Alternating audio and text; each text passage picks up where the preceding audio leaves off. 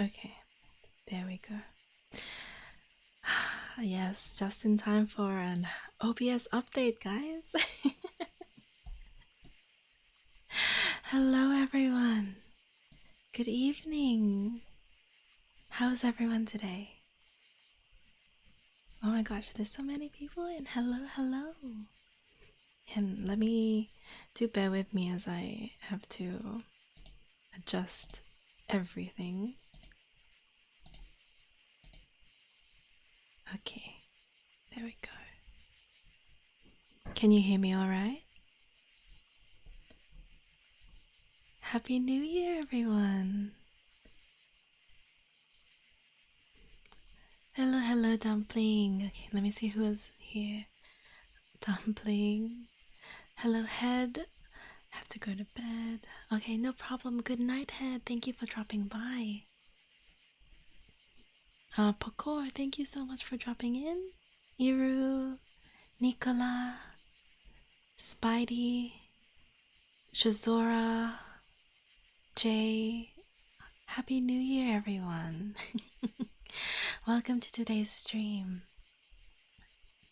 This is a bit late and a little bit scuffed. Welcome to 2023's first stream. Of course, it's a little scuffed because OBS decided to have an update. I hope it's all working okay otherwise.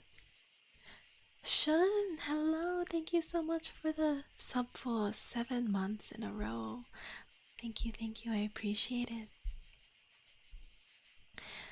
Yes, today we are continuing our Hans Christian Andersen Fairy Tales. I seem to be having some issues with the playback, so please bear with me for a moment. Working good? I'm glad.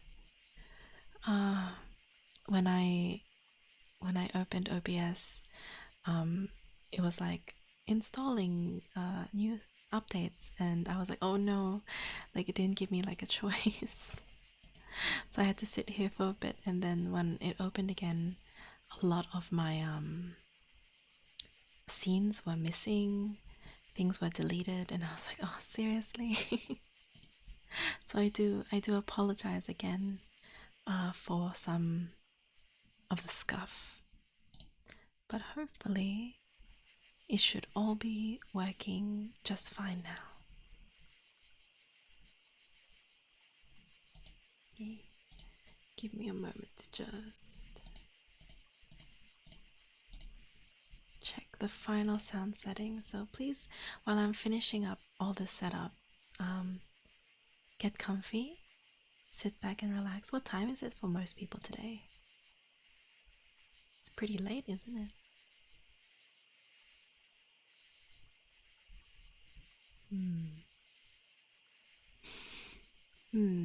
Interesting.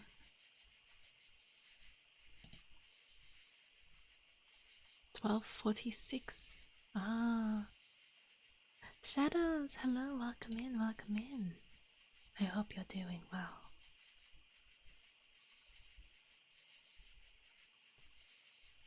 Okay. Well then, let me know if I have to adjust anything. If there's anything that seems unbalanced, do let me know. If you hear some mild snoring in the background, it's Pepper, my puppy. So I hope she will be lulled to sleep as well by the sound of my reading. Otherwise, I hope you all get comfy. Oh, look at that. It's like the perfect time to go to bed. It's the ideal time for some of you. Yeah, you guys are in the same time zone.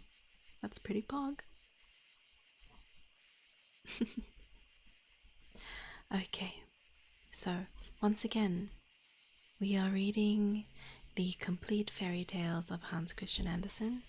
We have reached 100 pages on this book already, out of a couple thousand, so a long way to go. But I hope that you guys continue to enjoy this journey with me through these very interesting, very unexpected tales. But yes, if you haven't already, get a drink, get some water, get ready to relax with me. Thank you for joining me today. Am I forgetting anything else? Obsidian King HP, thank you so much for the follow. Welcome in. How are you doing? Do you guys like the new colors, by the way? These are the January colors for this month. I wanted something a little different. I'm great, thank you. Please sit back and relax with us. Okay, so I'm gonna take one final sip of water and then we get started. Oh, thank you for the hydrate. Oh, thank you. I'm glad you approve. It's like I think the filters have kind of changed the shade a little bit. It's meant to be a little bit lighter, but it's like a dark brown. I like it. It's different. Alright. So, this story is The Emperor's New Clothes. I feel like a lot of you might know this one. This is quite famous. Okay, here we go. Many years ago, there lived an emperor who cared so enormously for beautiful new clothes that he spent all his money upon them, that he might be very fine. He did not care about his soldiers, nor about the theatre, nor about driving in the park, except to show his new clothes. He had a coat for every hour of the day, and just as they say of a king, he is in council, one always said of him, the emperor is in the wardrobe. In the great city in which he lived, it was always very merry. Every day a number of strangers arrived there. One day, 2 cheats came. They gave themselves out as weavers and declared that they could weave the finest stuff anyone could imagine. Not only were their colors and patterns, they said, uncommonly beautiful, but the clothes made of the stuff possessed the wonderful quality that they became invisible to anyone who was unfit for the office he held, or was incorrigibly stupid. Those would be capital clothes, thought the emperor. If I wore those, I should be able to find out what men in my empire are not fit for the places they have. I could distinguish the clever from the stupid. Yes, the stuff must be woven for me directly. And so he gave the 2 cheats a great deal of cash in hand that they might begin their work at once. As for them, they put up 2 looms and pretended to be working, but they had nothing at all on their looms. They at once demanded the finest silk and the costliest gold. This Jay, thank you so much for the tier 1 sub to that llama. Thank you, thank you. I appreciate it so much. This they put into their own pockets and worked at the empty looms till late into the night. I should like to know how far they have got on with the stuff, thought the Emperor. But he felt quite uncomfortable when he thought that those who were not fit for their offices could not see it. He believed, indeed, that he had nothing to fear for himself, but yet he preferred first to send someone else to see how matters stood. All the people in the whole city knew what peculiar power the stuff possessed, and all were anxious to see how bad or how stupid their neighbors were. Let me just very quickly put my phone on silent. Excuse me. I will send my honest old minister to the weavers, thought the Emperor. He can judge best how the stuff looks, for he has sense, and no one discharges his office better than he. Now the good old minister went out into the hall where the two cheats sat working at the empty looms. Mercy preserve us, thought the old minister, and he opened his eyes wide. I cannot see anything at all. But he did not say this.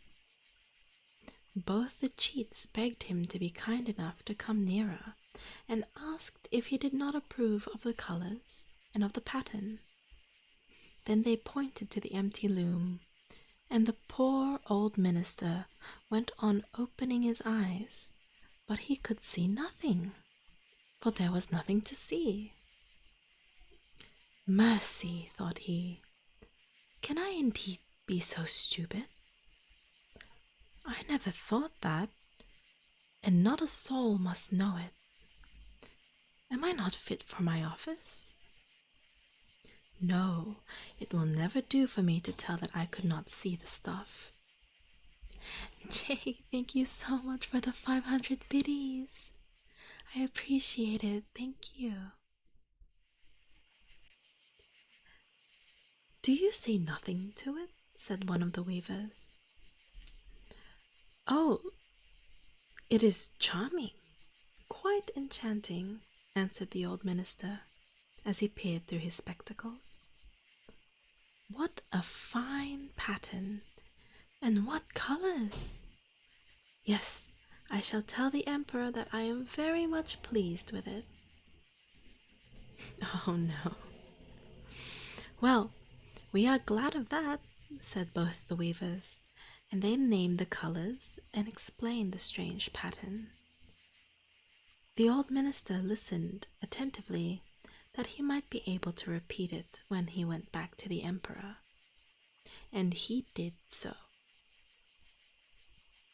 Now, the cheats asked for more money, and more silk, and more gold, which they declared they wanted for weaving. They put all into their own pockets, and not a thread was put upon the loom, and yet they continued to work at the empty frames as before.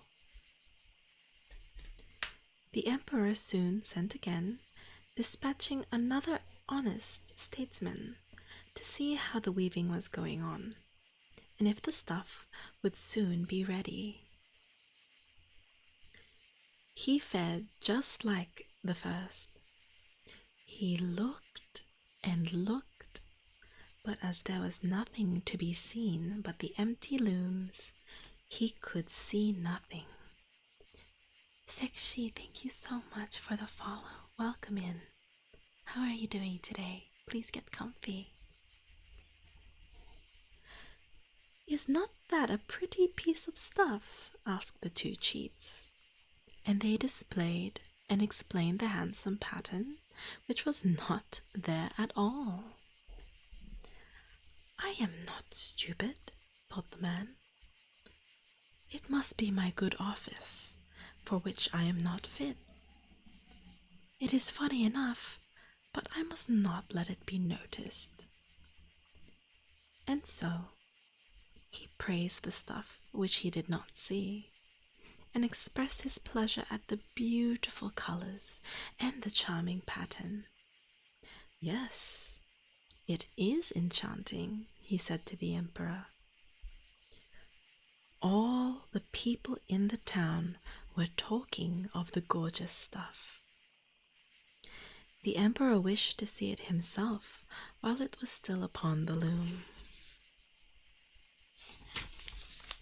With a whole crowd of chosen men, among whom were also the two honest statesmen who had already been there. He went to the two cunning cheats, who were now weaving with might and main without fibre or thread. Is that not splendid? Said the two old statesmen, who had already been there once. Does not your majesty remark the pattern and the colours? And then they pointed to the empty loom, for they thought that the others could see the stuff. What's this? Thought the emperor. I can see nothing at all. That's terrible. Am I stupid? Am I not fit to be emperor? That would be the most dreadful thing that could ever happen to me. Oh, it is very pretty, he said aloud. It has exalted approbation. And he nodded in a contented way and gazed at the empty loom, for he would not say that he saw nothing. The whole suite whom he had with him looked and saw nothing any more than the rest. But, like the emperor, they said, that is pretty, and counseled him to wear these splendid new clothes for the first time at the great procession that was presently to take place. It is splendid, tasteful, excellent, went from mouth to mouth. On all sides there seemed to be general rejoicing, and the emperor gave each of the cheats a cross to hang at his buttonhole and the title of Imperial Court Weaver. The whole night before the morning on which the procession was to take place, the cheats were up and had lighted more than 16 candles. Good morning, Hans. Welcome in. How are you doing today? The people could see that they were hard at work, completing the emperor's new clothes. They pretended to take the stuff down from the loom. Then they made cuts in the air with great scissors. They sewed with needles without thread, and at last they said, "Now the clothes are ready." The emperor came himself with his noblest cavaliers, and the two cheats lifted up one arm as if they were holding something and said, "See, here are the trousers. Here is the coat. Here is the cloak," and so on. It is as light as a spider's web. One would think one had nothing on, but that is just the beauty of it. "Yes," said all the cavaliers, but they would not see anything, for nothing was there. "Does your Imperial Majesty please to condescend to undress?" said the cheats. "Then we will put you on the new clothes here in front of the great mirror." "Ah, what do you have for breakfast, Hans? Enjoy, enjoy." And so the Emperor took off his clothes, and the cheats pretended to put on him each of the new garments, and they took him round the waist and seemed to fasten on something. That was the train, and the Emperor turned round and round before the mirror. "Oh, how well they look! How capitally they fit!" said all. "What a pattern! What colors! That is a splendid dress." "They are standing outside with the canopy, which is to be borne above your Majesty in the procession," announced the headmaster of the ceremonies. "Well, I am ready," replied the Emperor. "Does it not suit me well?" And he then turned again and again before the mirror, for he wanted it to appear as if he contemplated his adornment with great interest. The chamberlains, who were to carry the train, stooped down with their hands towards the floor, just as if they were picking up the mantle. Then they pretended to be holding something up in the air. They did not dare to let it be noticed that they saw nothing. So the Emperor went in procession under the rich canopy, and everyone in the street said, "How incomparable are the Emperor's new clothes! What a train he has to his mantle! How it fits him!" No one would let it be perceived that he could see nothing, for that would have shown that he was not fit for his office, or was very stupid. No clothes of the Emperor's had ever had such a success as these. "But he has nothing on," a little child cried out at last. "Just hear what the innocent says," said the father, and one whispered to another what the child had said. "There is a little child that says he has nothing on." "But he has nothing on," said the people at length, and the Emperor shivered, for it seemed to him that they were right. But he thought within himself, "I must go through with the procession." And so he carried himself still more proudly, and the chamberlains held on tighter than ever and carried the train which did not exist at all. The end.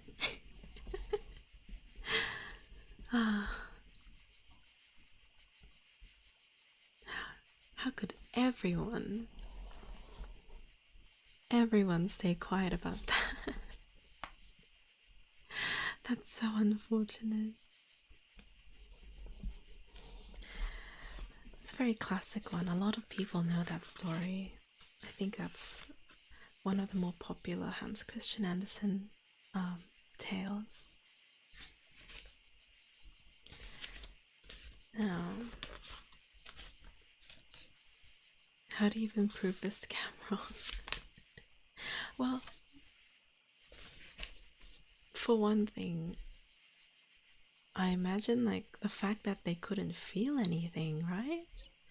Or the fact that he was probably cold, like I'm not sure, but oh boy.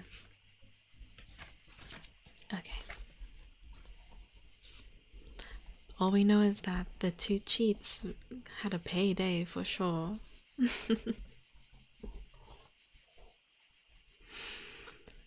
Okay. This next tale is called The Daisy.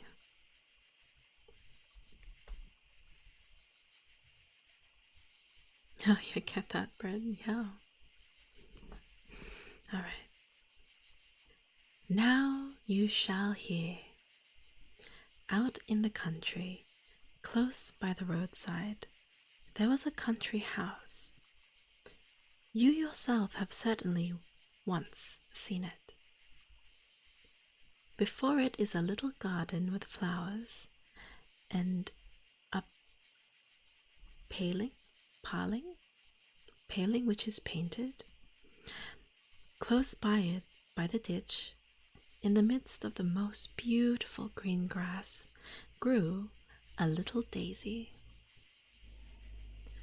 The sun shone as warmly and as brightly upon it as on the splendid garden flowers, and so it grew from hour to hour.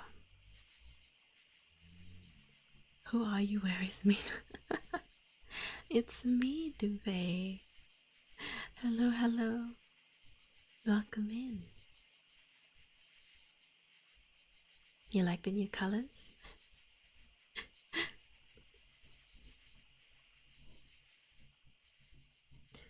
One morning it stood in full bloom, with its little shining white leaves spreading like rays round the little yellow sun in the center. It never thought that no man would notice it down in the grass, and that it was a poor despised floweret. No, it was so well pleased, and turned to the warm sun, looked up at it, and listened to the lark caroling high in the air. The little daisy was as happy as if it were a great holiday, and yet it was only a Monday. All the children were at school, and while they sat on the benches learning, it sat on its little green stalk and learned also from the warm sun and from all around how good the Lord is.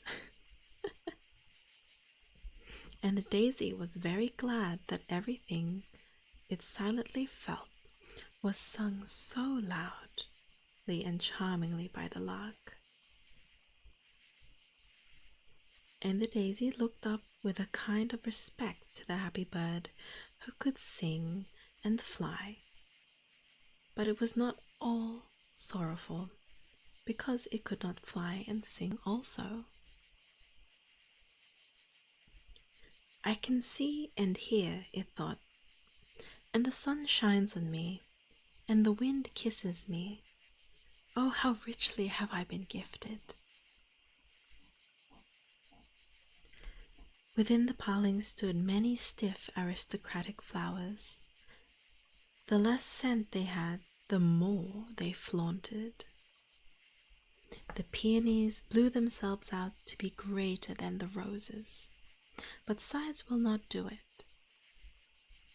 The tulips had the most splendid colors, and they knew that, and held themselves bolt upright, that they might be seen more plainly.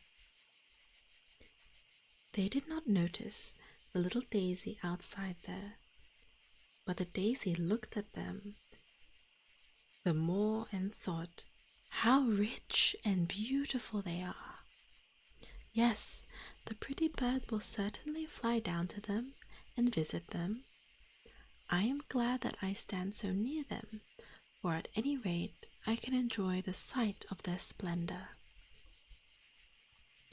And just as she thought that, down came flying the lark. But not down to the peonies and tulips.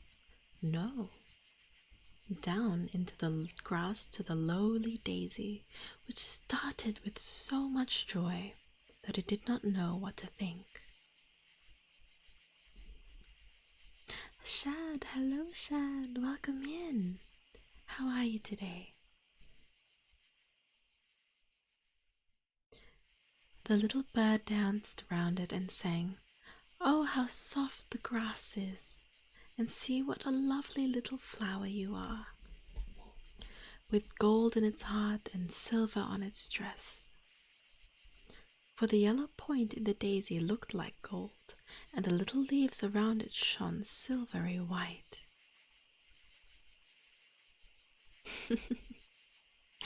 Shad, you are too kind. Yes, please get as comfy as you like. We are reading the story of the daisy. How happy was the little daisy? No one can conceive how happy.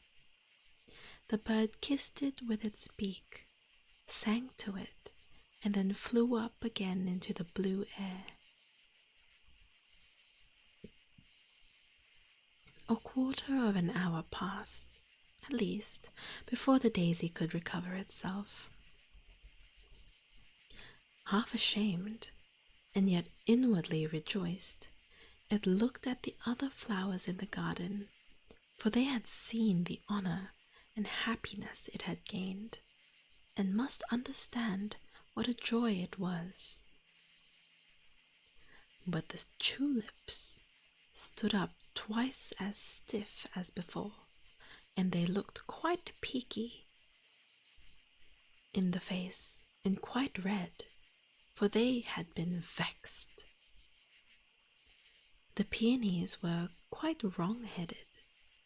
It was well they could not speak, or the daisy would have received a good scolding. The poor little flower could see very well that they were not in a good humor, and that hurt it quite sensibly. At this moment, there came into the garden a girl with a great shining knife. She went straight to the tulips and cut off one after another of them. "Oh," sighed the little daisy, "this is dreadful. Now it is all over with them."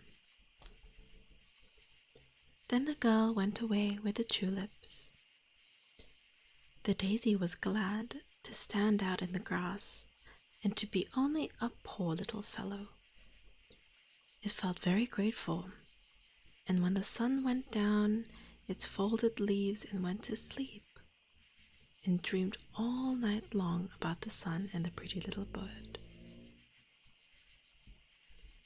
The next morning, when the flower again happily stretched out all its white leaves like little arms towards the air and the light, it recognized the voice of the bird.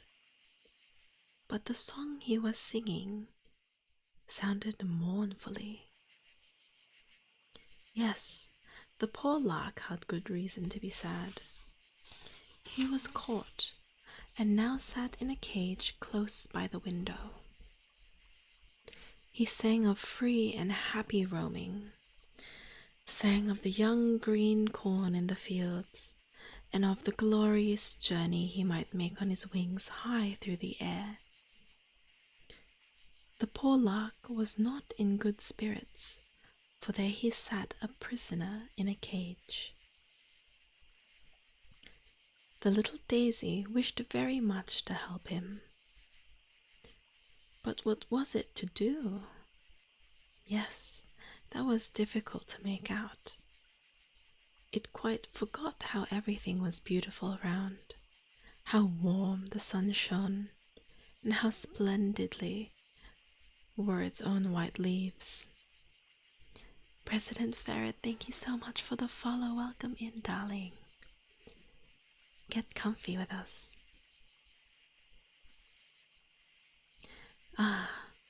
It could think only of the imprisoned bird and how it was powerless to do anything for him.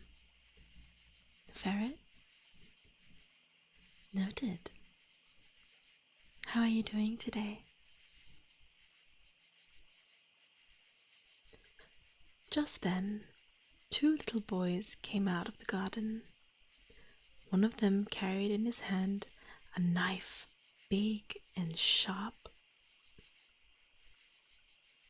like that which the girl had carried to cut off the tulips.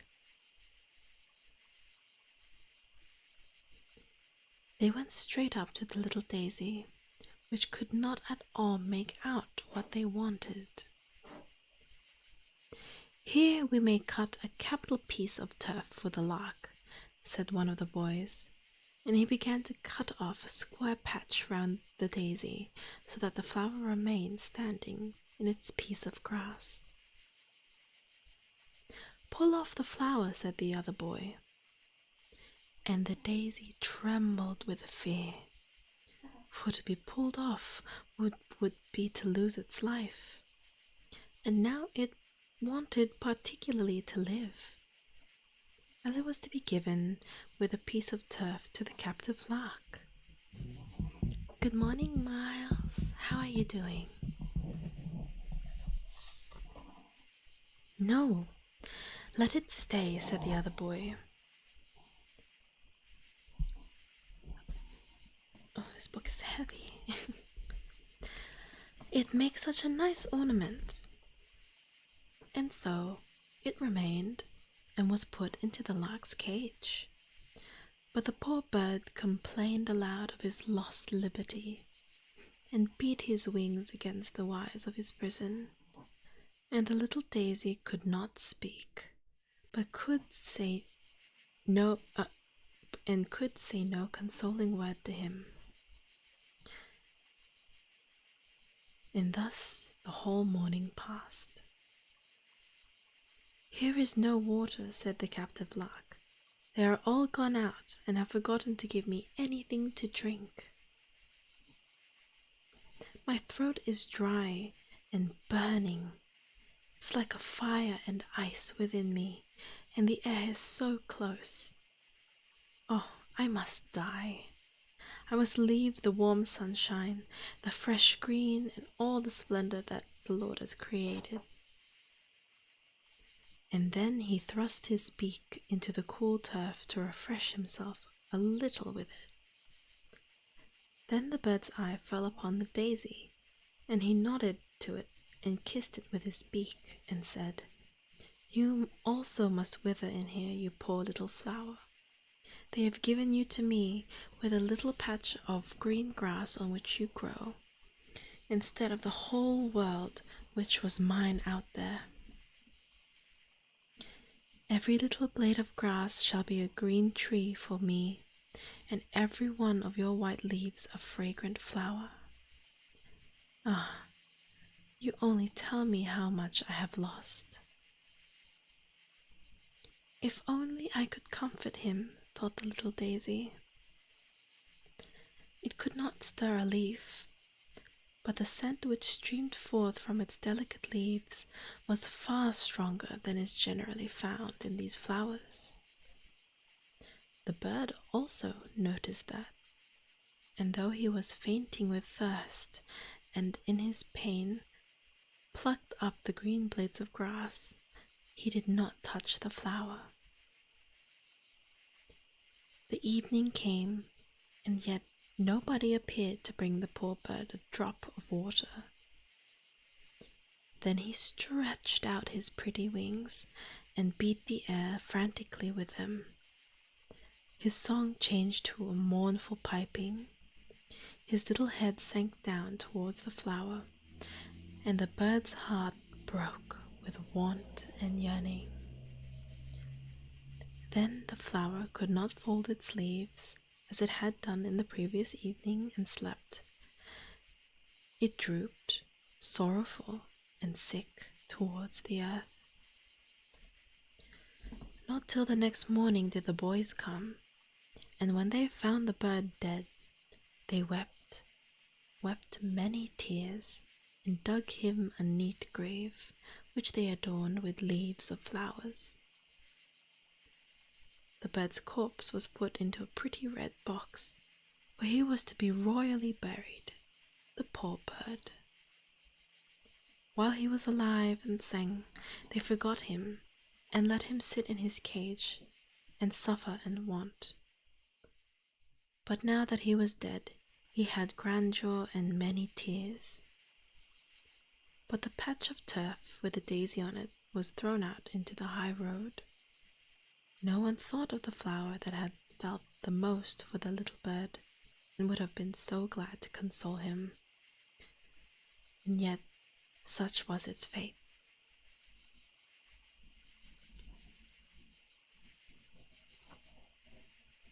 The end. That was kind of a sad one, wasn't it? Thank you, Miles. I appreciate it. That was a rather short one, but it was kind of sad. It is what it is, though. Yeah, it was quite sad. I do apologize if there's some stuttering on the stream. I think it's been pretty rough in terms of a connection. Hello, Bob. Good evening. How are you?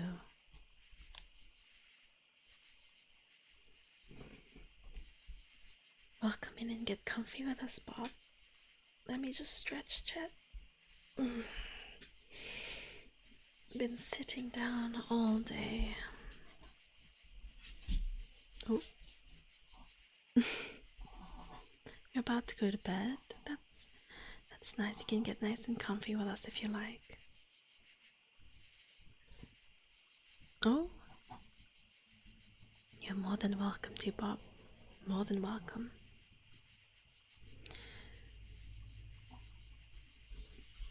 This might be because we've been reading fairy tales for the last couple of ASMR storytelling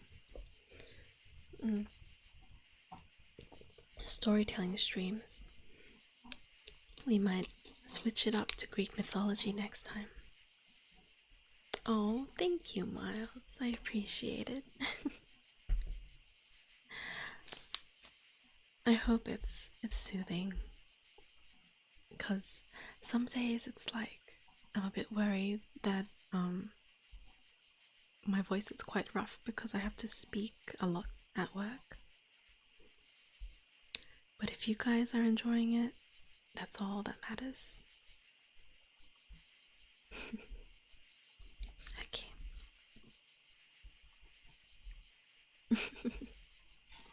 Thank you, Jay. Thank you.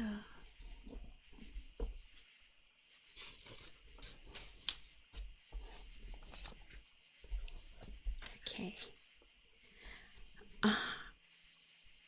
I think this is one of my favorite Hans Christian Andersen tales.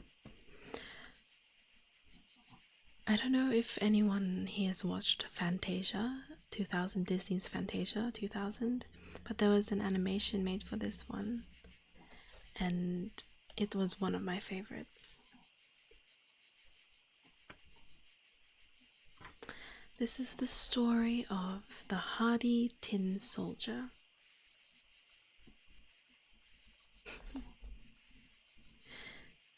There were once 25 tin soldiers. They were all brothers, for they had all been born of one old tin spoon. They shouldered their muskets and looked straight before them. Their uniform was red and blue and very splendid. The first thing they had heard in the world when the lid was taken off their box had been the words, "Tin soldiers." These words were uttered by a little boy clapping his hands. The soldiers had been given to him, for it was his birthday, and now he put them upon the table. Each soldier was exactly like the rest, and only one of them was different, just a little. He had but one leg, for he had been cast last of all, and there had not been enough tin to finish him. But he stood as firmly upon one leg as the others had on their own two, and it was just this soldier who became remarkable.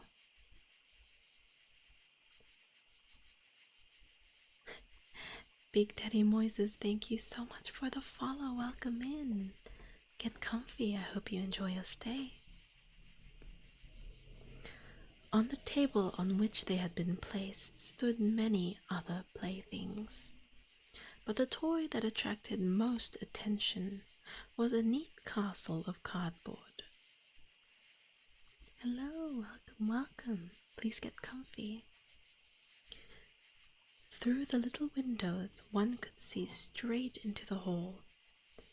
Before the castle, some little trees were placed round a little looking glass, which was to represent a clear lake.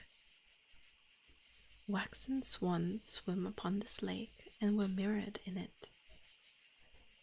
This was all very pretty, but the prettiest of all was a little lady who stood at the open door of the castle. She was also cut out in paper, but she had a dress.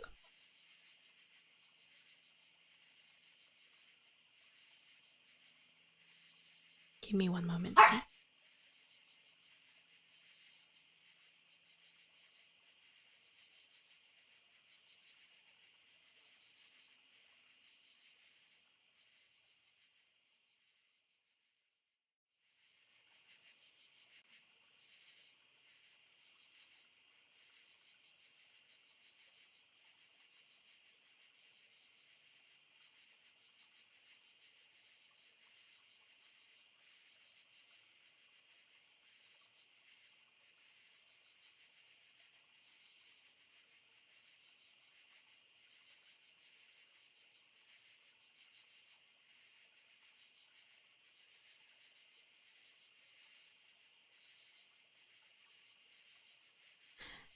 The puppet awoke, apparently.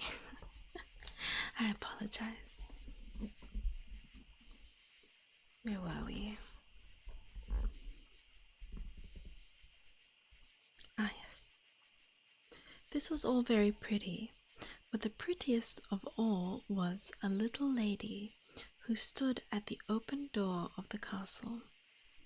She was also cut out in paper, but she had a dress of the clearest gauze and a little narrow blue ribbon over her shoulders that looked like a scarf, and in the middle of this ribbon was a shining tinsel rose as big as her whole face.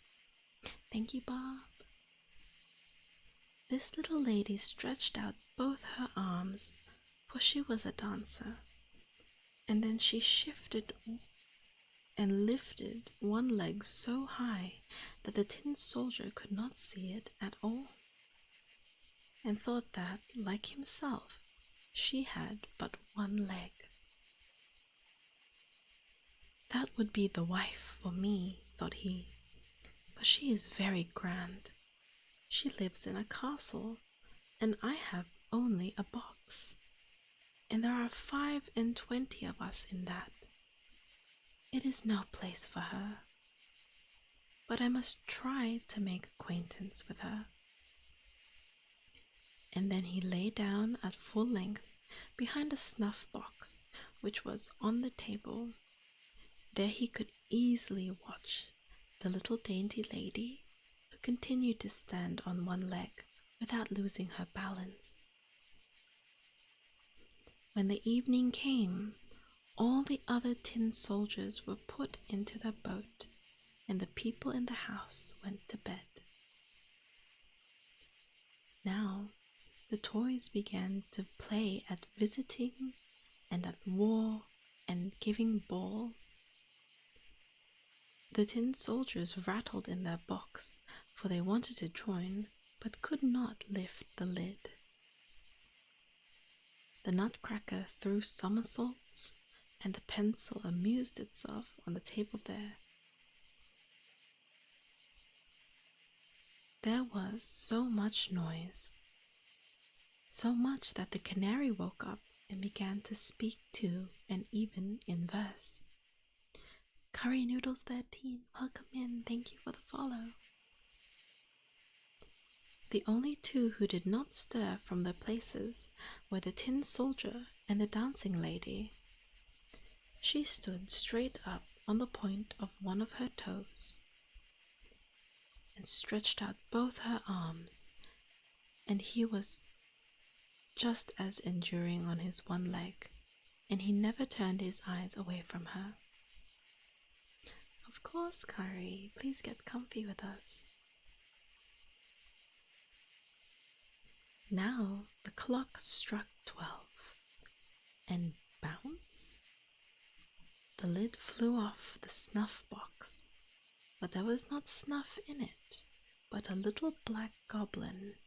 You see, it was a trick.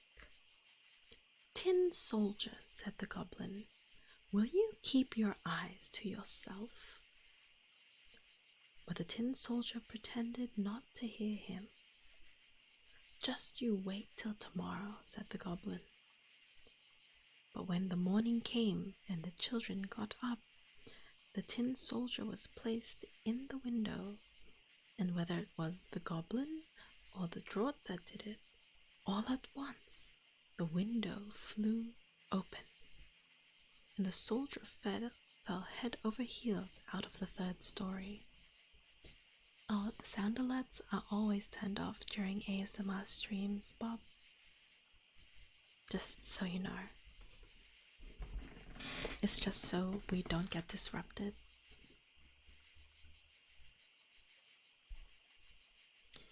That was a terrible passage.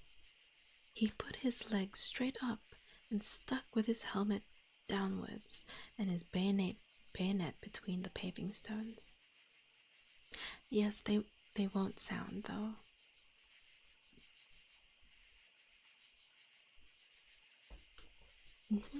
They won't sound off though if you redeem it, so we'd have to refund you if you do.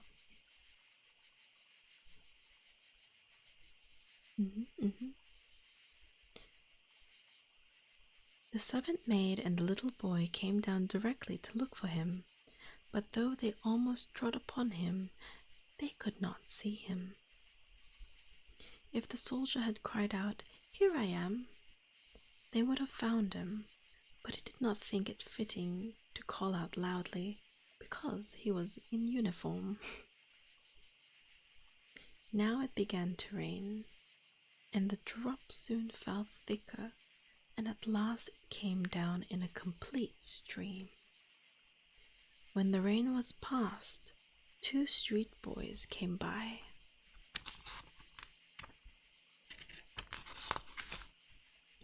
"Just look," said one of them, "there lies a tin soldier.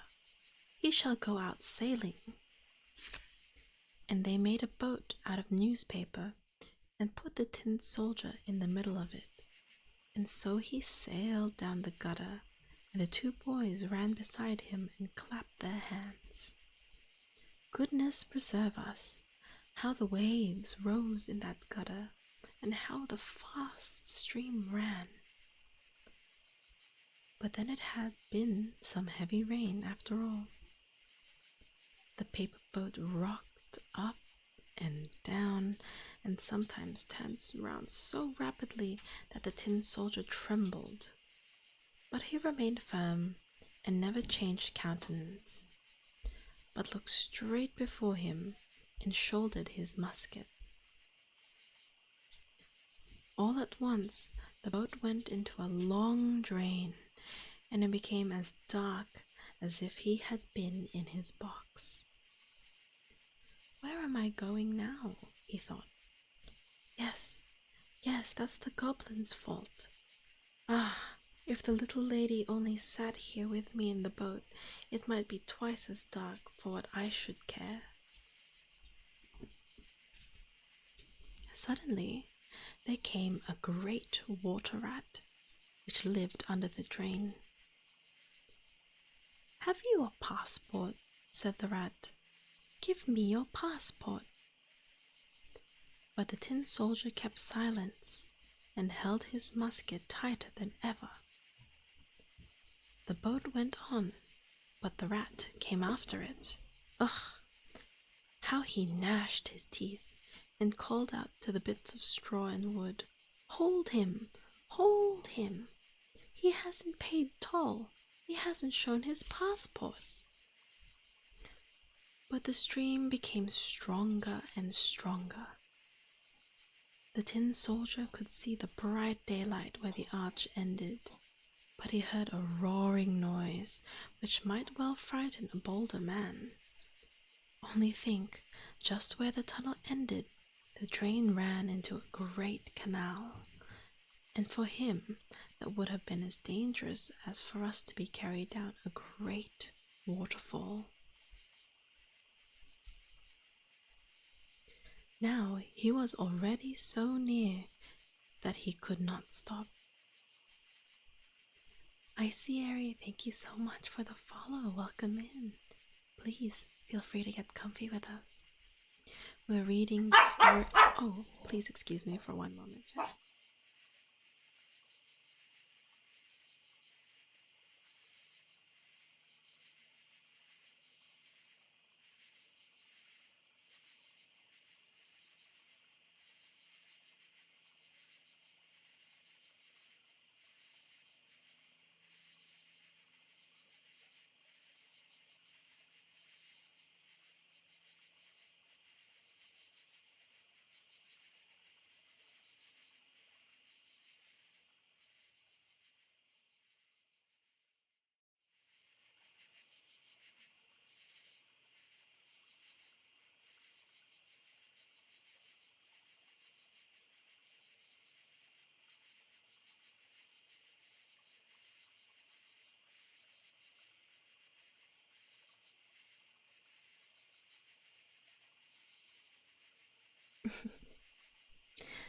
Oh man, the puppy is so hyperactive today. The ASMR rain sounds, yes.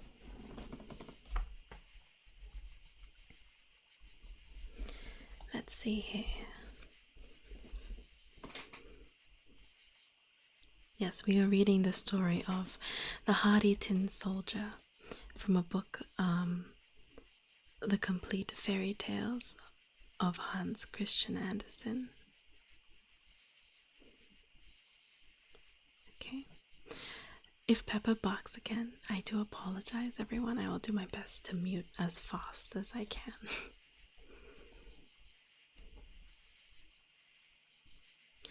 Now he was already so near it that he could not stop. The boat was carried out, the poor tin soldier stiffening himself as much as he could, and no one could say that he moved an eyelid. The boat whirled round 3 or 4 times and was full of water to the very edge. It must sink. The tin soldier stood up to his neck in water, and the boat sank deeper and deeper, and the paper was loosened more and more, and now the water closed over the soldier's head. Then he thought of the pretty little dancer and how he should never see her again, and it sounded in the soldier's ears, "Farewell, farewell, thou warrior brave, for this day thou must die."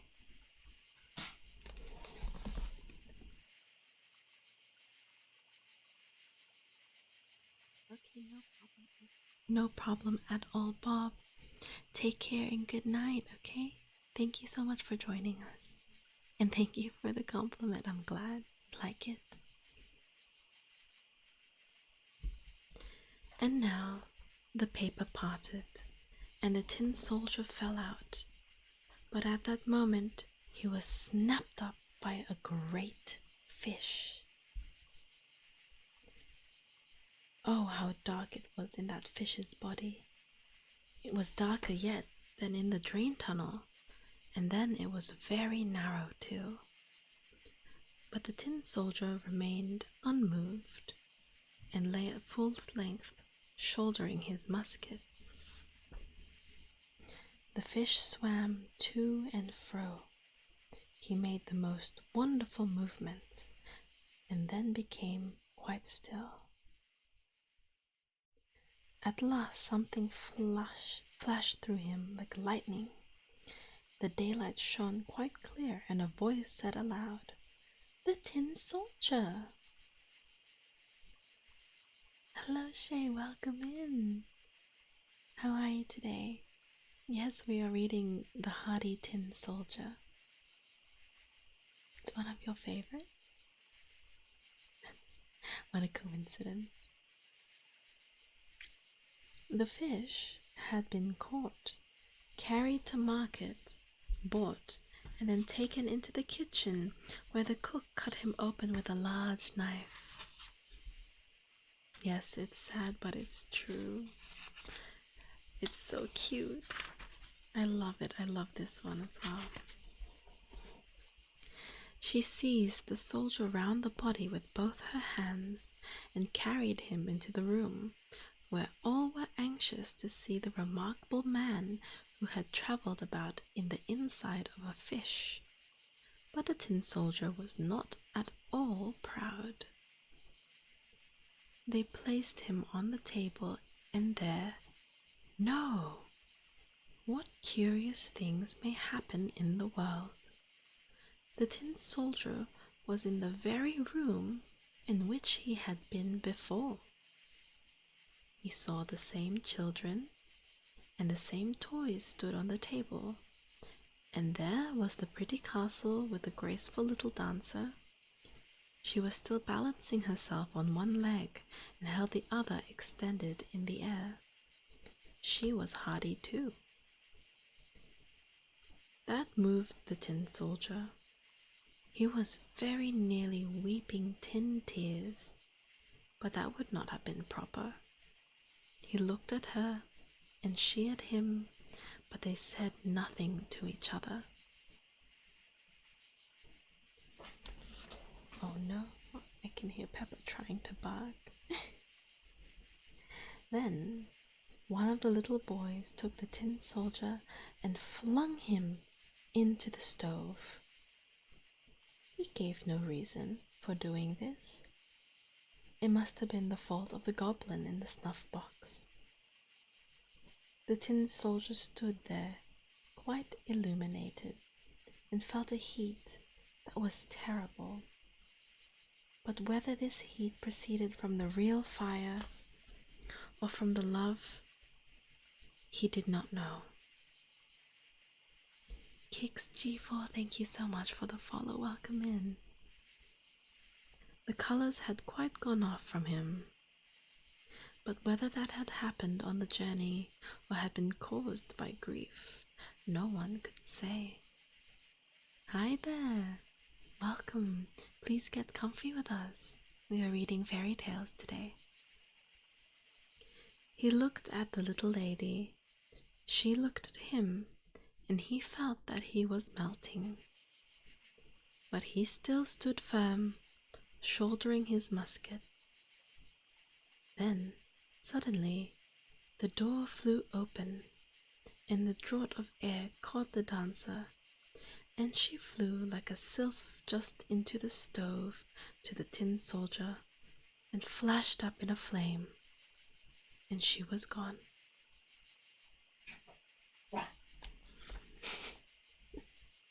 Pepper didn't like that. Give me one moment, chat.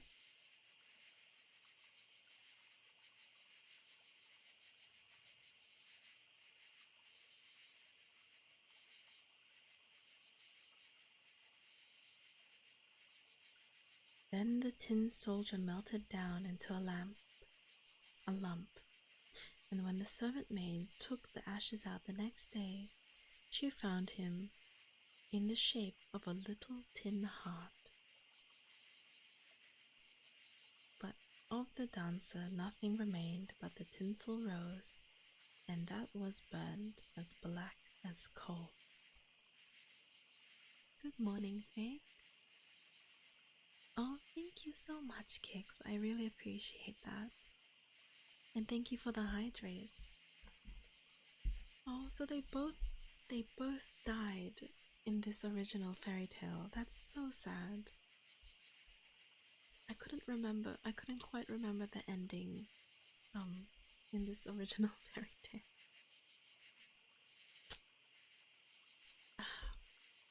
Thank you, I needed that. But that is quite sad. You're so right.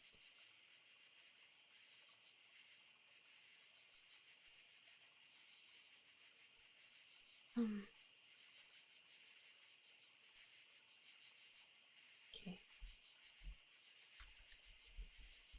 This next story is called The Wild Swans, and it looks like it's quite a long one, so bear with me, chat. We're gonna be going in for quite a ride. Far away, where the swallows fly when our winter comes on, lived a king who had 11 sons and one daughter named Eliza. The 11 brothers were princes, and each went to school with a star on his breast and his sword by his side. They wrote with pencils of diamond upon slates of gold, and learned by heart just as well as they read. One could see directly that they were princes. Their sister Eliza sat upon a little stool of plate glass and had a picture book which had been bought for the value of half the kingdom. Oh, the children were particularly well off, but it was not always to remain so. Their father, who was king of the whole country, married a bad queen, who did not love the poor children at all.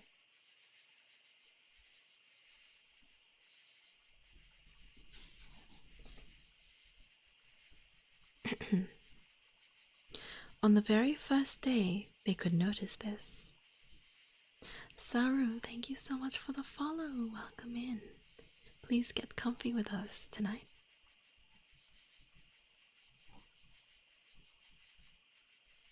In the whole palace, there was great feasting, and the children were playing at receiving guests.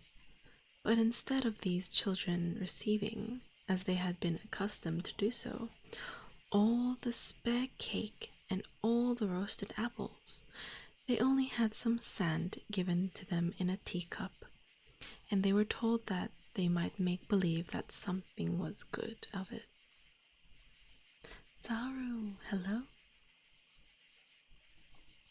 The next week, the queen took the little sister Eliza into the country, to a peasant and his wife, and but a short time had elapsed before she told the king so many falsehoods about the poor princes that he did not trouble himself any more about them. Gabitrox251, thank you so much for the follow. Welcome in. Please get comfy with us. Fly out into the world and get your own living, said the wicked queen. Fly like great birds without a voice. But she could not make it so bad for them as she would have liked, for they became 11 magnificent wild swans. With a strange cry, they flew out of the palace windows, far over the park and into the wood. It was yet quite early morning when they came by the place where their sister Eliza lay asleep in the peasant's room. Here they hovered over the roof.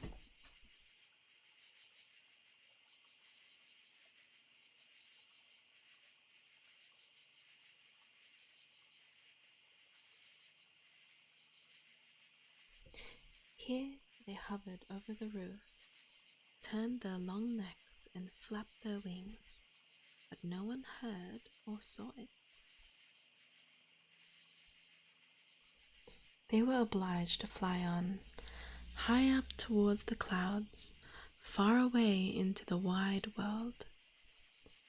There they flew into a great dark wood which stretched away to the seashore.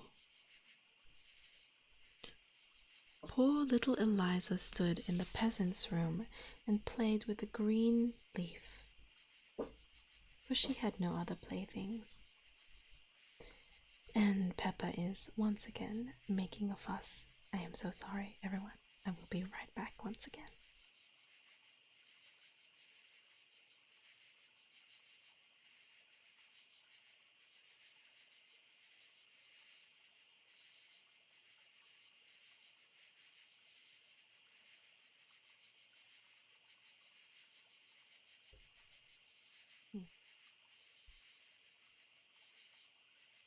And she pricked a hole into the leaf and looked through it up at the sun, and it seemed to her that she saw her brother's clear eyes.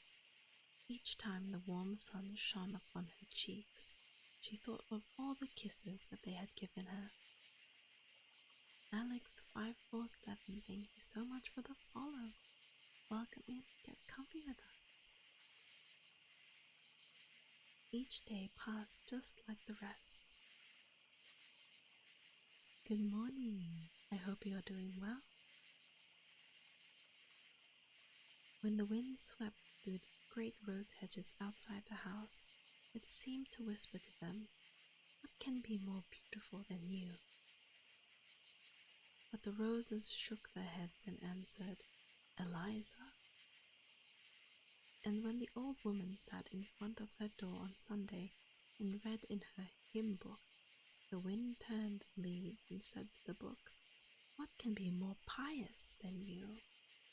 And the hymn book said, "Eliza."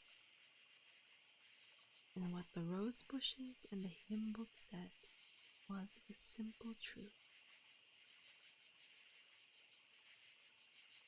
Sleep a lot, and now I should go shop and buy something for Granny. Best of luck with your errands. I am doing well, thank you. Thank you for stopping by, I really appreciate it. It's wonderful to meet you. When she was 15 years old, she was to go home. And when the queen saw how beautiful she was, she became spiteful and filled with hatred towards her. She would have been glad to change her into a wild swan like her brothers, but she did not dare to do it so at once, because the king wished to see his daughter.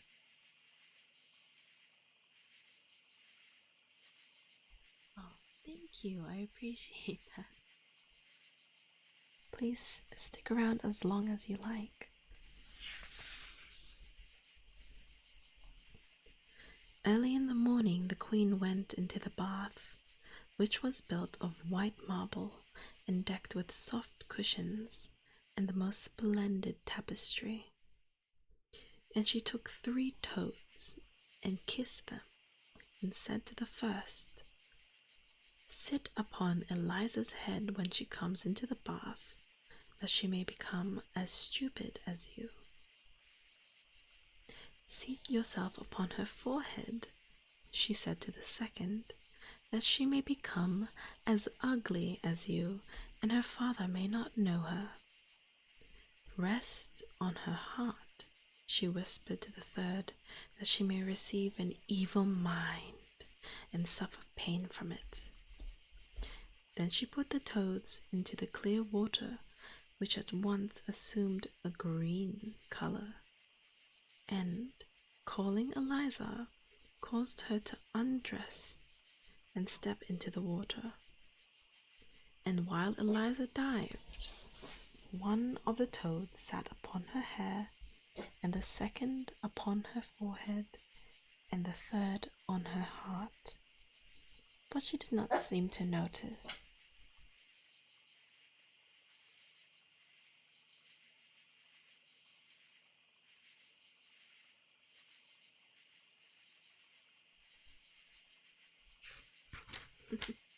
Yes, I do apologize. My dog has been quite spooked because it's storming right now. She doesn't like the thunder and the lightning, so she's a bit on edge. I do my best to mute when she starts barking. But I think we might have a short stream today just because of, the storm also messing with my electricity. I'm a bit worried the power might go out. But yes, I do read a lot of stories. Right now we are reading the Fairy Tales of Hans Christian Andersen. But we also read a lot of Greek mythology and different kinds of mythology. I'm hoping to read poetry soon, and we also read some spooky stories sometimes. We have a bit of a variety of stuff.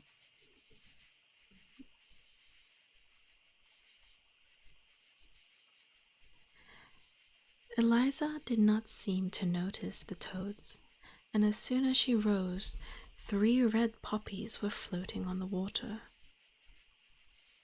If the creatures had not been poisonous, and if the witch had not kissed them, they would have been changed into red roses.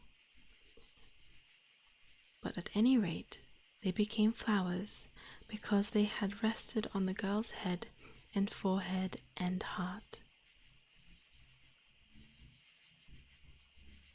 She was too good and innocent for sorcery to have power over her. When the wicked queen saw that, she rubbed Eliza with walnut juice so that the girl became dark brown, and smeared an evil-smelling ointment on her face and let her beautiful hair hang in confusion. It was quite impossible to recognize the pretty Eliza. When her father saw her, he was much shocked and declared this was not his daughter. No one but the yard dog and the swallows would recognize her, but they were poor animals who had nothing to say in the matter. Then poor Eliza wept and thought of her 11 brothers who were all away. The Black Pup, thank you so much for the follow. Welcome in. I hope you're having a wonderful day. Please feel free to get comfy with us.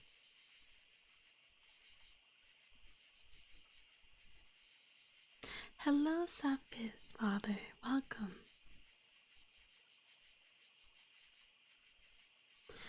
Sorrowfully, she crept out of the castle and walked all day over field and moor till she came into the great wood. She did not know whither she wished to go, only she felt very downcast and longed for her brothers. They had certainly been, like herself, thrust forth into the world, and she would seek for them and find them. Impasto, thank you for the follow. Welcome in. Please get comfy with us. Hello. Oh, thank you, Sapphis. We are reading the story of the Wild Swans by Hans Christian Andersen. Harmony, welcome. I wonder why your timing is impeccable as always.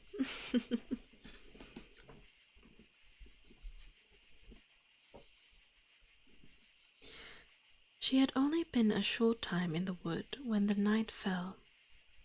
She quite lost the path, therefore she lay down upon the soft moss, said her evening prayer, and leaned her head against the stump of the tree. Deep silence reigned around. The air was mild, and in the grass and in the moss gleamed like a green flat fire hundreds of glowworms. When she lightly touched one of the twigs with her hand, the shining insects fell down upon her like shooting stars. Yes, we have some new sub badges. I actually won these in a raffle. So please enjoy them.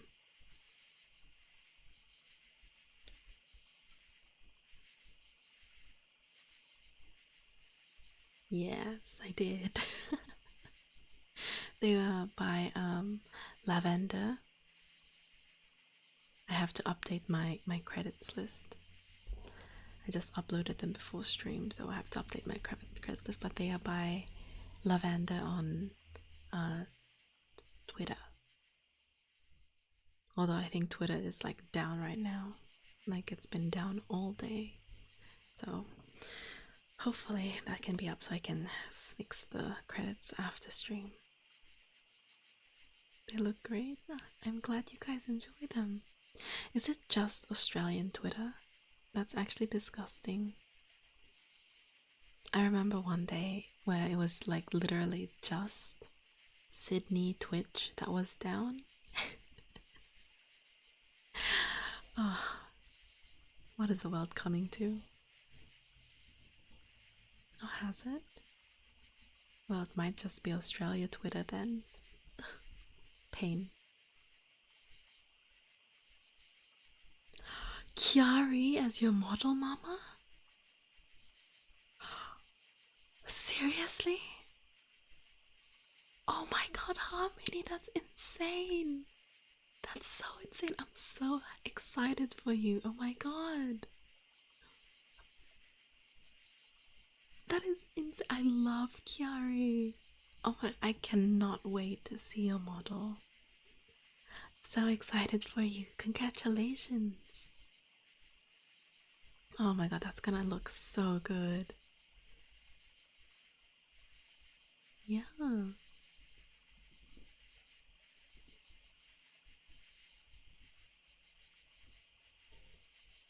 Yes, please, guys, go follow Harmony. Harmony is super pog. Harmony streams his music.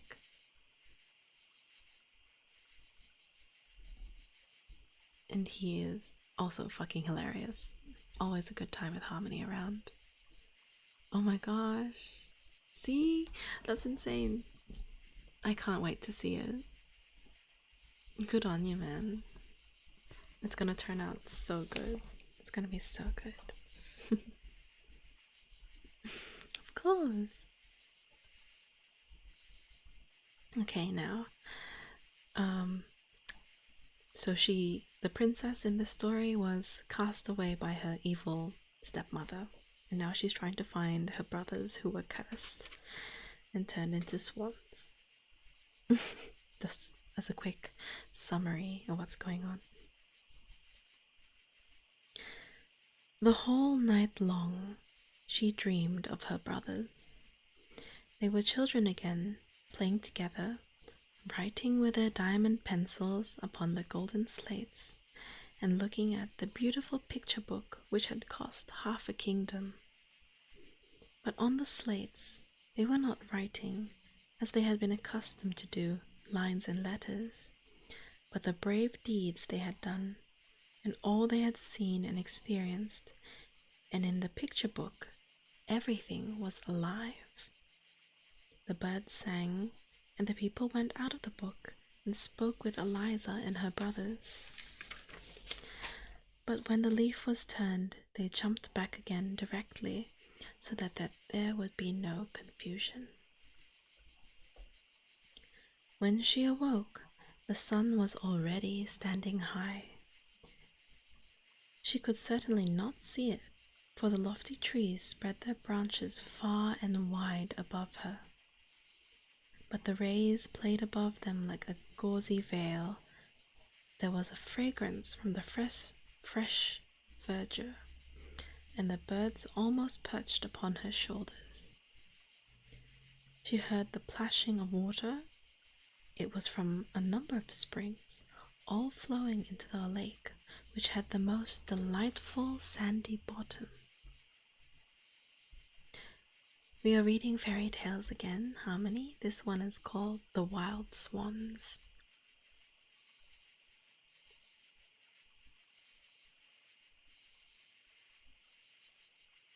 Flo, thank you for the follow. Welcome in.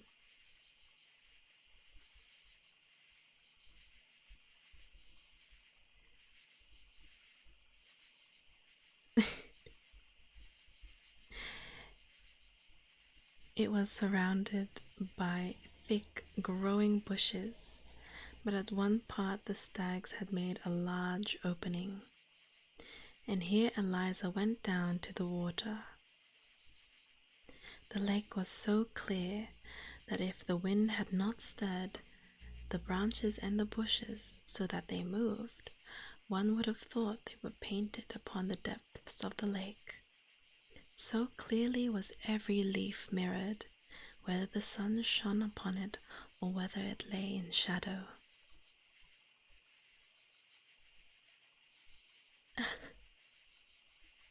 Thank you so much, Kix. That's so nice of you to say. It's gonna make me blush, thank you. When Eliza saw her own face, she was terrified. So dirty and ugly was she, but when she wetted her little hand and rubbed her eyes and her forehead, the white skin gleamed forth again. Then she undressed and went down into the fresh water, a more beautiful king's daughter than she could not be found in the world. And when she had dressed herself again and plaited her long hair, she went to the bubbling spring, drank out of her hollow hand, and then wandered farther into the wood, not knowing whither she went. Venus Guitar, thank you so much for the follow. Welcome in. Please get comfy with us. Undressed, harmony, bonk. Close your eyes. Chat, close your eyes right now.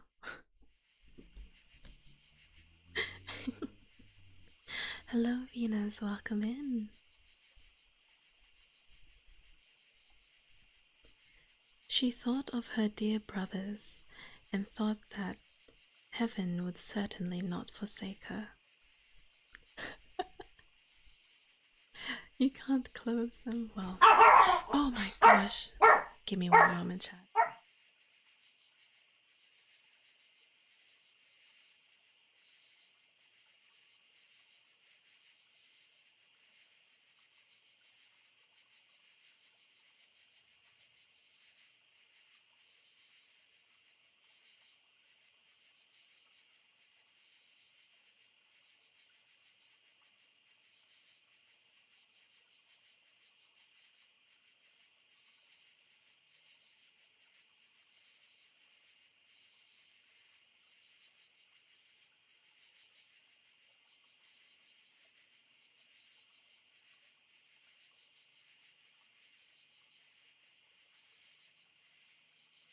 As per tradition, no, there was like a loud clap of thunder, so she got scared and started barking.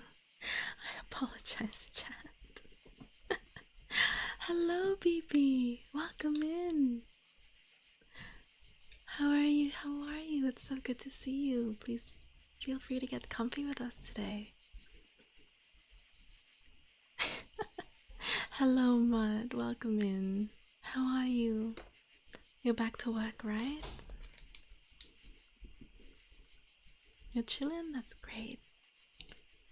Yes, please relax as much as you like with us today. We are reading Fairy Tales by Hans Christian Andersen.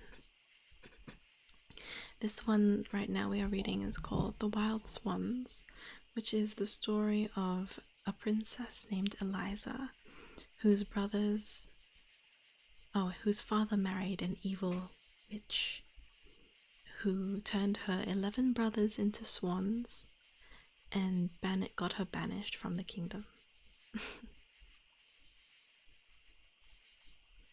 Oh, I see, Mud. So it's pretty good you've been having shorter weeks then.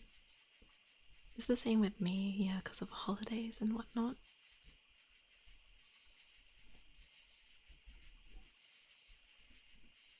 Sounds like an episode of Home and Away. That's a very, very specific target for that joke. But yes, basically. Yeah. But yes. So right now, Miss Eliza is looking for her brothers. 2 more nights and then you're free for 3 days. Let's go. We love to see it.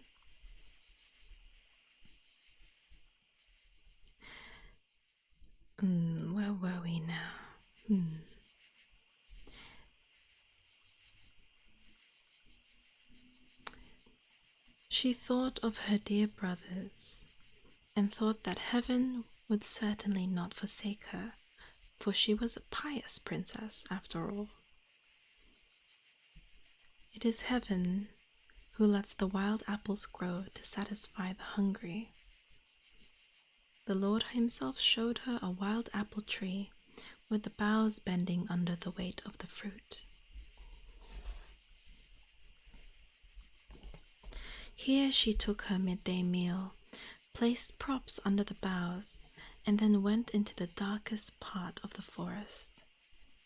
There it was so still that she could hear her own footsteps, as well as the rustling of every dry leaf which bent under her feet. Oh no, well, enjoy it while you can, Mud. Get comfy with us, yeah? Not one bird was to be seen, not one ray of sunlight could find its way through the great dark boughs of the trees. The lofty trunks stood so close together that when she looked before her, it appeared as though she was surrounded by sets of palings, one behind the other.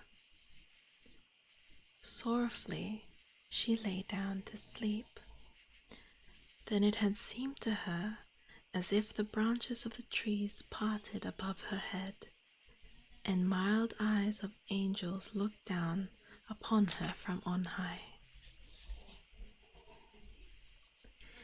When the morning came, she did not know if it had really been so, or if she had dreamt it. She went a few steps forward, and then she met an old woman with berries in her basket, and the old woman gave her a few of them. Eliza asked, oh my goodness gracious me.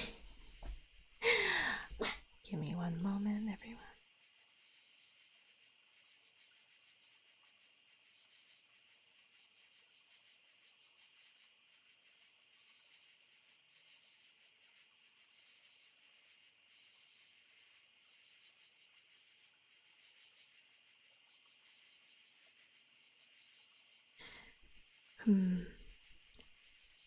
We might, after this, because of all the disruptions, have to change from ASMR to something else, depending on how long this story goes for.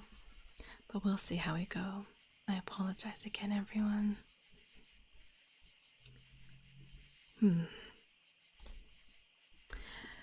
Eliza asked the dame if she had not seen 11 princes riding through the wood. Yes, it can't be helped. I think the storm is just unfortunate. She hates the thunder and the lightning. No, replied the old woman, but yesterday I saw 11 swans swimming in the river close by, with golden crowns on their heads. And she led Eliza a short distance farther to a declivity, and at the foot of the slope a little river wound its way. The trees on its margins stretched their long leafy branches across towards each other, and where their natural growth would not allow them to come together, the roots had been torn out of the ground and hung, intermingled with the branches, over the water. Eliza said farewell to the old woman and went beside the river to the place where the stream flowed out to the great open ocean. The whole glorious sea lay before the young girl's eyes, but not one sail appeared on its surface, and not a boat was to be seen. How was she to proceed? She looked at the innumerable little pebbles on the shore. The water had worn them all round. Glass, ironstones, everything was there. Everything that was there had received its shape from the water, which was much softer than even her delicate hand. It rolls on unweariedly, and thus what is hard becomes smooth. I will be just as unwearied. Thanks for your lesson, you clear rolling waves. My heart tells me that one day you will lead me to my dear brothers.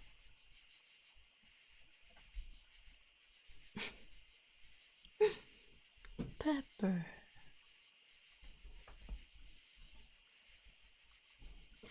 On the foam-covered seagrass lay 11 white swan feathers, which she collected into a bunch.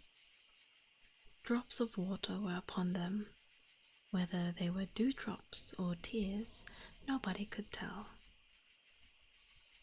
Solitary it was then, on the strand, but she did not feel it, for the sea showed continual changes, more in a few hours than the lovely lakes can produce in a whole year.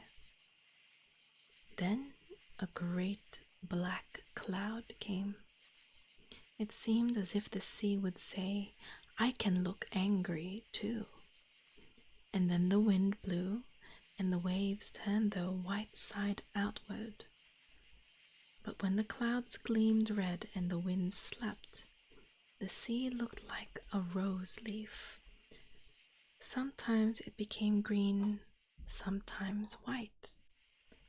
But however quietly it might rest, there was still a slight emotion on the shore. The water rose gently like the breast of a sleeping child. When the sun was just about to set, Eliza saw 11 wild swans with crowns on their heads flying towards the land. They swept along, one after the other, so that they looked like a long white band. Then Eliza ascended the slope and hid herself behind a bush. The swans alighted near her and flapped their great white wings. As soon as the sun had disappeared behind the water, the swans' feathers fell off, and 11 handsome princes, Eliza's brothers, stood there. She uttered a loud cry, for although they were greatly altered, she knew and felt that it must be they.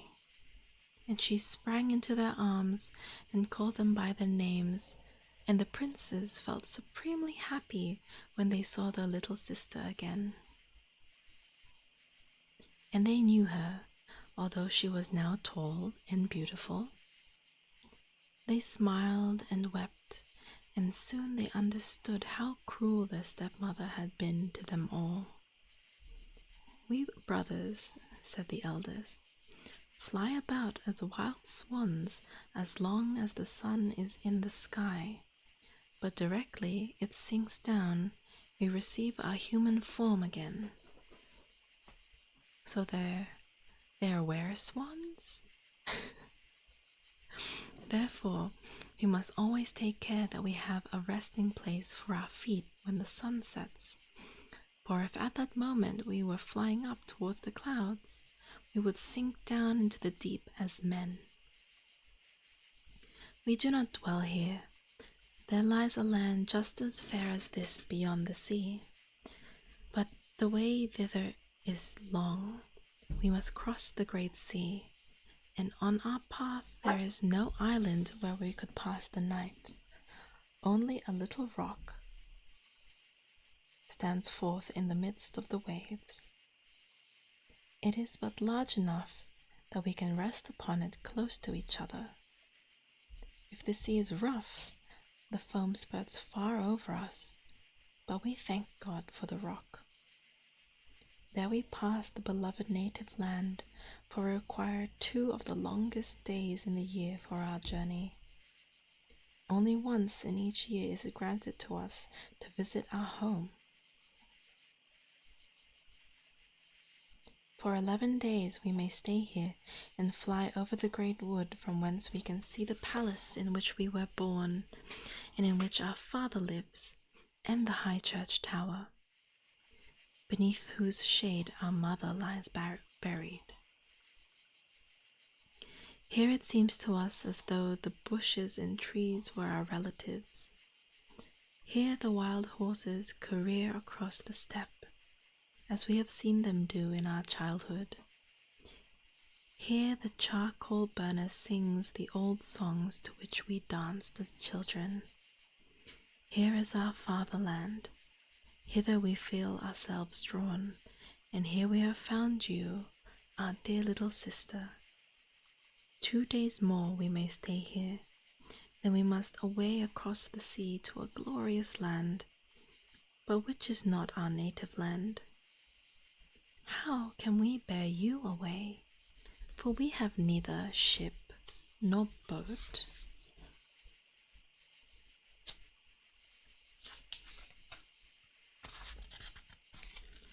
In what way can I release you?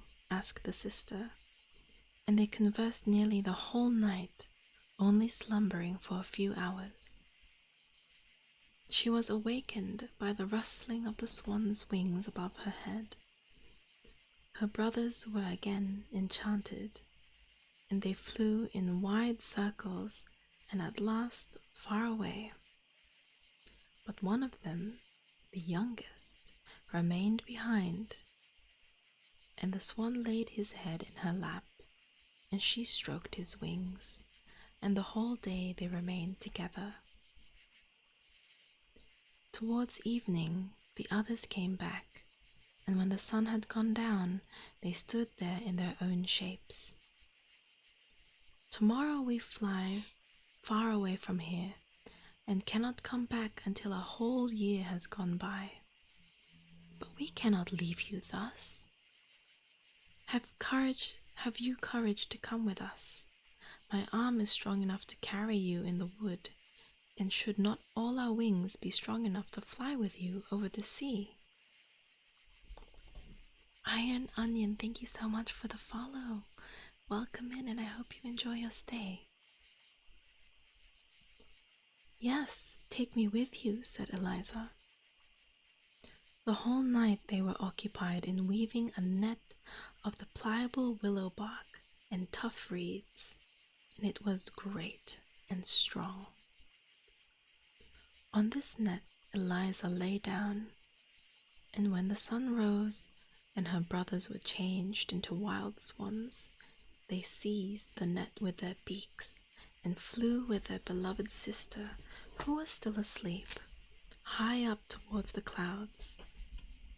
The sunbeams fell exactly upon her face, and so one of the swans flew over her head, that his broad wings might overshadow her.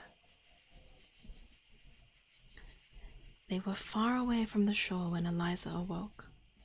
She was still dreaming. So strange did it appear to her to be carried high through the air and over the sea. By her side lay a branch with beautiful ripe berries and a bundle of sweet-tasting roots. The youngest of the brothers had collected them and placed them there for her. She smiled at him thankfully, for she recognized him. He it was who flew over her and shaded her with his wings.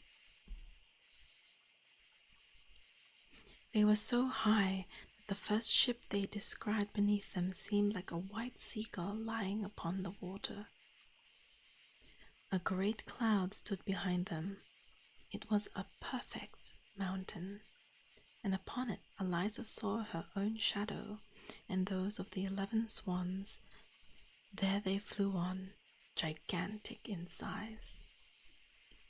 But as the sun rose higher and the cloud was left further behind them, the floating shadowy images vanished away. The whole day they flew onward through the air, like a whirring arrow. But their flight was slower than it was wont to be, for they had their sister to carry. Bad weather came on. The evening drew near. Eliza looked anxiously at the setting sun, for the lonely rock in the ocean could not be seen. It seemed to her as if the swans beat the air more strongly with their wings. Alas, She was the cause that they did not advance fast enough. When the sun went down, they must become men and fall into the sea and drown. Then she prayed a prayer from the depths of her heart, but she still could not descry a rock. The dark clouds came nearer in a great, black, threatening body, rolling forward like a mass of lead, and the lightning burst forth, flash upon flash. Now the sun just touched the margin of the sea. Eliza's heart trembled. Then the swans darted downwards so swiftly that she thought they were falling, but they paused again. The sun was half hidden below the water, and now, for the first time, she saw the little rock beneath her, and it looked no larger than a seal might look, thrusting his head forth from the water. The sun sank very fast. At last it appeared only like a star, and then her foot touched the firm land. The sun was extinguished, like the last spark in a piece of burned paper. Her brothers were standing around her, arm in arm, but there was not more than enough room for her and for them. The sea beat against the rock and went over her like small rain. The sky glowed in continual fire, and peal on peal the thunder rolled. But sister and brothers held each other by the hand and sang psalms, from which they gained comfort and courage. In the morning, twilight, the air was pure and calm. As soon as the sun rose, the swans flew away with Eliza from the island. The sea still ran high, and when they soared up aloft, the white foam looked like millions of white swans swimming upon the water. When the sun mounted higher, Eliza saw before her half floating in the air, a mountainous country with shining masses of ice on its hills. And in the midst of it rose a castle, apparently a mile long, with row above row of elegant columns, while beneath waved the palm woods and bright flowers as large as mill wheels. She asked if this was the country to which they were bound, but the swans shook their head, for what she beheld was the gorgeous, ever-changing palace of Fata Morgana, and into this they might not bring any human being. As Eliza gazed at it, mountains, woods, and castle fell down, and 20 proud churches, all nearly alike, with high towers and pointed windows, stood before them. She fancied she heard the organ sounding, but it was the sea she heard. When she was quite near the churches, they changed to a fleet sailing beneath her, but when she looked down, it was only a sea mist gliding over the ocean. Thus she had a continual change before her eyes, till at last she saw the real land to which they were bound. XX Nature Days, thank you so much for the follow. Welcome in, please get comfy with us.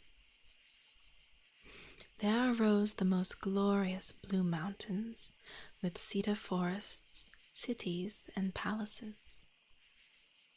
Long before the sun went down, she sat on the rock, in front of a great cave overgrown with delicate green trailing plants, looking like embroidered carpets. Jack Sam, thank you for the follow. Welcome in. Please get comfy. Now, we shall see what you will dream of here tonight, said the youngest brother. and he showed her to her bedchamber. "Heaven grant that I may dream of a way to release you," she replied. And this thought possessed her mightily, and she prayed ardently for help.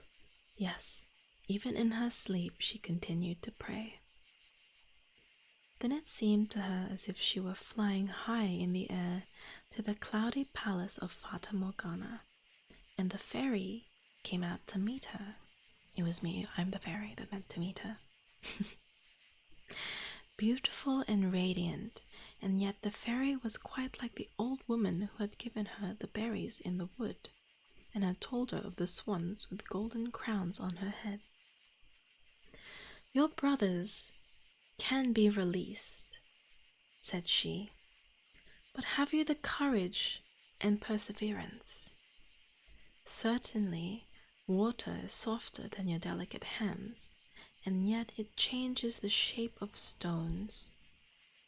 But it feels not the pain that your fingers will feel. It has no heart, and does not suffer the agony and torment you will have to endure. Do you see the stinging nettle which I hold in my hand? Many of the same kind grow around the cave in which you slept. Those only, and those that grow upon the churchyard graves, are serviceable. Remember that." Thank you, Ma. You're starting to like this? Yes, I'm glad. Welcome in. We're reading the story of The Wild Swans, which is a fairy tale by Hans Christian Andersen.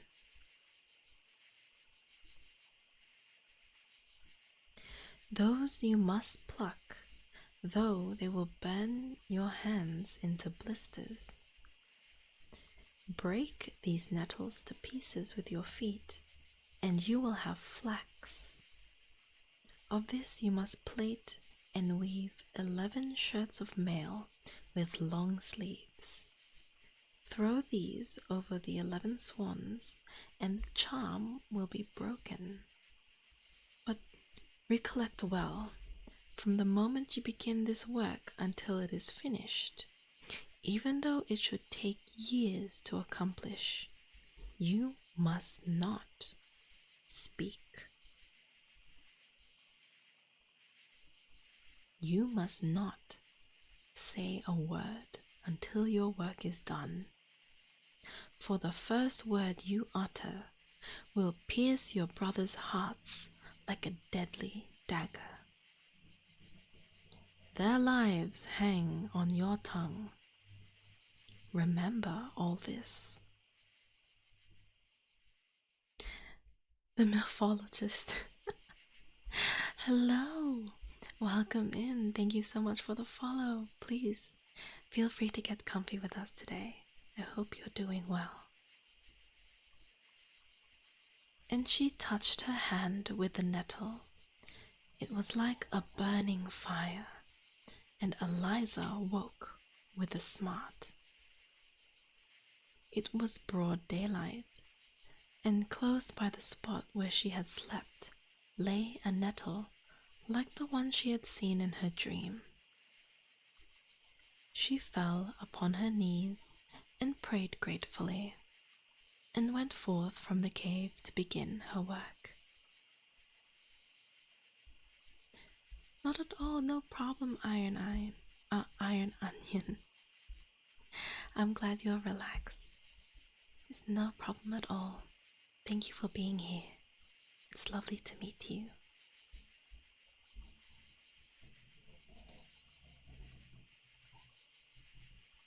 And went forth from the cave to begin her work. With her delicate hands, she groped among the ugly nettles. These stung like fire, burning great blisters on her arms and her hands, but she thought she would bear it gladly if she could only release her dear brothers. "No problem at all, thank you." It'll be Onion then. Then she bruised every nettle with her bare feet and plaited the green flax. When the sun had set, her brothers came, and they were frightened when they found her dumb. They thought it was some new sorcery of the wicked stepmothers. Oh, Kikyo Berry, thank you so much for the raid. Welcome, raiders. Hello, hello. Welcome, welcome. Let me give you a shout out. Oops. Too soon. Hello, raiders. Welcome to my realm. Kikyo, how was your stream? Thank you so much for sharing your community with me here tonight. I am doing well, thank you. How are you? How was your stream? Everyone, thank you so much for the follows. I really appreciate the support. For those who are new, I am Mina. I am an Australian VTuber and a variety streamer. We are reading Fairy Tales tonight by Hans Christian Andersen. Super lovely. I'm so glad to hear that. Thank you so much again for the massive raid. If you have to head off, because I know that people usually raid when it's time for bed or such, thank you again, and I hope you have a wonderful rest of your day. Everyone else, if you have to head off as well, it was lovely to meet you all. Thank you for stopping by. But otherwise, feel free to sit back and relax with us. Very monster. Oh, I apologize. Our sound alerts are turned off for our ASMR streams, so I will refund that to you. Thank you for the stretch. Of course, Kikyo, have a wonderful rest of your day. Thank you again. Thank you, Dumpling, and thank you for the hydrate. How is everyone today?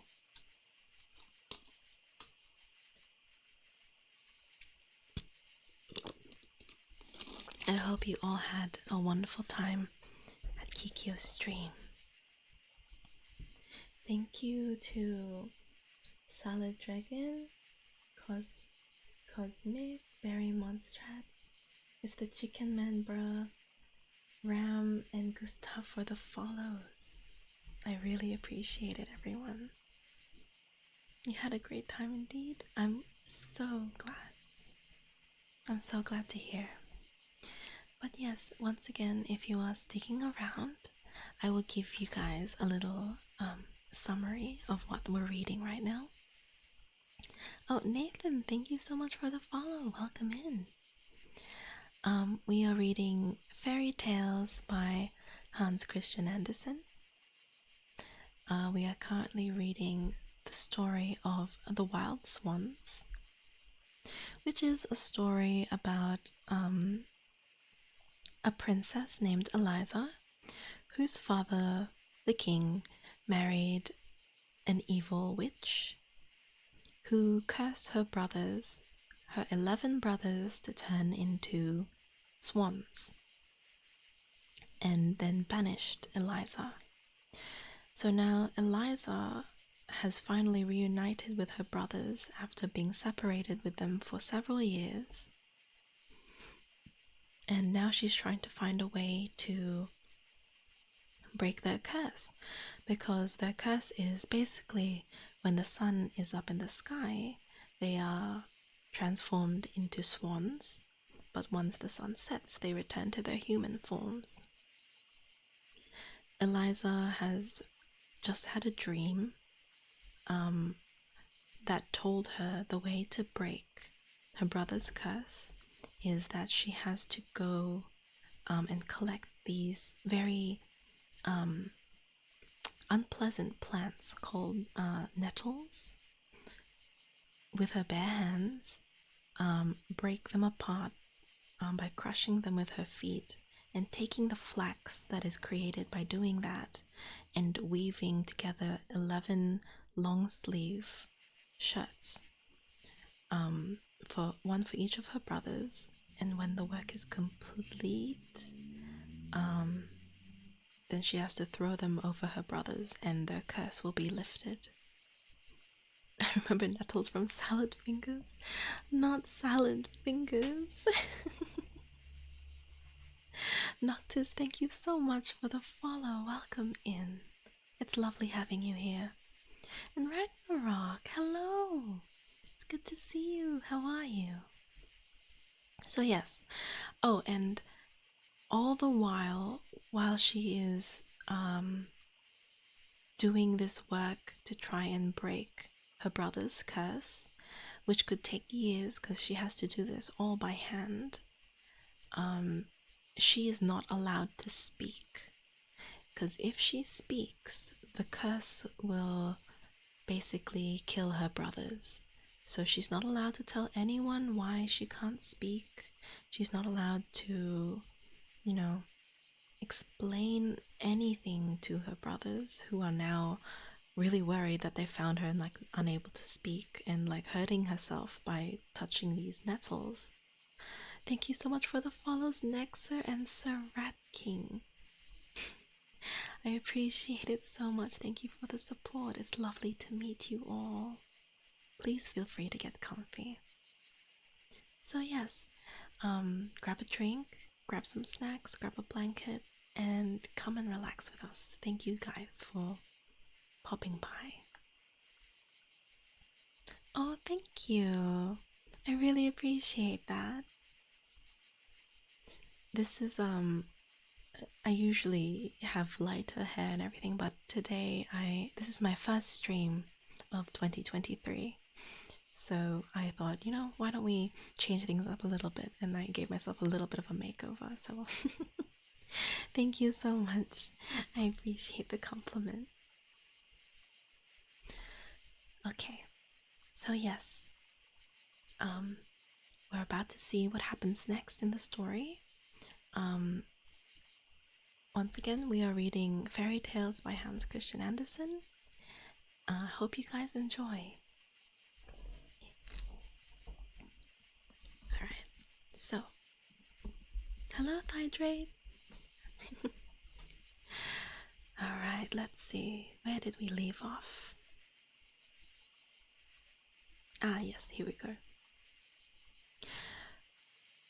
When the sun had set, her brothers came, and they were frightened when they found her dumb. They thought it was some new sorcery of their wicked stepmothers. But when they saw her hands, they understood what she was doing was for their sake. And the youngest brother wept. And where his teardrops fell, she felt no more pain, and the burning blisters vanished. She passed the night at her work, for she could not sleep till she had delivered her dear brothers. The whole of the following day, while the swans were away, she sat in solitude, but never had time flown so quickly with her as now.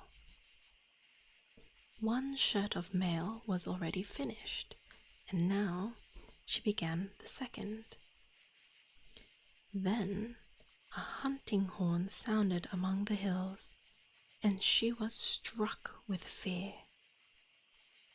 The noise came nearer and nearer. She heard the barking dogs, and timidly she fled into the cave, bound into a bundle the nettles she had collected and prepared, and sat upon it. Immediately a great dog came bounding out of the thicket, and then another and another. They barked loudly, ran back, and then came again. Only a few minutes had gone before all the huntsmen stood before the cave, and the handsomest of them was the king of the country. He came forward to Eliza, for he had never seen a more beautiful maiden.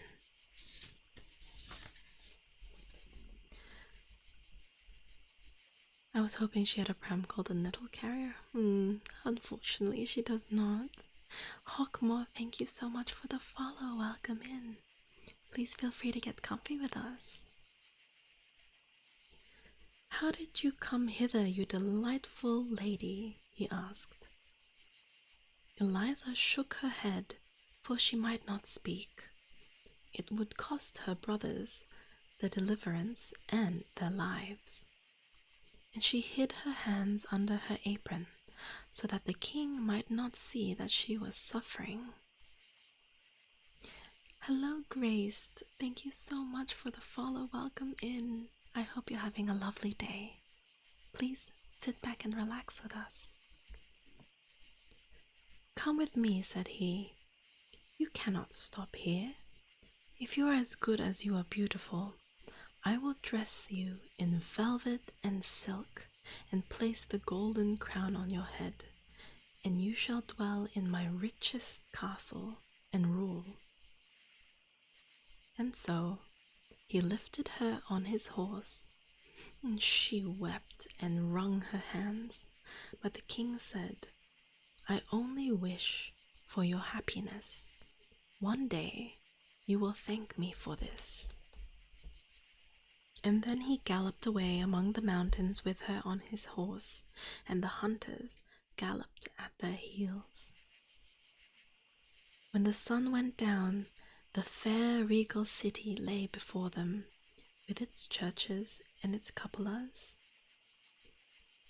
And the king led her into the castle, where great fountains splashed in the lofty marble halls, and where walls and ceilings were covered with glorious pictures.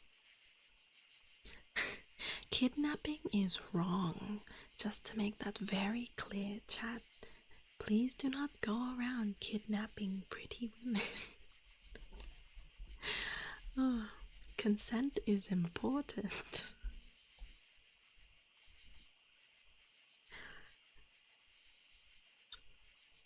But she had no eyes for all this.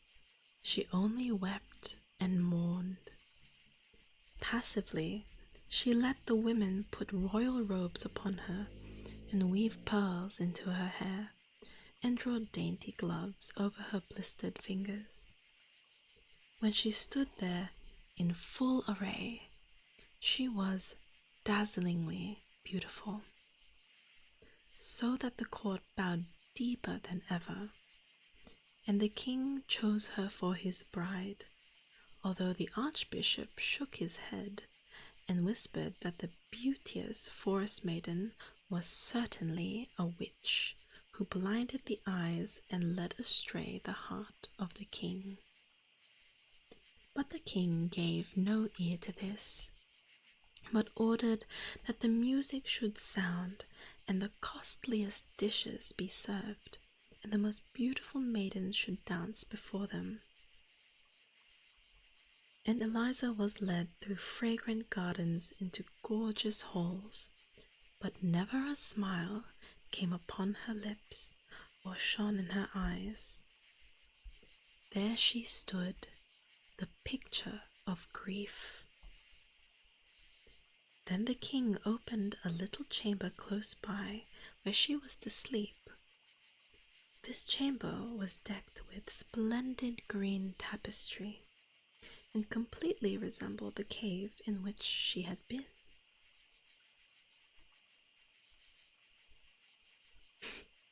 On the floor lay the bundle of flax which she had prepared from the nettles, and under the ceiling hung the shirt of mail she had completed.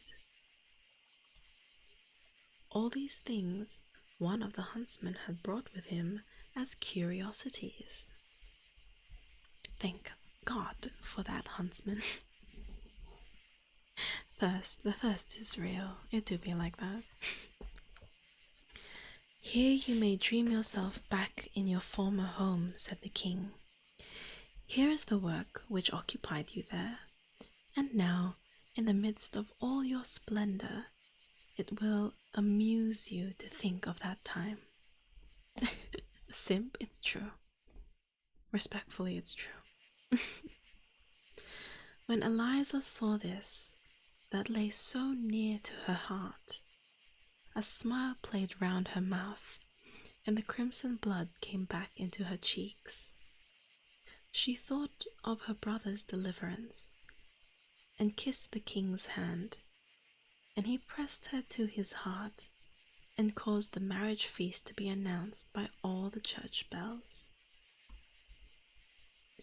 The beautiful, silent girl out of the wood became the queen of the country.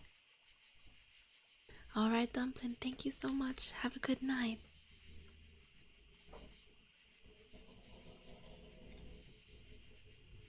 Feel better soon. Yeah. Then, however, the archbishop whispered evil words into the king's ear. Hello, Joshua. Welcome. Thank you for the follow. Please enjoy your stay. I'm doing well, thank you. How are you?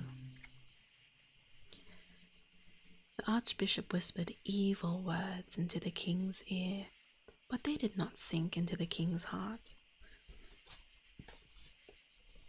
The marriage was to take place. The archbishop himself was obliged to place the crown on her head, and with wicked spite, he pressed the narrow circlet so tightly upon her brow that it pained her. But a heavier ring lay close around her heart. Sorrow for her brothers. She did not feel the bodily pain.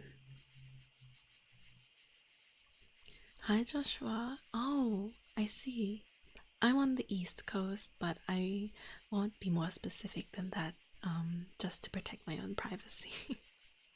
But thank you. It's nice to meet another fellow Aussie.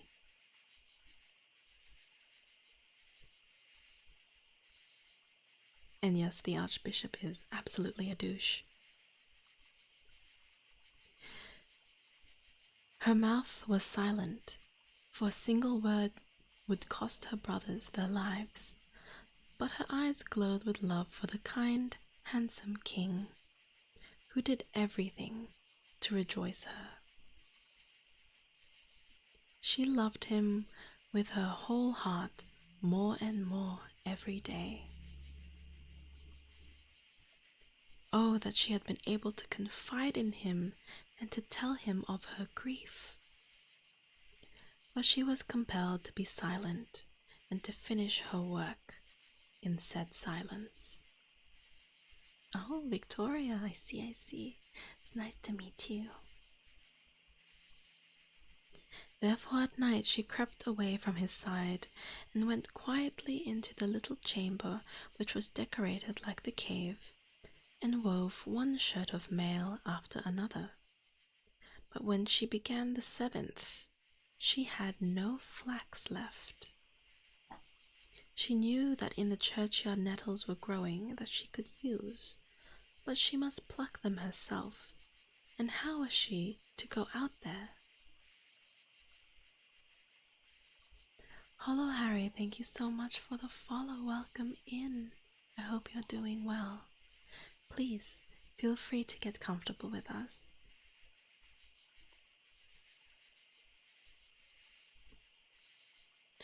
Oh, what is the pain in my fingers to the torment my heart endures, thought she. I must venture it, and help will not be denied me. With a trembling heart, as though the deed she purposed doing had been evil, she crept into the garden in the moonlight night and went through long avenues and through the deserted streets to the churchyard. There, on one of the tombstones, she saw sitting a circle of lamias. These hideous wretches took off their ragged garments as if they were going to bathe. Then, with their skinny fingers, they clawed open the fresh graves, and with fiendish greed they snatched up the corpses and ate the flesh. Eliza was obliged to pass close by them, and they fastened their evil glances upon her. but she prayed silently, and collected the burning nettles and carried them into the castle. Vitality Venus, thank you so much for the raid. Welcome in the Wiggle Raid. Hello, hello. Happy time zone, everyone. Vitality Venus, let me give you a shout out. How are you? Thank you so much, everyone. How was your stream, Venus? It's so lovely to meet you all. Welcome. I hope your stream was fantastic, Venus. Thank you so much for dropping by. For those who are new, I am Mina. I am an Australian VTuber and a variety streamer. My stream is going fantastic, thank you. I really appreciate you stopping by, Venus. I hope everyone had a wonderful time. I'm still pretty new to the ASMR category, but thank you so much for all the support, everyone. And thank you everyone who followed. I really appreciate it. Today we are reading Fairy Tales by Hans Christian Andersen. We are reading the story of the Wild Swans right now. Hello, hi Nadra. The rabbit, hello, hello. Thank you everyone for the follows. Oh my goodness, there's so many of you. It's so lovely to meet all of you. Thank you, thank you. Venus, I know you probably have to head off. If so, thank you so much again for the raid. I'm very, very grateful. And I hope you have a wonderful rest of your day. If anyone else has to head off as well, it's so nice to have seen you and met you. I appreciate all the support. I hope I can see you again soon. But if you're sticking around, I'm happy to give a very quick summary of the story so far. So yes, get a drink, grab a blanket, grab some snacks. We're getting super comfy right now. It's super comfy vibes tonight. Oh, and thank you, Nadra. Yes, we do have new sub badges. I actually won them in a raffle. I'm glad you like them. Thank you everyone so much for the follows. I really appreciate it. It's really such a pleasure to meet all of you. But yes, for those who are sticking around, quick summary of this fairy tale. Basically, we have our princess, our female lead, Eliza, whose father married an evil witch who cursed her 11 brothers to turn into swans whenever the sun was up, and then only returned to their human forms when it became night. Eliza was separated from her brothers and then eventually banished, and she managed to reunite with her brothers several years later. And then they told her about the curse, and now she's trying to find a way to break the curse so that they can be happy together. You wish you were a swan? Swans are very beautiful. They are such lovely creatures. I can completely understand why you'd want to be one. So Eliza had a dream. How did they get the curse? Well, the stepmother is an evil witch, and she basically poisoned her husband, their father's minds, and basically had him banish them, and then she put a curse on them.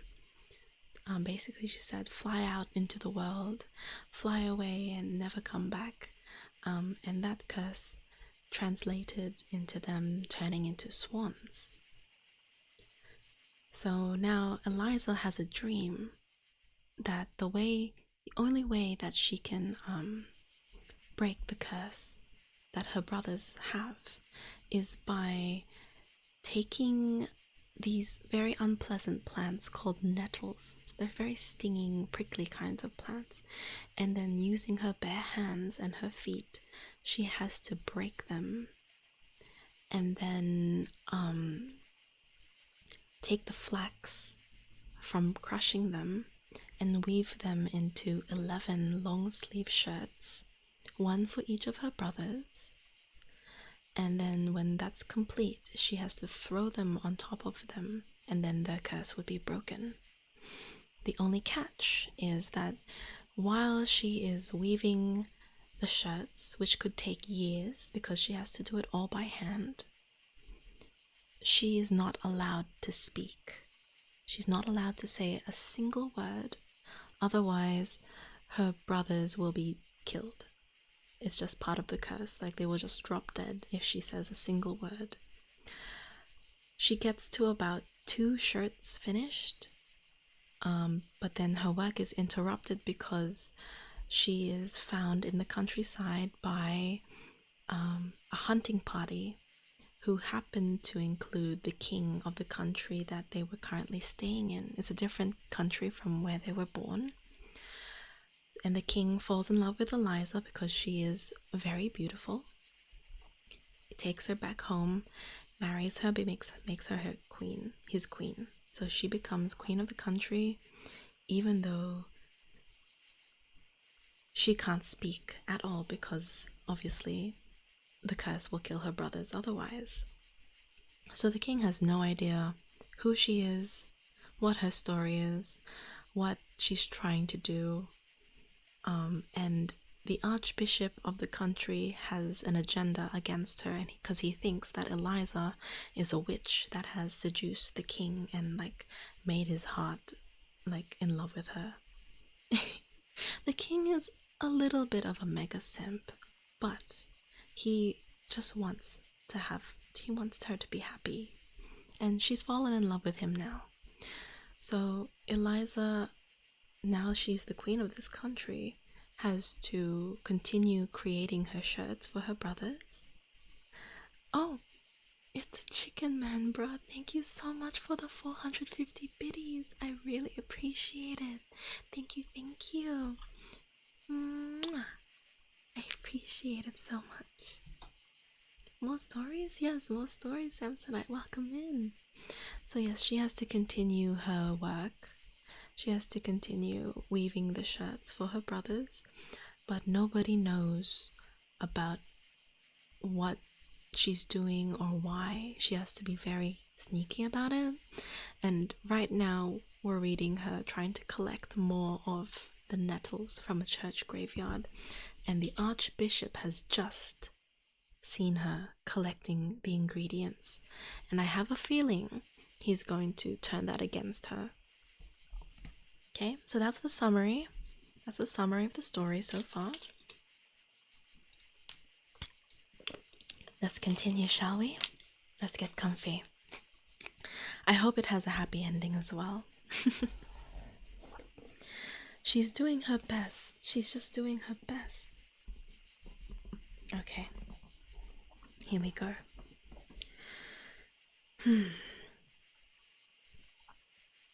Only one person had seen her in the church graveyard, and that was the archbishop. He was awake while others slept. Now he felt sure his opinion was correct, that all was not as it should be with the queen, that she was a witch, and thus she had bewitched the king and the whole people. Betty Boba, thank you so much for the follow. Welcome in. I hope you're doing fantastic today.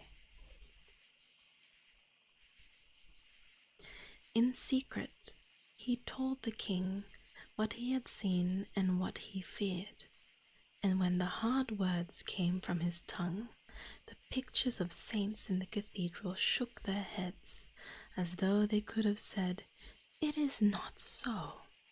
Eliza is innocent." But the archbishop interpreted this differently. He thought they were bearing witness against her and shaking their heads at her sinfulness. Then 2 heavy tears rolled down the king's cheeks. He went home with doubt in his heart, and at night he pretended to be asleep, but no quiet sleep came upon his eyes, for he noticed that Eliza got up. Every night she did this, and each time he followed her silently and saw how she disappeared from her chamber. From day to day, his face became darker. Eliza saw it, but did not understand the reason, but it frightened her. And what did she not suffer in her heart for her brothers? Her hot tears flowed upon the royal velvet and purple. They lay there like sparkling diamonds, and all who saw the splendor wished they were queens. In the meantime, she had almost finished her work. Only 1 shirt of mail was still to be completed, but she had no flax left, and not a single nettle.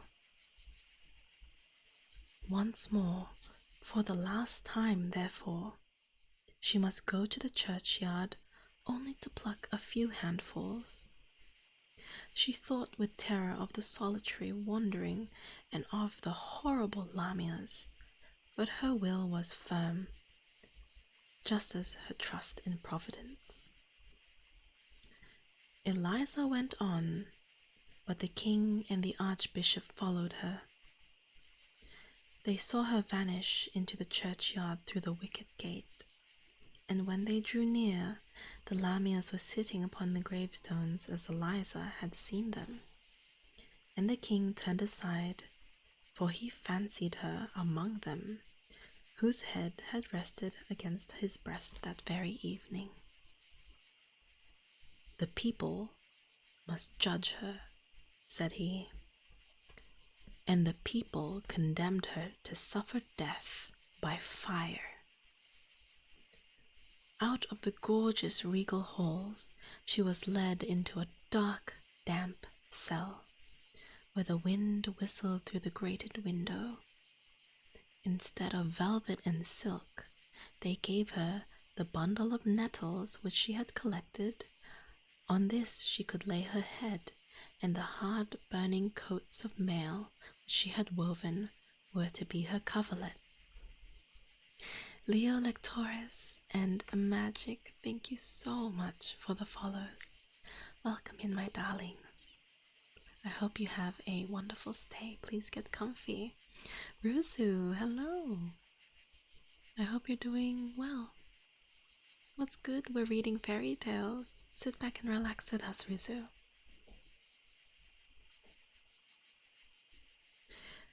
But nothing could have been given her that she liked better. She resumed her work and prayed. Without, the street boys were singing jeering songs about her, and not a soul comforted her with a kind word. No, not like that fairy tale, as in the stories. But towards evening there came the whirring of swans' wings close by the grating. It was the youngest of her brothers. He had found his sister, and she sobbed aloud with joy, though she knew that the approaching night would probably be the last she had to live. But now the work was almost finished, and her brothers were here. They had found her. He's a swan, yes, he's a swan, for the moment. So, again, the curse works that in the mornings when the sun is up, the brothers are cursed to be swans, and it's only at night do they turn back to their human forms. Now came the archbishop to stay with her in her last hour, for he had promised the king to do so. Ginkalamari, thank you so much for the follow. Welcome in. Please enjoy your stay. But she shook her head, and with looks and gestures she begged him to depart, for in this night she must finish her work, or else all would be in vain. All her tears, her pain, and her sleepless nights. Do the brothers know that she's going to help them? They know that she is doing something to try and help them, yes. When the king took her away to marry her, the brothers weren't at home, so they didn't know where she went. So it's only now that the younger brother found her at last, sort of thing. They don't know exactly what she's doing to help them, but they know that it involves her not being allowed to speak, and her weaving with the prickly nettles. Imagining a swan crying and didn't feel right. Yes, fair enough. Hello, Pingala. Hello, hello. Do you mind if I call you Amari, or would you prefer Gingle?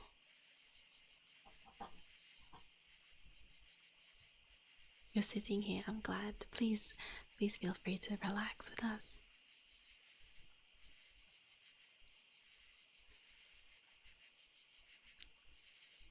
Gil? Oh, hair gel. I see.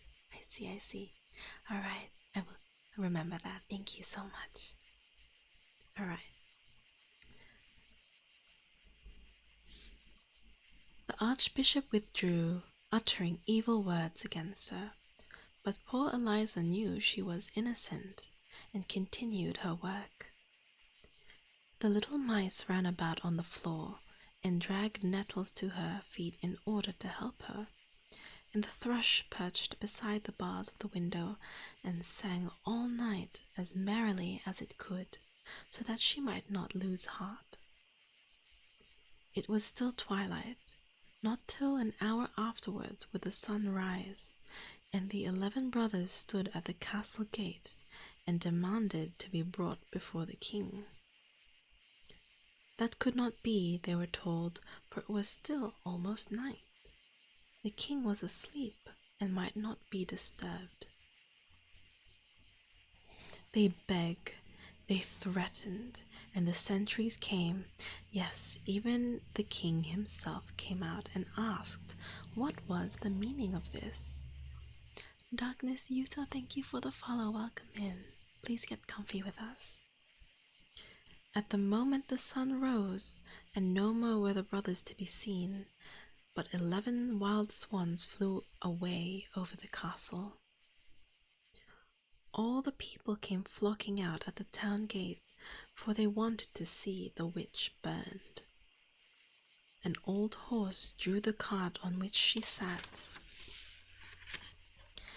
They had put upon her a garment of coarse sackcloth. Her lovely hair hung loose about her beautiful head. Her cheeks were pale as death, and her lips moved silently, while her fingers were engaged with the green flax. Even on the way to death she did not interrupt the work she began. The 10 shirts of mail lay at her feet, and she wrought at the 11th. The mob derided her. Look how the witch mutters.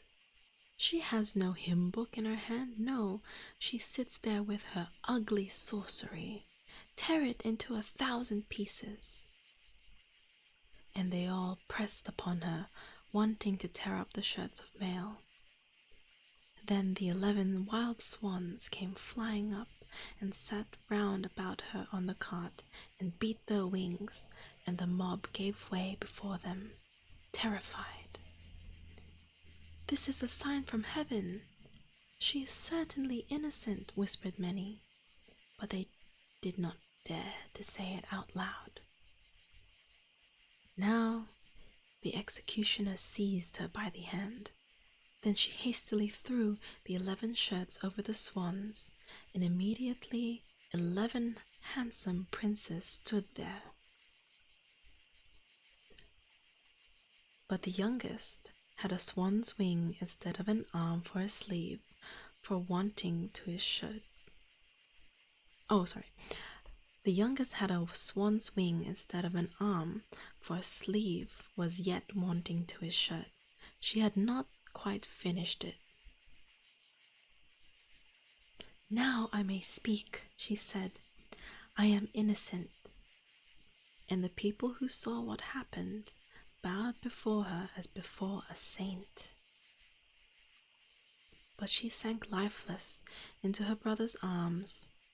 Such an effect had suspense, anguish, and pain had upon her. "Yes, she is innocent," said the eldest brother. And now he told everything that had taken place, and while he spoke, a fragrance arose as of millions of roses, for every piece of dirt in the pile that had taken root and was sending forth shoots. A fragrant hedge stood there, tall and great, covered with red roses, and at the top a flower, white and shining, gleaming like a star. This flower, the king plucked and placed in Eliza's bosom, and she awoke with peace and happiness in her heart. And all the church bells rang of themselves, and the birds came in great flocks. And back to the castle, such a marriage procession took place as no king had ever seen. The archbishop stood aghast, realizing the error of his ways before falling to his knees in prayer and penitence. Such was the kindness of the queen, who took into her household her 11 brothers and her husband whom she loved, and they all lived happily ever after. Wings and all. The end. The end. Always sucks to be the youngest, huh? Yeah, unfortunately. I'm pretty sure she was the closest to the youngest as well. Like, the closest one to the youngest. The end. Wow, what a story. Most excellent. Did you guys enjoy that?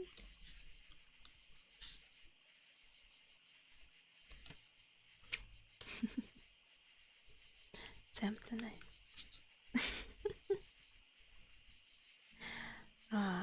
Yeah, so this book has many, many fairy tales that we could pick from.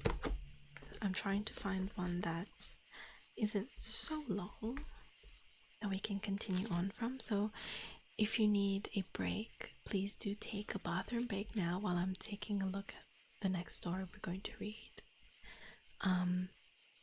Yes, bathroom break, water break, everything you guys need. Hello, that llama. You enjoyed it? I'm glad. I think we can fit in one more story before the end of stream.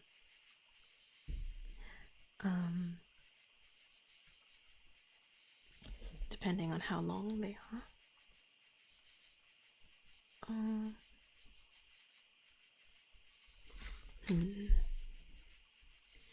Let me see here.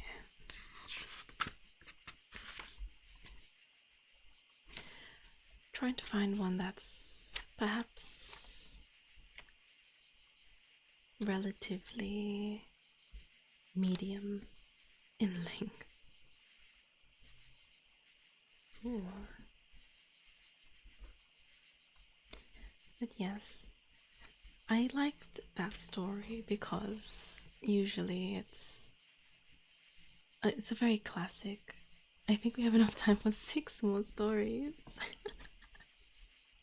6? Well, we can definitely try, but some of these are quite long. I'm always happy to do my best though, because I enjoy spending time with everyone. Chat is always the best company to have.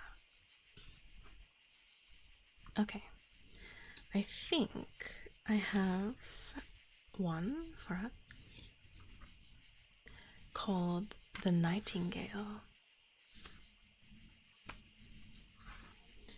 This one looks to be a good length. Pick a happy one I can fall asleep to. Okay. Let's see here. Oh, Jill. How many cats do you have? I love cats. Are you reading from a physical book? I am. You can hear the pages, can you? This is a very thick book. It's literally called The Complete Fairy Tales of Hans Christian Andersen. Oh, thank you, Nathan. Thank you for stopping by. Well, it was lovely to meet you. I hope you have a wonderful rest of your day. Ruby T and Deadlock Tremors, thank you for the follows as well. Welcome in. Please get comfy with us. Oh, that's so precious. You named them Link and Zelda. Oh, that's so precious. I love that. Take care, Nathan. I'll see you next time. Oh, actually, maybe we'll do 2 more, because I think I just found another one that I really like. Okay, we are going to read the stories of... Oh, this one's quite long. You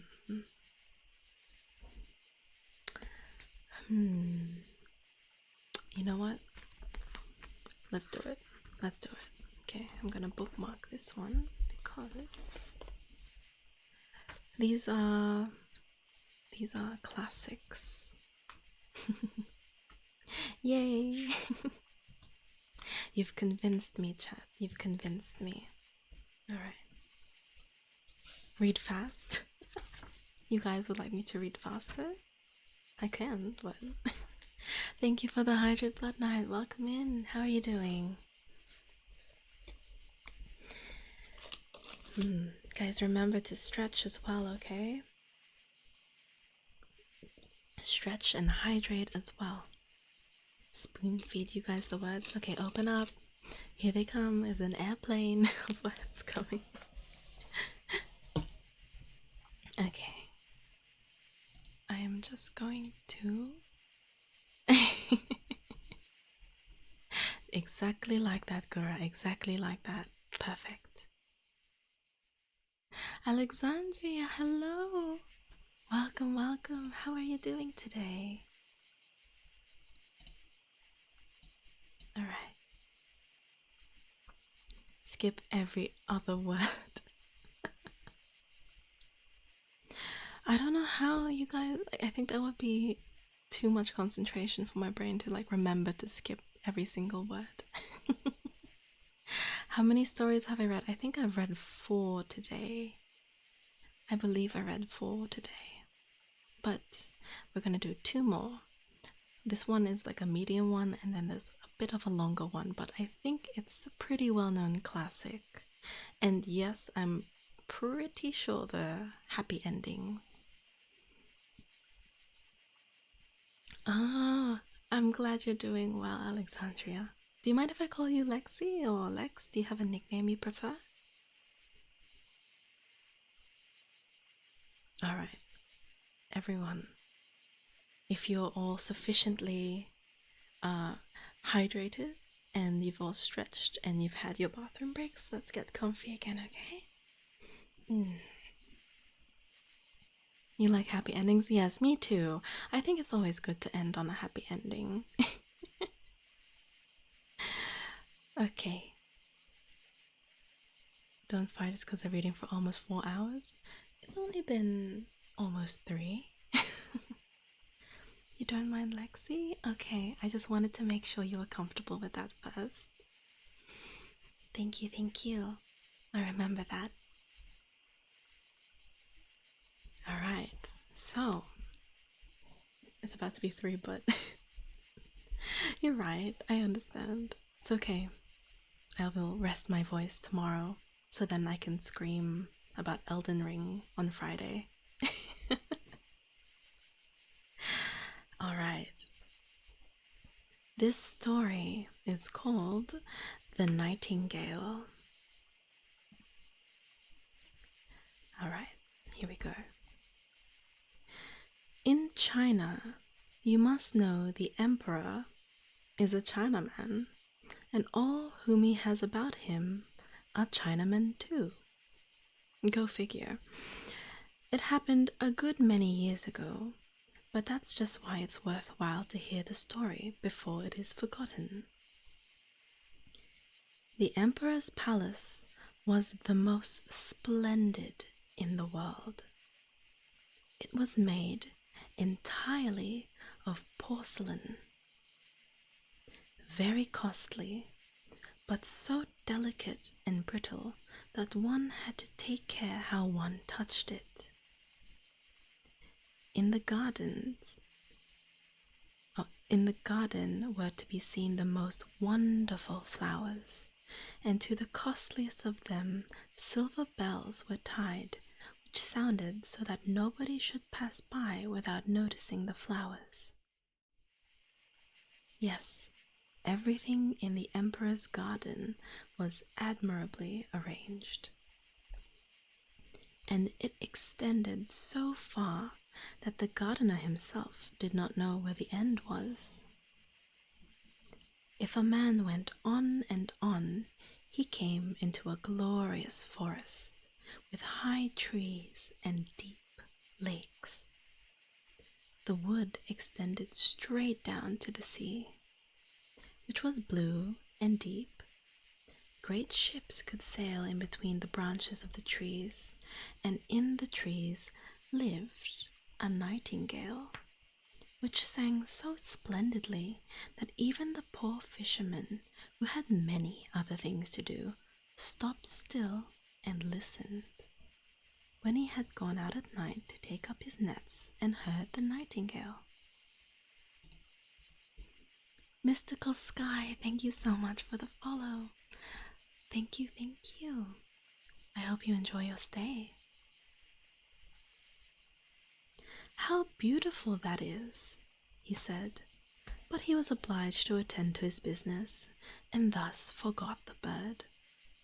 But when in the next night the bird sang again, and the fisherman heard it, he exclaimed again, "How beautiful that is!" From all the countries of the world, travelers came to the city of the emperor and admired it, and the palace, and the garden. But they did not forget the nightingale. That was placed highest of all, and those who were poets wrote most magnificent poems about the nightingale in the wood by the deep lake. Hello, Sikaviti. Welcome, welcome, raiders. Let me give you a shout out real quick.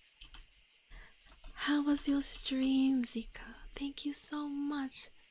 Peace and love, raid. Oh, my heart, thank you so much. I hope you guys are well. How was your ASMR stream, Zika? Thank you for sharing your community with me on this fine night. I don't think I have a mod awake right now. Please bear with me. For those who are new here, I am Mina. I am an Australian VTuber and a variety streamer, and we are reading fairy tales tonight. I hope you are all doing fantastic. Thank you everyone for the follows, by the way.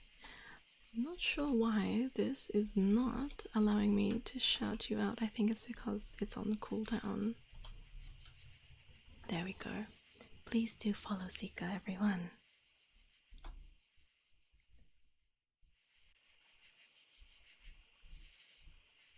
We read June. I love June. June is so good. I only watched the film this year. Oh wait, well, last year.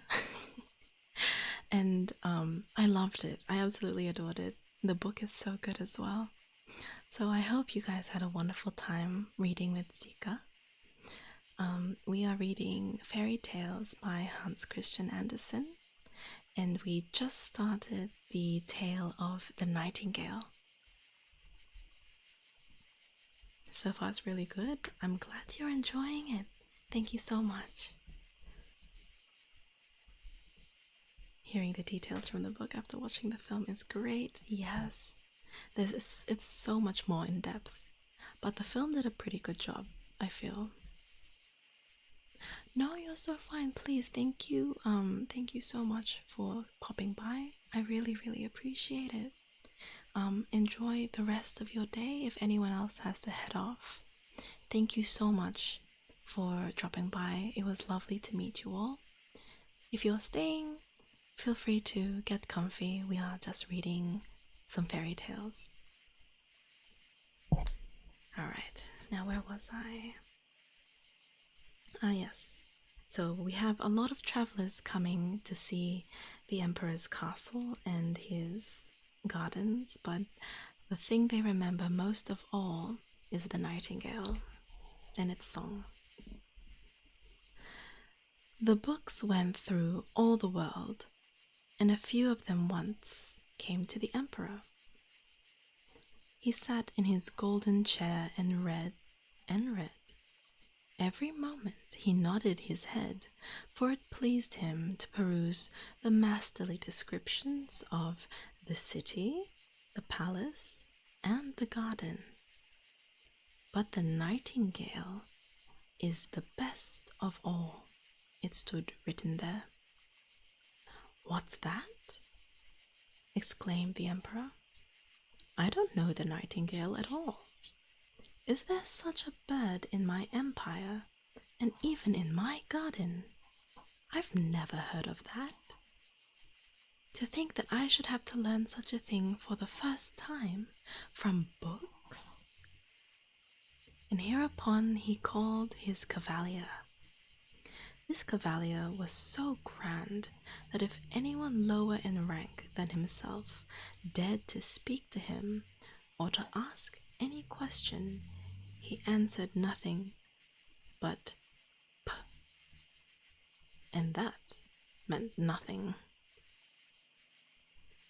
There is said to be a wonderful bird here called a nightingale, said the Emperor.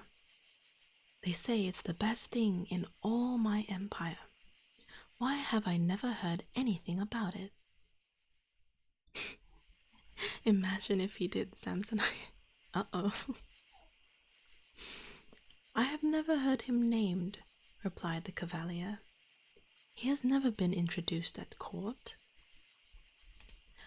I command that he shall appear this evening and sing before me, said the Emperor. All the world knows what I possess, and I do not know it myself. I have never heard him mentioned, said the cavalier. I will seek for him. I will find him. But where was he to be found? The cavalier ran up and down all the staircases, through halls and passages, but no one among all those whom he met had heard talk of the nightingale. Thank you for the follow, King Kensius. It's lovely to meet you. I hope you're doing well. And the cavalier ran back to the Emperor and said that it must be a fable invented by the writers of books. Your Imperial Majesty cannot believe how much is written in that fiction, besides something that they call the black art. But the book in which I read this, said the Emperor, was sent to me by the high and mighty Emperor of Japan, and therefore it cannot be a falsehood. I will hear the nightingale. It must be here this evening. It has my imperial favor, and if it does not come, all the court shall be trampled upon after the court has supped. Someone's throwing a tantrum. Song pup, said the cavalier. And again he ran up and down all the staircases and through all the halls and corridors, and half the court ran with him, for the courtiers did not like being trampled upon. Then there was a great inquiry after the wonderful nightingale, which all the world knew excepting the people at court. At last they met with a poor little girl in the kitchen who said, "The nightingale? I know it well. Yes, it can sing gloriously. Every evening I get leave to carry my poor sick mother the scraps from the table. She lives down by the strand, and when I get back and am tired and rest in the wood, then I hear the nightingale singing. And then the water comes into my eyes, and it is just as if my mother kissed me." "Little girl," said the cavalier, "I will get you a place in the kitchen with permission to see the emperor dine if you will lead us to the nightingale, for it is announced for this evening." So they all went out into the wood where the nightingale was accustomed to sing. Half the court went forth. When they were in the midst of their journey, a cow began to low. Kaito Yoshida, thank you so much for the follow. Welcome in. Please enjoy your stay. I hope you can get comfy with us. Oh, hang on a moment. Ah yes, a cow began to low. "Oh," cried the court page, "now we have it. That shows a wonderful power in so small a creature. I have certainly heard it before." "No, those are cows lowing," said the little kitchen girl. "We are a long way from the place yet." Now the frogs began to croak in the marsh. "Glorious," said the Chinese court preacher. "Now I hear it. It sounds just like little church bells." "No, those are frogs," said the little kitchen maid. "But now I think we shall soon hear it." And then the nightingale began to sing. "That is it," exclaimed the little girl. "Listen, listen, and yonder it sits." And she pointed to a little grey bird up in the boughs. "Is it possible?" cried the cavalier. "I should never have thought it looked like that. How plain it looks! It must certainly have lost its colour at seeing such grand people around." "Little nightingale," called the little kitchen maid quite loudly, "our gracious emperor wishes you to sing before him." "With the greatest pleasure," replied the nightingale, and began to sing most delightfully. "It sounds just like glass bells," said the cavalier. "And look at its little throat, how it's working. It's wonderful that we should never have heard it before. That bird will be a great success at court." "Shall I sing once more before the emperor?" asked the nightingale, for it thought the emperor was present. "My excellent little nightingale," said the cavalier, "I have great pleasure in inviting you to a court festival this evening, when you shall charm His Imperial Majesty with your beautiful singing." "My song sounds best in the green wood," replied the nightingale. But still it came willingly when it heard what the emperor wished. The palace was festively adorned. The walls and the flooring, which were porcelain, gleamed in the rays of thousands of golden lamps. The most glorious flowers, which could ring clearly, had been placed in the passages. There was a running to and fro and a thorough draught, and all the bells rang so loudly that one could not hear oneself speak. In the midst of the great hall where the emperor sat, a golden perch had been placed, on which the nightingale was to sit. The whole court was there, and the little kitchen maid had got leave to stand behind the door, as she was now received the title of a real court cook. All were in full dress, and all looked at the little grey bird, to which the emperor nodded. And the nightingale sang so gloriously that the tears came into the emperor's eyes, and the tears ran down over his cheeks, and then the nightingale sang still more sweetly, so that its song went straight to the heart.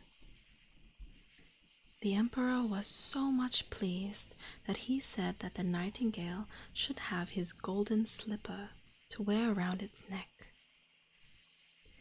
But the nightingale declined this with thanks, saying it had already received a sufficient reward. Hello, Zena, welcome in. How are you, darling? I have seen tears in the emperor's eyes. That is the real treasure to me. An emperor's tears have a peculiar power. I am rewarded enough. And then it sang again, the sweet, glorious voice. That's the most amiable coquetry I ever saw, said the ladies, who stood round about. Good morning. And then they took water in their mouths to gurgle when anyone spoke to them. They thought they should be nightingales too. And the lackeys and chambermaids reported that they were satisfied too, and that was saying a good deal, for they are the most difficult to please.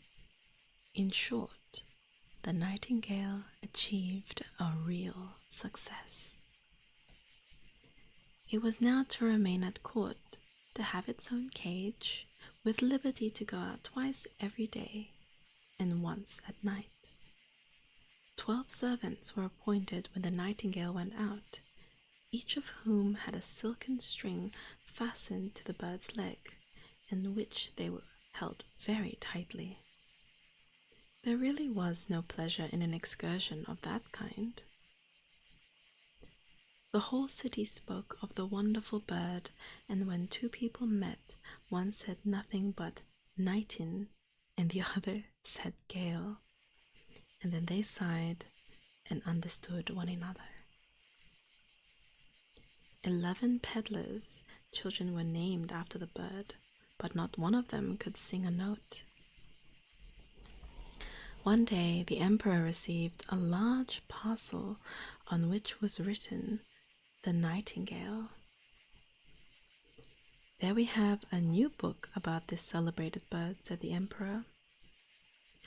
But it was not a book, but a little work of art, contained in a box, an artificial nightingale, which was to sing like the natural one, and was brilliantly ornamented with diamonds, rubies, and sapphires. So soon as the artificial bird was wound up, he could sing one of the pieces that the real one sang. And then his tail moved up and down and shone with silver and gold. Round his neck hung a little ribbon, and on that was written, "The Emperor of Japan's nightingale is poor compared to that of the Emperor of China." "That is capital," said they all, and he who had brought the artificial bird immediately received the title Imperial Head Nightingale Bringer. Now they must sing together. what a duet that will be. And so they had to sing together, but it did not sound very well, for the real nightingale sang in its own way, and the artificial bird sang waltzes. "That's not his fault," said the playmaster. "He's quite perfect and very much in my style." Now the artificial bird was to sing alone. He had just as much success as the real one, and then it was much more handsome to look at. It shone like bracelets and breastpins. 33 times over did it sing the same piece, and yet was not tired. The people would gladly have heard it again, but the emperor said that the living nightingale ought to sing something now. But where was it?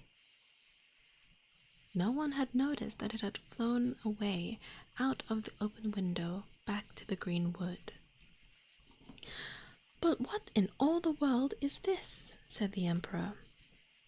And all the courtiers abused the nightingale and declared that it was a very ungrateful creature. "We have the best bird after all," said they. And so the artificial bird had to sing again, and that was the 34th time that they listened to the same piece. For all that they did not know it was quite by heart, for it was so very difficult. And the playmaster praised the bird particularly. Yes, he declared that it was better than a nightingale, not only with regard to its plumage and the many beautiful diamonds, but inside as well. For you see, ladies and gentlemen, and above all, your imperial majesty, with a real nightingale, one can never calculate what is coming. But in this artificial bird, everything is settled. One can explain it, one can open it, and make people understand where the waltzes come from, how they go, and how one follows up another. "Those are quite our own ideas," they all said. And the speaker received permission to show the bird to the people on the next Sunday. The people were to hear it sing too, the emperor commanded, and they did hear it, and were as much pleased as if they had all got tipsy upon tea. For that's quite the Chinese fashion. And they all said, "Oh!" and held up their forefingers and nodded.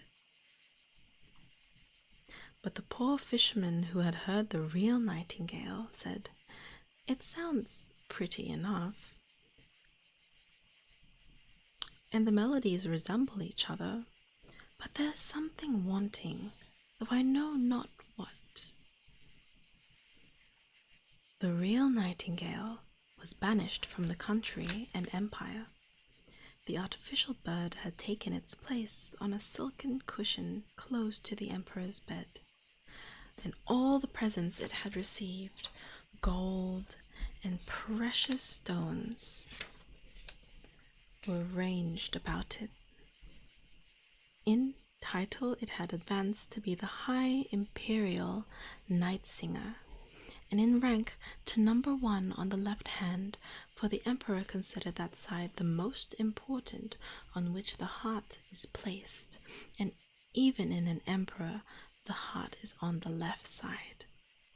And the playmaster wrote a work of 25 volumes about the artificial bird. It was very learned and very long, full of the most difficult Chinese words, but yet all the people declared that they had read it and understood it, for fear of being considered stupid and having the bodies trampled on. So a whole year went by. The emperor, the court, and all the other Chinese knew every little twitter in the artificial bird's song by heart. But just for that reason it pleased them best. They could sing with it themselves, and they did so. The street boys sang, and the emperor himself sang it too. Yes, that was certainly famous. But one evening, when the artificial bird was singing its best, and the emperor lay in bed listening to it, something inside the bird said zzz. Something cracked. All the wheels ran round, and then the music stopped. The emperor immediately sprang out of the bed and caused his whole body physician to be called, but what could he do? They then sent for a watchmaker, and after a good deal of talking and investigation, the bird was put into something like order, but the watchmaker said that the bird must be carefully treated, for the barrels were worn, and it would be impossible to put new ones in such a manner that the music would go. There was a great lamentation. Only once in a year was it permitted to let the bird sing, and that was almost too much. But then the playmaster made a little speech, full of hard words, and said this was just as good as before, and so of course it was as good as before. Now 5 years had gone by, and a real grief came upon the whole nation. The Chinese were very fond of their emperor, and now he was ill and could not, it was said, live much longer. Already a new emperor had been chosen, and the people stood out in the street and asked the cavalier how their old emperor did. "Puh," said he, and shook his head. Cold and pale lay the emperor in his great, gorgeous bed. The whole court thought him dead, and each one ran to pay homage to the new ruler. The chamberlains ran out to talk it over, and the ladies' maids had a great coffee party. All about, in all the halls and passages, cloth had been laid down so that no footstep could be heard, and therefore it was quiet there. Quiet, quiet. But the emperor was not dead yet. Stiff and pale he lay on the ground, lay on the gorgeous bed with the long velvet curtains and the heavy gold tassels. High up a window stood open, and the moon shone in upon the emperor and the artificial bird. The poor emperor could scarcely breathe. It was just as if something lay upon his chest. He opened his eyes, and then he saw that it was Death who sat upon his chest, and had put on his golden crown, and held in one hand the emperor's sword, and in the other his beautiful banner.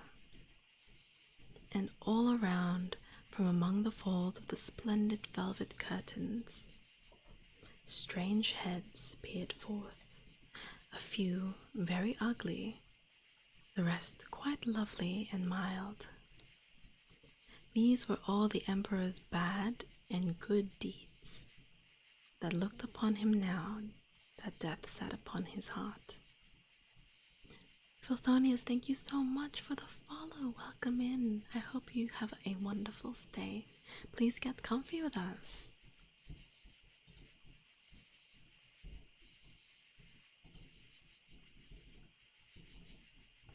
Do you remember this? Whispered one after the other.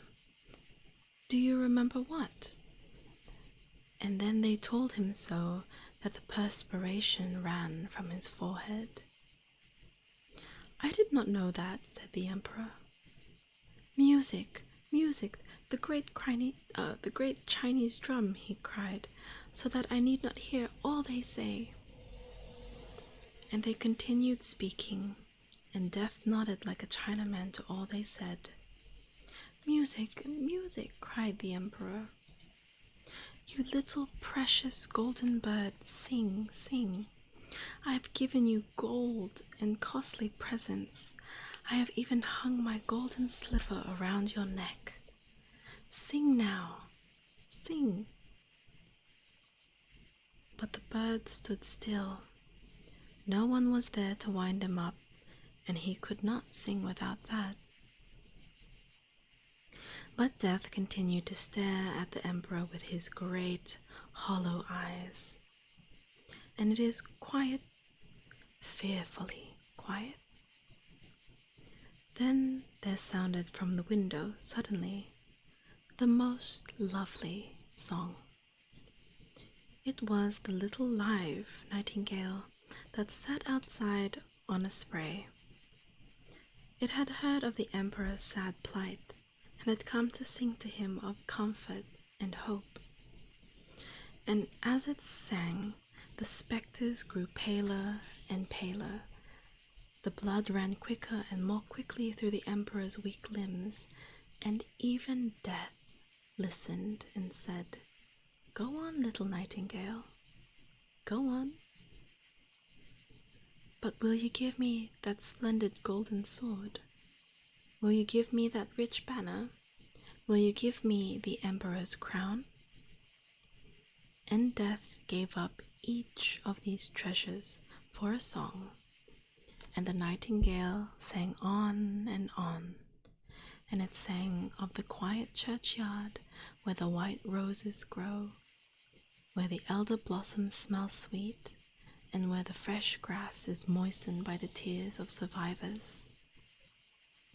Then Death felt a longing to see his garden, and floated out at the window in the form of a cold white mist. "Thank you," said the emperor. "You heavenly little bird, I know you well. I banished you from my country and empire, and yet you have charmed away the evil faces from my couch and banished death from my heart. How can I reward you?" "You have rewarded me," replied the nightingale. "I have drawn tears from your eyes when I sang the first time. I shall never forget that. Those are the jewels that rejoice a singer's heart. But now sleep and grow fresh and strong again. I will sing you something." And it sang, and the emperor fell into a sweet slumber. Ah, how mild and refreshing the sleep was! The sun shone upon him through the windows. When he awoke refreshed and restored, not one of his servants had yet returned, for they all thought he was dead. Only the nightingale still sat beside him and sang.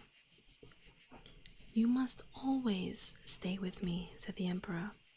"You shall sing as you please, and I'll break the artificial bird into 1,000 pieces." "Not so," replied the nightingale. "It did well as long as it could. Keep it as you have done till now. I cannot build my nest in the palace to dwell in it, but let me come when I feel the wish. Then I will sit in the evening on the spray yonder by the window, and sing you something so that you may be glad and thoughtful at once." Thank you for the follow, Raya. Welcome, welcome. I hope you're doing well. Please get comfy with us. Oh, Shad. Oh, if you're feeling tired, you should go to bed, honey. But thank you. I'm glad that you felt relaxed.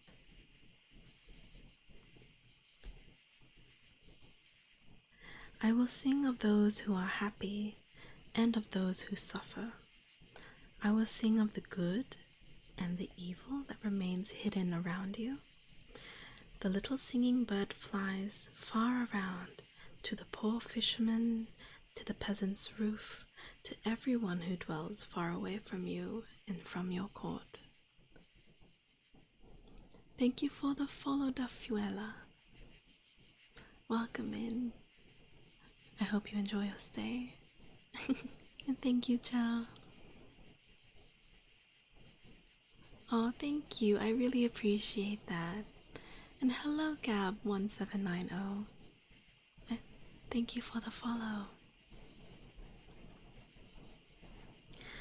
I love your heart more than your crown, and yet the crown has an air of sanctity around it. I will come and sing to you, but one thing you must promise me. Everything, said the emperor, and he stood there in his imperial robes, which he had put on himself, and pressed the sword which was heavy with gold to his heart.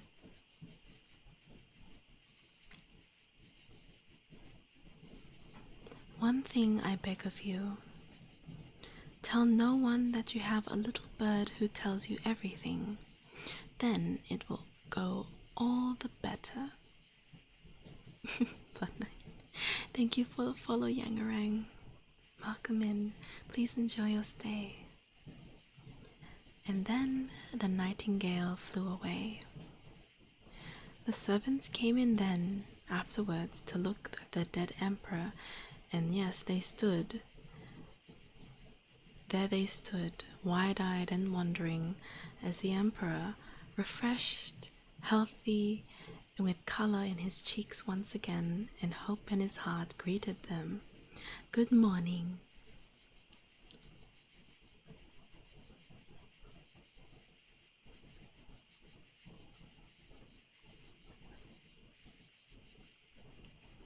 Thank you so much, Billy, for the 50 biddies. I really appreciate it. Thank you, thank you. Have a wonderful rest of your day, and thank you for popping in. The end. Some things are just unable to be replaced. Billy the goat, true, the greatest of all time. And that is the story of the nightingale. I'm glad, Yangarang. Please enjoy your stay. Stay as long as you like. And Jel, thank you so much for the sub at tier 1. I really appreciate the support. Thank you. Next story, yes. Basically, VTubers refuse to admit that their voice is amazing. That's true. I can see that. Oh, Gura, thank you. I really appreciate that. Although I do need to take a sip of water because I can feel my throat starting to feel a little dry. Thank you, Gura. Thank you. You guys are so sweet to me. Thank you so much. Hello, Karma. Welcome in. How are you, darling?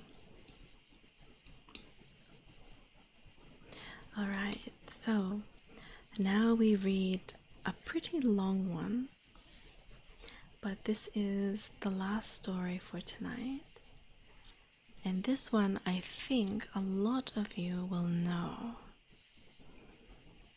A lot of you will know this one because a very popular Disney movie is based off it. This is the story of the Snow Queen.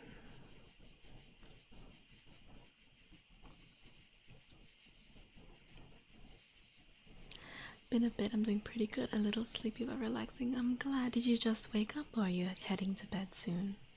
Encanto? No. You're eating while listening to this? Oh, what are you eating? I hope it's good. Dig in, dig in. So yes, this is the story of the Snow Queen. This is broken down into 7 smaller stories, we will see how we go. I feel like we can finish it tonight. Oreos and milk? Yum! Delicious. Oh my gosh, Karma, please go get some rest. Yes, feel free to stay and relax with us as long as you like, but yes, 11 hours is a very long time. Please get some. Is it Frozen? Yes. Frozen is inspired by the Snow Queen, but the plot is very different. This is the original tale, which is a little bit darker, I think, in a few ways. It's a bit darker, but I will tell you there is a good ending. Okay, no problem, Karma. Thank you for dropping by. Alright, so water up, everyone. Get your stretchies in. Stretchies. Oh. This is the last story for the night. The original princess stories are quite dark. Yes, they are. Absolutely. Is it German? I believe there might be. I'm not sure if German or another Scandinavian origin. But this is the one written by Hans Christian Andersen. And thank you, Sad the Voiceless, for the follow. Welcome in. Please enjoy your stay and feel free to relax with us. You know the story? You're German? Oh, Danish? Oh, so it is. I think there's like several adaptations as well. So it's like, I'm not sure if this is probably like not the original. But yes, I know there's probably very similar stories or like different adaptations and different cultures. I'm American, it's 4 a.m. Obsidian King. It is bedtime, my darling. People are up at gamer hours. Oh, and Sad, I am so glad that you think so. Please stay as long as you like. No? Yes. 7 a.m. Oh my goodness. And you were up the entire night, Karma. Oh boy. Kind of like Frozen, it's dark, so I assume German. I mean, fair. Oh, Karma. I hope that you're able to relax soon. The Grimm's Tale. Yes, Grimm's is a very, very good point of reference. It's 8:10 p.m. Ah, I see. Yuki Copio, thank you so much for the follow. Welcome in. It's so nice to meet you. I hope you enjoy your stay. Alright, get comfy and cozy, everyone. We're here to read the story of the Snow Queen. The first story, which treats of the mirror and fragments. Look you, now we're going to begin. When we are at the end of the story, we shall know. Oh, Gomen, thank you for the follow. Welcome in. When we are at the end of the story, we shall know more than we do now, for he was a bad goblin. He was one of the very worst, for he was the devil himself. One day, he was in very high spirits, for he had made a mirror which had this peculiarity that everything good and beautiful that was reflected in it shrank together into almost nothing, but that whatever was worthless and looked ugly became prominent and looked worse than ever. The most lovely landscapes seen in this mirror looked like boiled spinach, and the best people became hideous, or stood on their heads and had no stomachs. Their faces were so distorted as to be unrecognizable, and a single freckle was shown spread out over nose and mouth. That was very amusing, the devil said. When a good pious thought passed through any person's mind, there came a grin in the mirror, so that the devil chuckled at his artistic invention. Those who went to the goblin school, for he kept a goblin school, declared everywhere that a wonder had been created. For now, they asserted, one could see for the first time how the world and the people in it really looked. They ran about with a mirror, and at last there was not a single country or person that had not been distorted in it. Now they wanted to fly up to heaven to sneer and scoff at the angels themselves. The higher they flew with the mirror, the more it grinned. They could scarcely hold it fast. They flew higher and higher, and then the mirror trembled so terribly amid its grinning that it fell down out of their hands to the earth, where it was shattered into a million pieces and more fragments. And now this mirror occasioned much more unhappiness than before, for rather than just one surface, thousands of tiny pieces were scattered across the earth.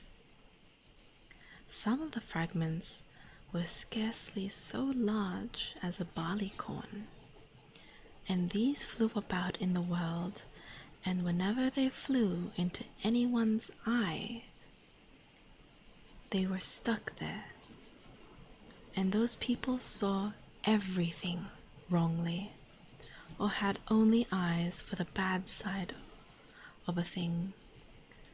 For every little fragment of the mirror had retained the same power which the whole glass possessed. Thank you for the follows, Swan and Fallacy. Welcome in. I hope you enjoy your stay. Please sit back and relax with us. A few persons even got a fragment of the mirror into their hearts, and that was terrible indeed, for such a heart became a block of ice. A few fragments of the magic mirror were so large that they were used as window panes, but it was a bad thing to look at one's friends through these panes. Other pieces were made into spectacles, and then it went badly when people put on these spectacles to see rightly and to be just, and the demon laughed till his paunch shook, for it tickled him so. But without, some little fragments of glass still floated about in the air, and now our story begins. Thank you for the follow, Maccas05. Welcome in. And thank you, Swan. I'm glad you enjoy my avatar and my reading. Please sit back and relax with us.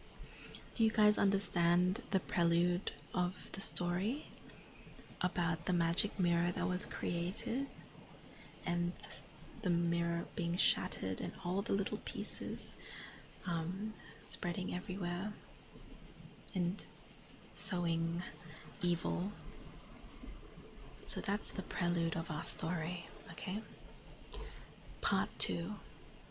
A little boy and a little girl. For those who have just come in, we are reading the story of The Snow Queen by Hans Christian Andersen.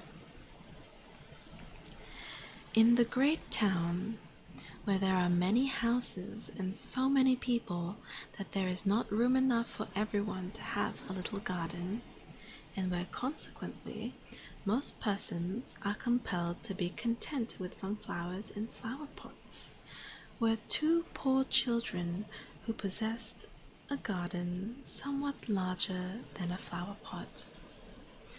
Swan, thank you so much for the tier 1 sub to Gura. Thank you, I really appreciate that.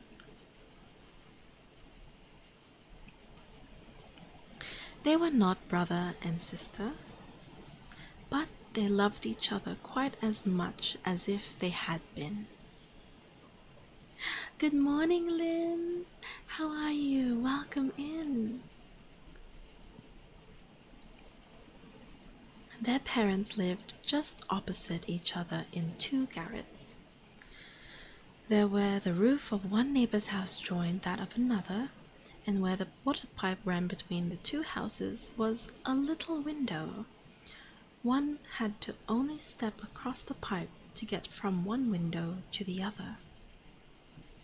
Now, the parents of each child had a great box in which grew kitchen herbs that they used, and a little rose bush.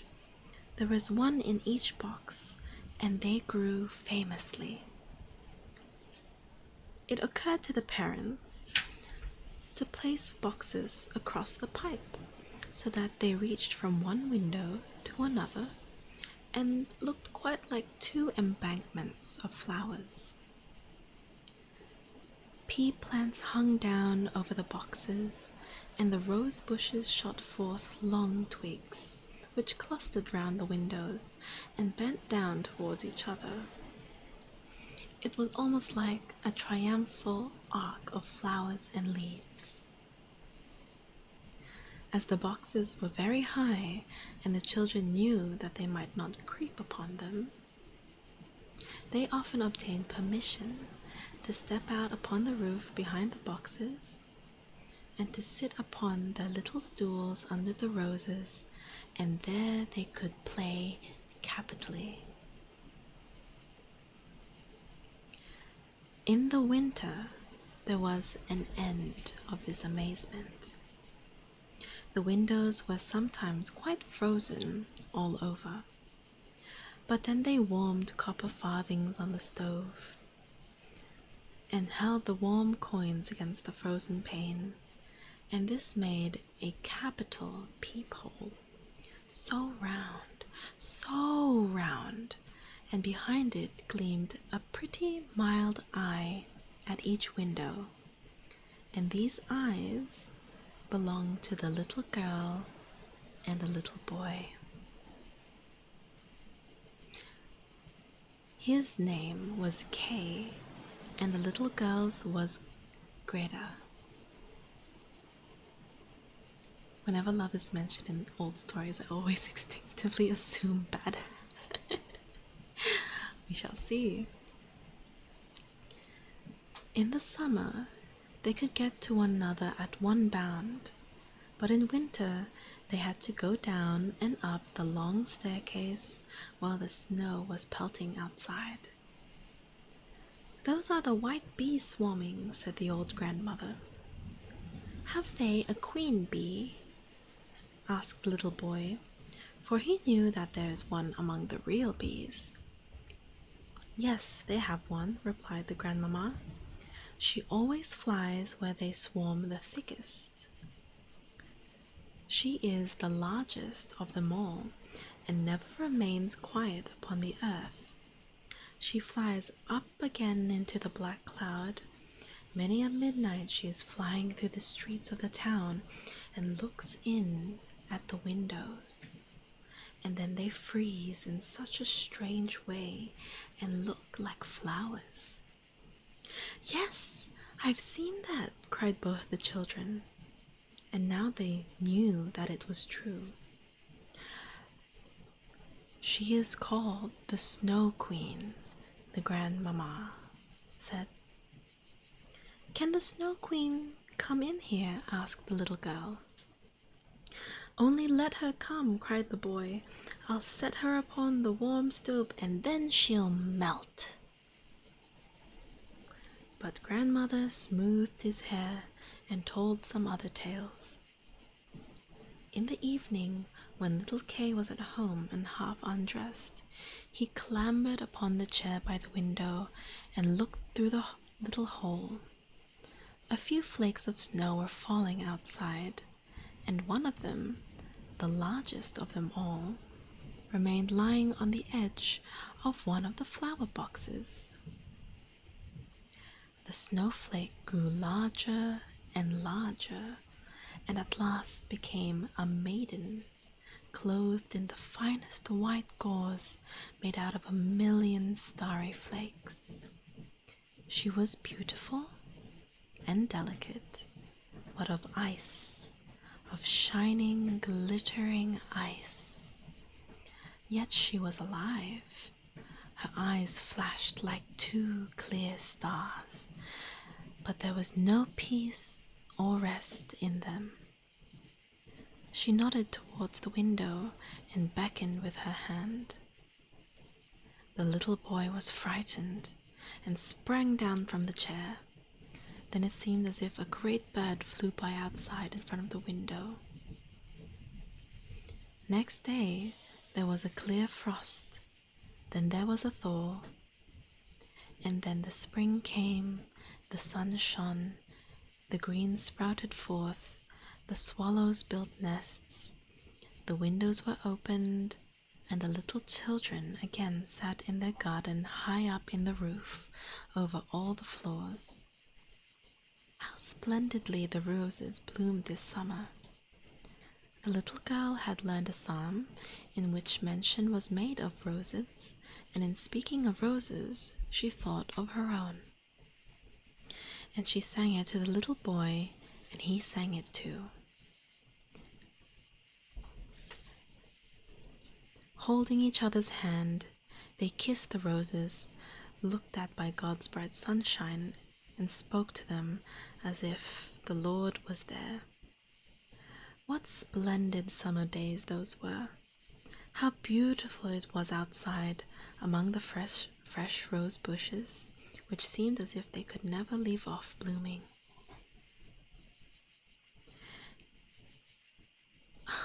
Haru! Hello, Haru, welcome! Babylon Raid, welcome, Raiders! Thank you so much for the raid, Haru. How was your stream? Let me give you a shout out real quick. You were playing Resident Evil 2. How was the games? How was it? Haru Kuro. Yeah. Welcome everyone. For those who are new here, I am Mina. I am an Australian streamer, and vtuber, variety streamer, and we are reading fairy tales tonight, and we are currently reading the story of the Snow Queen. Welcome in, welcome in. Haru, you are being a himbo for 2 hours. I love that for you. I love that for you. I hope you had fun. I hope everyone enjoyed the stream. We are on tonight's last story, which is the story of the Snow Queen. Harmony, I have a lot of questions because what furry experience, and in VR chat, but I will refrain from asking, I think. I am good, Haru, thank you. We're just relaxing, having a very, very comfy, very chill stream. Just been reading. I think we've read like a good 5 stories tonight. So yes, this is our last story for tonight before we call it a good night. A big spider just crawled on me and I can't find it now. Oh no. Do you live in Australia by any chance, Macas? Oh, Harmony. Not the detail. Oh gosh. Do I want to know? Do I want to know? Tell me honestly. So yes, Haru, if you have to head off, because I know it's quite late, thank you again for sharing your community with me. If anyone else has to head off, thank you for stopping by. I really, really appreciate it. I hope I can see you again soon. Dilakiu, thank you so much for the follow. Welcome, please get comfy and relax with us. Yes, Haru, thank you for the like. Enjoy the rest of your night. For those who are staying, we are reading The Snow Queen. We just got introduced to the two main characters after reading the prelude. Little Kay and his friend Greta. And Kay has just had his first encounter with the Snow Queen, and she was trying to beckon to him. We're just basically at the beginning, so there's still much more to come. Something I will have to experience for myself. Oh goodness, okay. I believe you. Maybe one day. Alright, where were we? Ah yes, okay, here we go. Kay and Gerda sat and looked at the picture book of beasts and birds. Then it was, while the clock was striking 5 on the church tower, that Kay said, "Oh, something went into my eye and pricked me. There's something in my eye." The little girl fell upon his neck. He blinked his eyes. No, there was nothing to be seen at all. "I think it's gone," said he. But in fact, it was not gone. It was, actually, one of the very same glass fragments which sprang from the magic mirror created by the demon himself. The magic mirror that we remember well was created to sow evil in all those who looked upon it. The ugly glass made everything great and good which was mirrored in it to seem small and mean, but in which the mean and the wicked things were brought out in relief, and every fault was noticeable at once. Poor little Kay had also received a splinter just in his heart.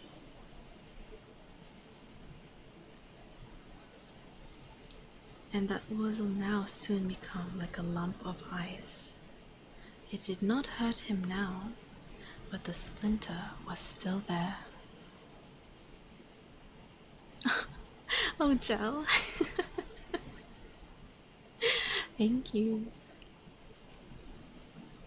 So, Kay now has a splinter in his eye of the glass mirror and one in his heart.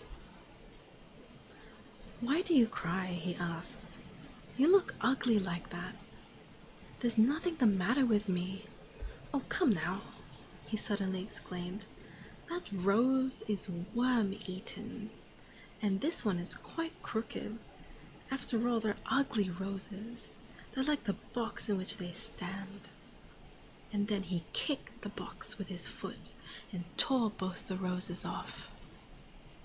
"Kay, what are you doing?" cried the little girl.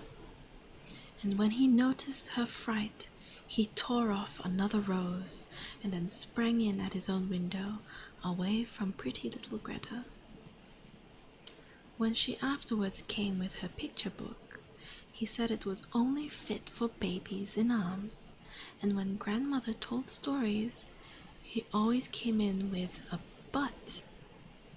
And when he could manage it, he would get behind her, put on a pair of spectacles, and talk just as she did, mockingly. He could do that very cleverly, and the people laughed at him. Soon he would become a menace and mimic the speech and the gait of everybody in the street. Everything that was peculiar or ugly about them, Kay could imitate, and people said, "That boy must certainly have a remarkable head." But it was the magic glass he had got in his eye, the glass that stuck deep in his heart. And so it happened that he even teased little Gerda, who loved him with all her heart. President Rat, thank you so much for the follow. Welcome in. Please enjoy your stay. Hi. I hope you're doing well. Oh, it is a friend of yours? Hello, hello. It seems like a lot of you know each other. That's so awesome. Thank you so much for dropping by, everyone.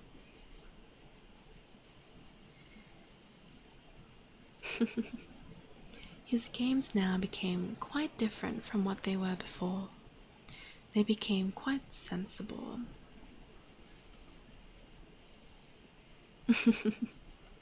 Fair enough, Harmony. Your religion and your ways. Understandable. One winter's day when it snowed, he came out with a great burning glass, held up the blue tail of his coat, and let the snowflakes fall upon it. "Now look at the glass, Gerda," said he, and every flake of snow was magnified and looked like a splendid flower or a star with 10 points. It was beautiful to behold. "See how clever that is," said Kay. "That's much more interesting than real flowers, and there is not a single fault to it. They're quite regular until they begin to melt." You're in. Thank you so much. Welcome in. Thank you for the follow. I hope you enjoy your stay. Please get comfy with us.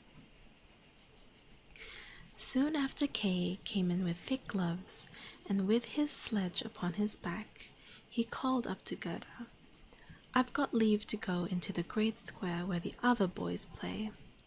And he was gone. In the great square, the boldest among the boys often tied their sledges to the country people's carts, and thus rode with them a good way. They went capitally. When they were in the midst of their playing, there came a great sledge. It was painted quite white, and in it sat somebody wrapped in a rough white fur, and with a white rough cap on their head. The sledge drove twice round the square, and Kay bound his little sledge to it, and so he drove on with it. It went faster and faster, straight into the next street.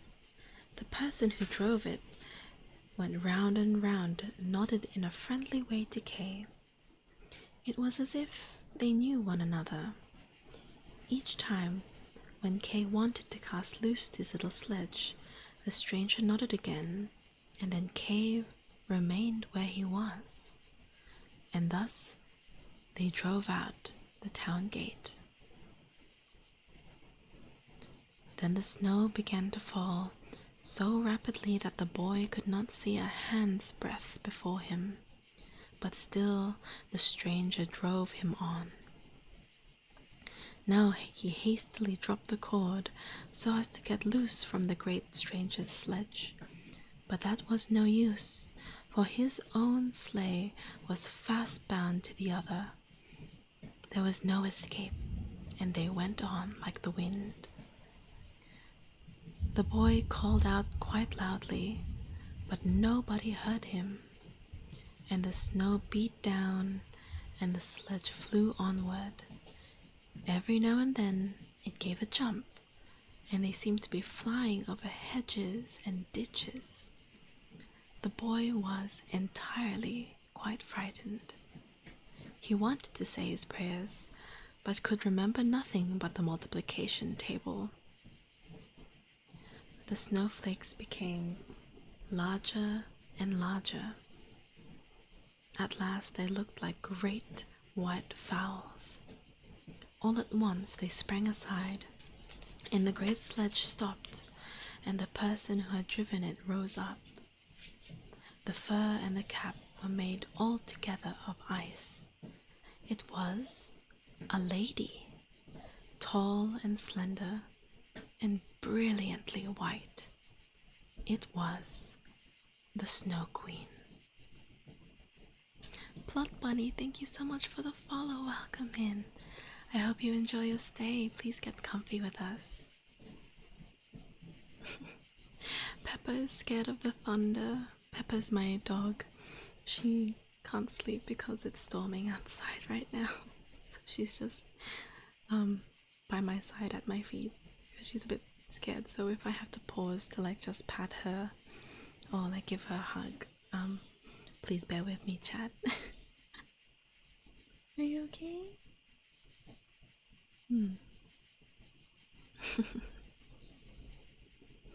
Okay. We have driven well, said she, but why do you tremble with cold? Creep into my fur. And she seated him beside her in her own sledge, and wrapped the fur around him, and he felt as if he sank into a snowdrift. Are you still cold? Asked she, and then she kissed him on the forehead. Oh, that was colder than ice. It went quite through to his heart, half of which was already a lump of ice. He felt as if he were going to die, but only for a moment, for then he seemed quite well, and he did not notice the cold all about him. My sledge! Don't forget my sledge! That was the first thing he thought of, and it was bound fast to one of the white chickens, and this chicken flew behind him with the sledge upon its back. The Snow Queen kissed Kay again on the forehead, and then he had forgotten little Gerda, his grandmother, and all about home. All he saw was her. Now you shall have no more kisses, said she, for if you did, I should kiss you to death. Thank you for the follow, Artman Tass. Welcome in. I hope you have a wonderful stay. Please get comfy with us. Kay looked at her. She was so beautiful. He could not imagine a more sensible or lovely face. She did not appear to him to be made of ice now as before, when she sat at the window and beckoned to him. In his eyes, she was perfect. He did not feel at all afraid.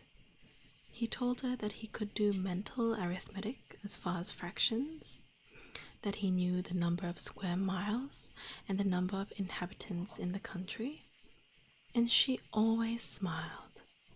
And then it seemed to him that what he knew was not enough, and he looked up into the wide sky, and she flew with him high upon the black cloud, and the storm blew and whistled. It seemed as though the wind sang old songs. They flew over woods and lakes, over sea and land. Below them roared the cold wind. The wolves howled. The snow crackled.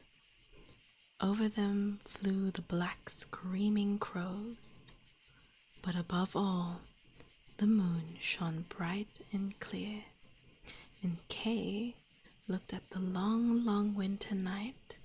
By day, he slept at the feet of the Queen.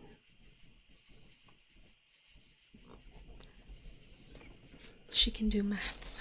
Yeah, she's like, I'm not very impressed by your basic maths, but you know. Thank you for the hydrate and the stretch, Blood Bunny. I hope you are well.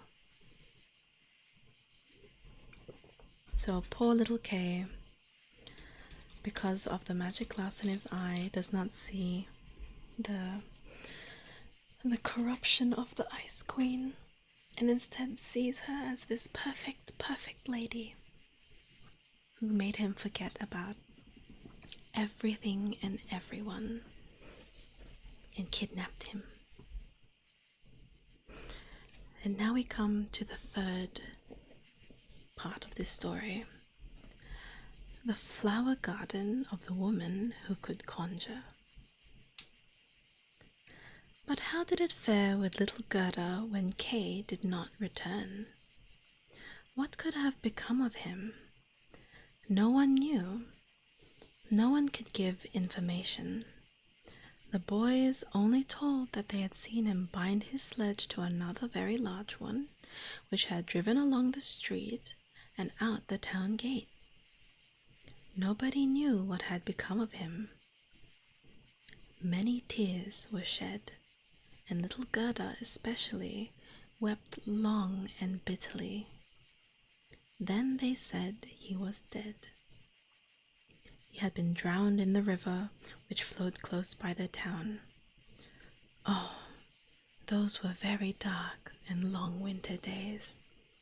But now spring came with warmer sunshine. Kay is dead and gone, said little Gerda. I don't believe it, said the sunshine. He is dead and gone, she said to the swallows. We don't believe it, they replied, and at last little Gerda did not believe it herself. I will put on my new red shoes, she said one morning, those that Kay have never seen, and then I will go down to the river and ask for him. It was still very early. She kissed the old grandmother, who was still asleep, put on her red shoes, and went quite alone out of the town gate towards the river. Is it true that you have taken away my little playmate from me? I will give you my red shoes if you will give him back to me. And it seemed to her as if the waves nodded quite strangely, and then she took her red shoes that she liked best of anything she possessed and threw them both into the river. But they fell close to the shore, and a little wavelets carried them back to her, to the land. It seemed as if the river would not take from her the dearest things she possessed, because it had not her little Kay. But she thought she had not thrown the shoes far enough out, so she crept into a boat that lay among the reeds. She went to the other end of the boat and threw the shoes from thence into the water. But the boat was not bound fast, and at the movement she made it glide away from the shore. She noticed it and hurried to get back, but before she reached the other end, the boat was a yard from the bank, and it drifted away faster than before. Then little Gerda was very much frightened and began to cry, but no one heard her except the sparrows, and they could not carry her to land, but they flew along by the shore and sang as if to console her. Here we are, here we are. The boat drove on with the stream, and little Gerda sat quite still with only her stockings on her feet. Her little red shoes floated along behind her, but they could not have come up to the boat, for that made more way. It was very pretty on both shores. There were beautiful flowers, old trees, and slopes with sheep and cows, but not one person was to be seen. Perhaps the river will carry me to little Kay, thought Gerda. And then she became more cheerful and rose up. For many hours she watched the charming green banks. Then she came to a great cherry orchard, in which stood a little house with remarkable blue and red windows. It had a thatched roof, and without stood 2 wooden soldiers who presented arms to those who sailed past. Good luck, soldier. Good luck, Harmony. Back into the fairyverse. Stay safe. Blood Bunny, hello. Gerda called to them, for she thought they were alive. But of course they did not answer. She came quite close to them. The river carried the boat towards the shore. Gerda called still louder, and then there came out of the house an old woman.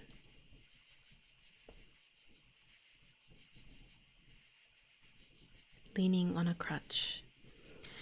She had on a great sun hat, painted over with the finest flowers. "You poor little child," said the old woman. "How did you manage to come on the great rolling river and to float thus far out into the world?" And then the old woman went quite into the water, seized the boat with her crutch stick, drew it to land, and lifted little Gerda out. And Gerda was glad to be on dry land again, though she felt a little afraid of the strange old woman. "Come and tell me who you are and how you came here," said the old lady. And Gerda told her everything. And the old woman shook her head and said, "Hem, hem." And when Gerda had told everything, and asked if she had not seen little Kay, the woman said that he had not yet come by, but he probably would soon. Gerda was not to be sorrowful, but to look at the flowers and taste the cherries, for they were better than any picture book, for each one of them could tell a little story. Then she took Gerda by the hand and led her into the little house, and the old woman locked the door. The windows were very high, and the panes were red, blue, and yellow. The daylight shone in a remarkable way with different colors. On the table stood the finest cherries, and Gerda ate as many of them as she liked, for she had leave to do so. While she was eating them, the old lady combed her hair with a golden comb, and the hair hung in ringlets of pretty yellow round the friendly little face, which looked as blooming as a rose. "I have long wished for such a dear little girl as you," said the old lady. "Now you shall see how well we shall live with one another." And as the ancient dame combed her hair, Gerda forgot her adopted brother Kay more and more, for this old woman could conjure, but she was not a wicked witch. She only practiced a little magic for her own amusement, and wanted to keep little Gerda. Therefore she went into the garden, stretched out her crutch towards all the rose bushes, and as beautiful as they were, they all sank into the earth, and one could not tell where they had stood.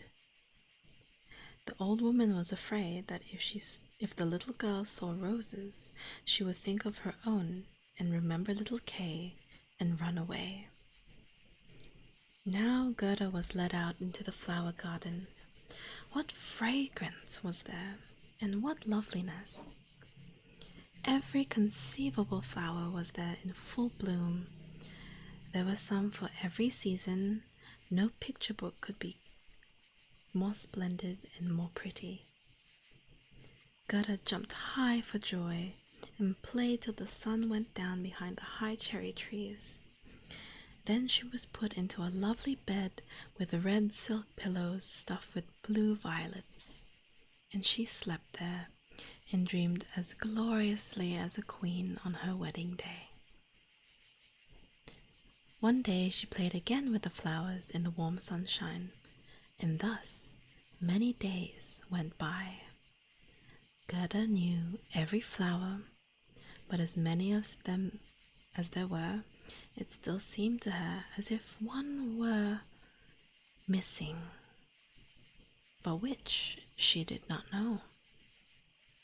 One day she sat looking at the old lady's hat with the painted flowers, and the prettiest of them all was a rose.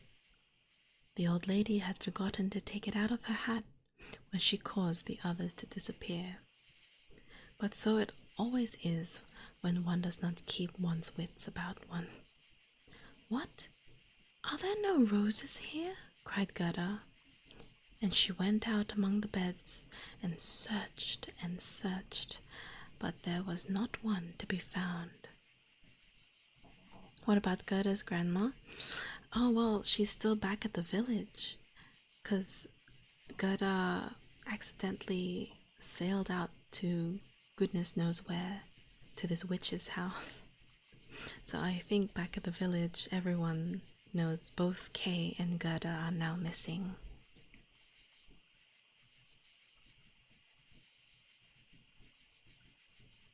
And this witch wants to keep Gerda. Yeah. I'm not sure if the grandma is Kay's grandma or Gerda's grandma, but either way, poor grandma for sure.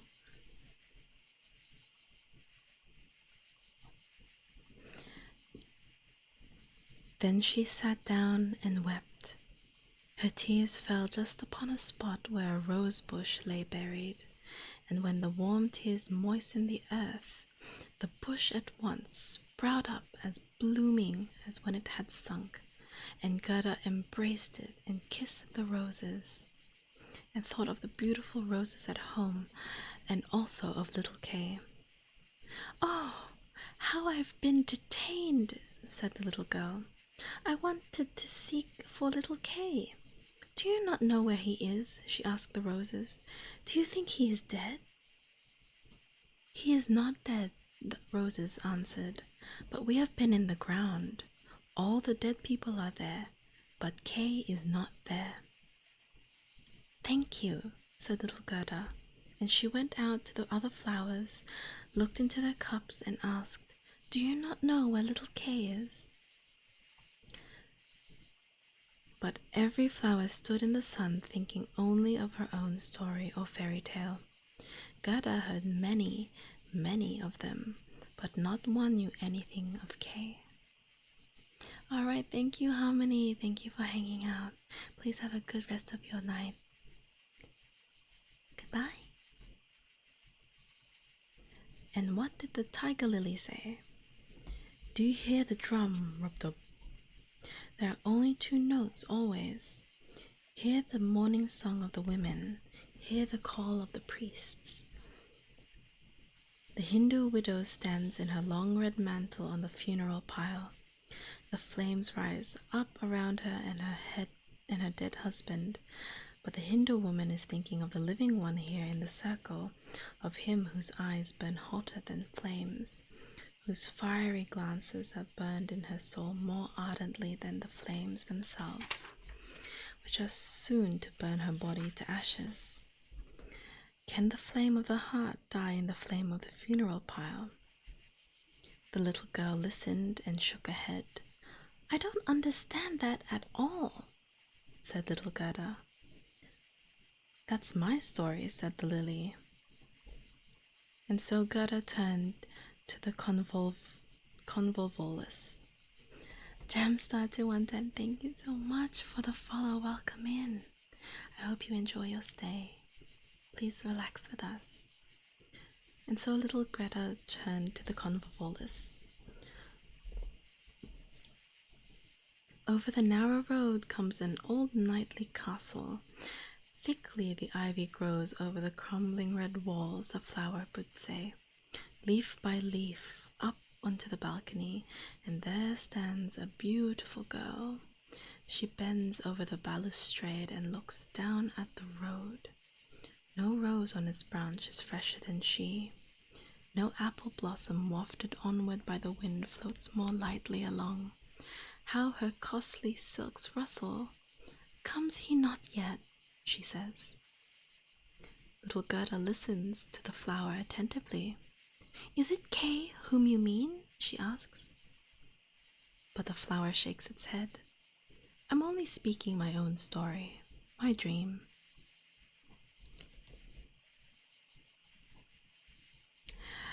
You make me quite sorrowful, said little Gerda. Is Kay really dead?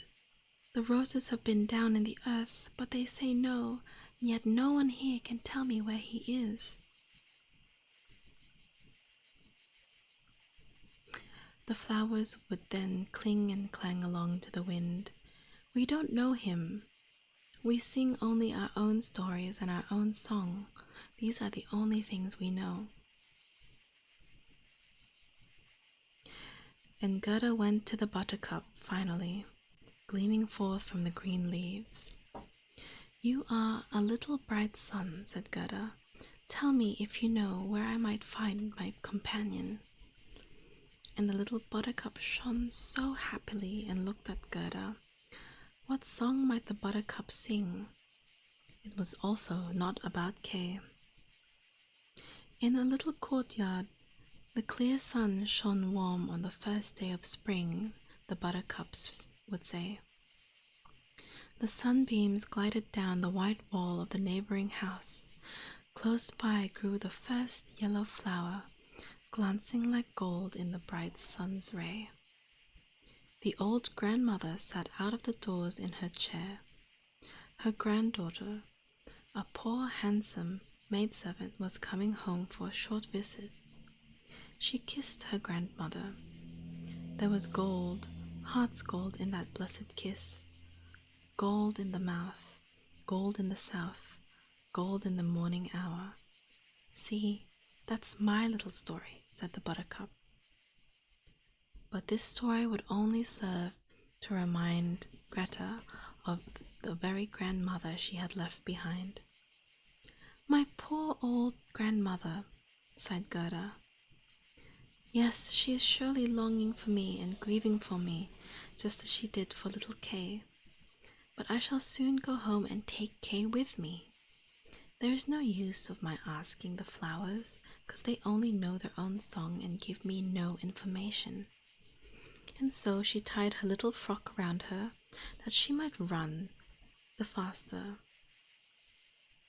But the jonquil flowers struck against her leg as she sprang over it, and she stopped to look at the tall yellow blossom and asked, Do you perhaps know anything of little Kay? And she bent quite down to the little flower, and what did it say? I can see myself, I can see myself, said the jonquil. Oh, oh, how I smell!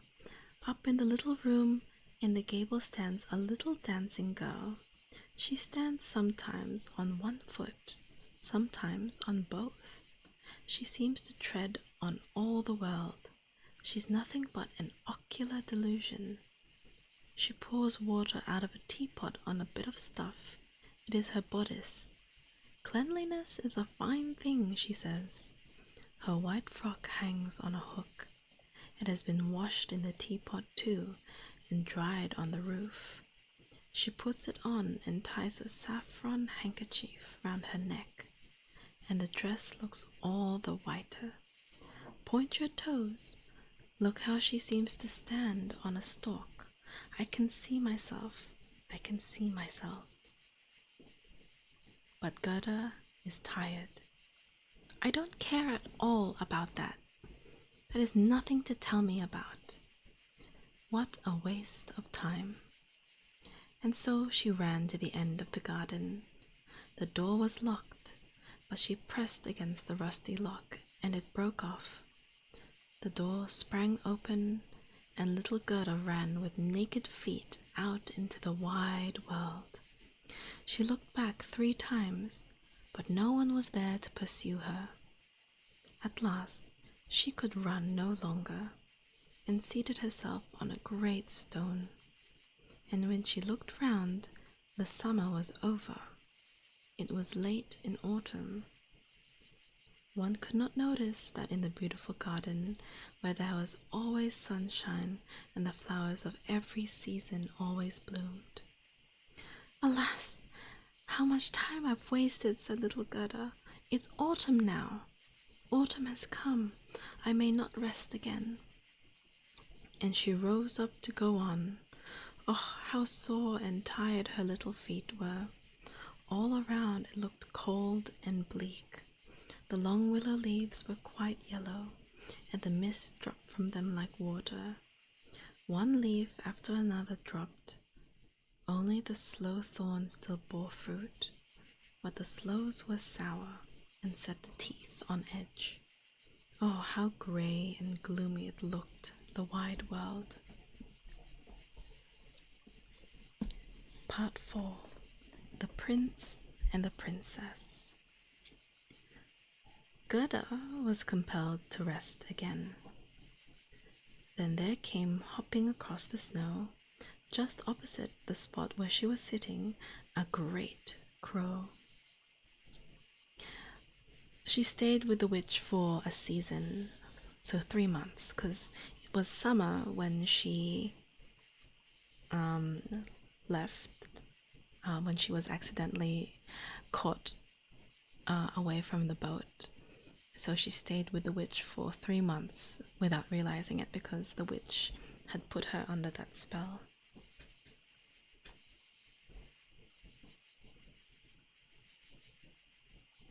This crow had long been sitting looking at her, nodding its head, and now it said, "Cra, cra, good day, good day." "Oh, you're fine. It's all good, Magas. If you guys need any clarification of the story, feel free to ask, and I will do my best to explain, okay?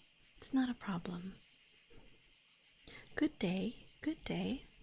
It could not pronounce better, but it felt friendly towards the little girl, and asked where she was going all alone in the wide world. LVG, thank you so much for the follow. Welcome in. I hope you're having a lovely day. The word alone, Gerda understood very well and felt how much it expressed. And she told the crow the whole story of her life and fortunes, and asked if it had not seen Kay. And the crow nodded very gravely and said, "That may be, that may be." "What, do you think so?" cried the little girl, and nearly pressed the crow to death, she kissed it so. "Gently, gently," said the crow. "I think I know. I believe it may be little Kay, but he certainly forgotten you. He is with the princess." "Does he live with a princess?" asked Gerda. "Yes. Listen," said the crow. "But it's so difficult for me to speak your language. If you know the crow's language, I can tell it much better." "No, I never learnt it," said Gerda. "But my grandmother understood it and could speak the language too. I only wish I had learnt it." "That doesn't matter," said the crow. "I shall tell you what I can." And then the crow told what it knew. In the country in which we are now lives a princess who is quite wonderfully clever, but then she has read all the newspapers in the world and has forgotten them again. She is so clever. Lately she was sitting on the throne, and that's not so pleasant as is generally supposed, and she began to sing a song, and it was just this: "Why should I not marry now?" You see, there was something in that, said the crow. And so she wanted to marry, but she wished for a husband who could answer when he was spoken to. Not one who only stood and looked handsome, for that is so tiresome. And so she had all her maids of honor summoned, and when they heard her intention, they were very glad. "I like that," said they. "I thought the very same thing the other day. You may be sure that every word I am telling you is true," added the crow. I have a tame sweetheart who goes about freely in the castle, and she told me everything. Hello, Lousy. I'm going good, thank you. How are you? Welcome in. Of course, the sweetheart was a crow, for one crow always finds out another, and birds of a feather flock together.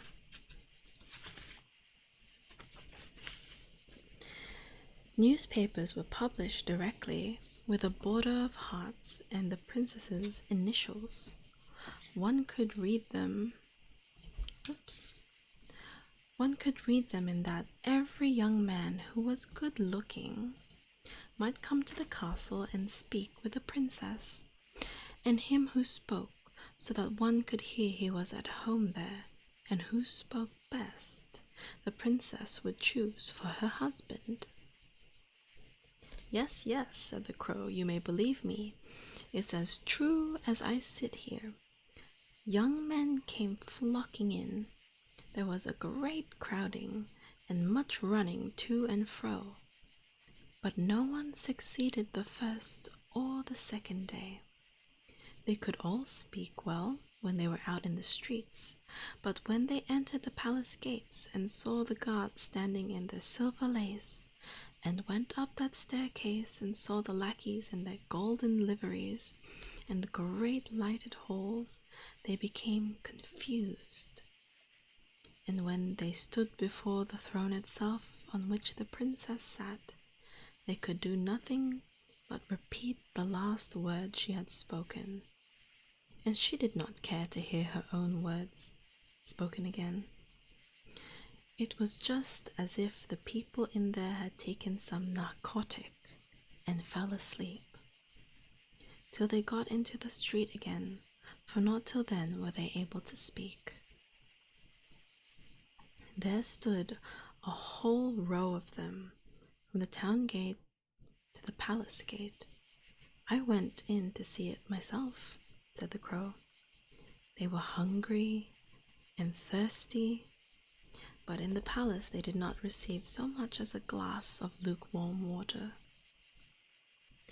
A few of the wisest had brought bread and butter with them, but they would not share with their neighbors, for they thought, let him look hungry and the princess won't have him.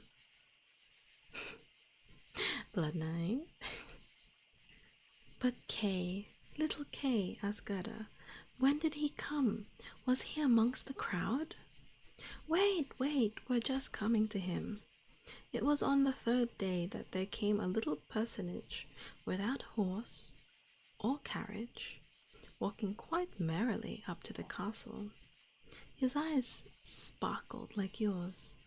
He had fine long hair, but his clothes were shabby.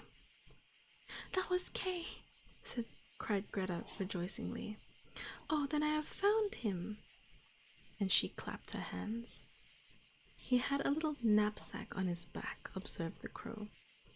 No, that must certainly have been his sledge, said Gerda, for he went away with his sledge. That may well be, said the crow, for I did not look to it very closely.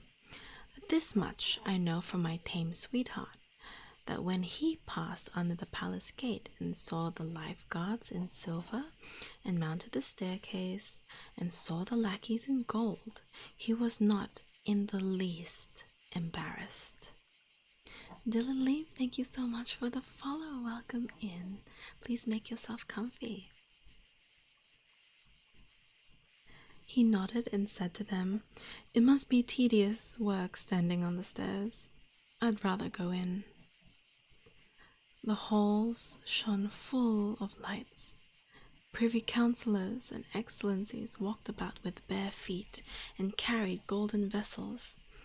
Anyone might have become solemn, and his boots creaked most noisily, but he was not embarrassed. Negative Tom, thank you so much for the follow. Welcome in. Please make yourself comfortable. That is certainly Kay, cried Gerda. He had new boots on. I've heard them creak in grandmother's room. Yes, certainly they creaked, resumed the crow, and he went boldly in to the princess herself, who sat on a pearl that was as big as a spinning wheel. And all the maids of honor and their attendants, and the attendants, and all the cavaliers with their followers, and the followers of their followers, who themselves kept a page apiece, were standing around. And the nearer they stood to the door, the prouder they looked. The followers' pages, who always went in slippers, could hardly be looked at, so proudly did they stand in the doorway. "That must be terrible," faltered little Gerda. "And yet Kay won the princess?" "If I had not been a crow, I would have married her myself, notwithstanding that I'm engaged. They say he spoke well, as I can when I speak the crow's language. I heard that from my tame sweetheart. He was merry and agreeable. He had not come to woo, but only to hear the wisdom of the princess, and he approved of her, and she of him." "Yes, certainly, that was Kay," said Gerda. "He was so clever. He could do mental arithmetic up to fractions. Oh, won't you lead me to the castle too?" "That's easily said," replied the crow. "But how are we to manage it? I'll talk it over with my tame sweetheart. She can probably advise us. For this I must tell you, a little girl like yourself will never get leave to go quite in." "Yes, I shall get leave," said Gerda. "When Kay hears that I'm there, he'll come out directly and bring me in."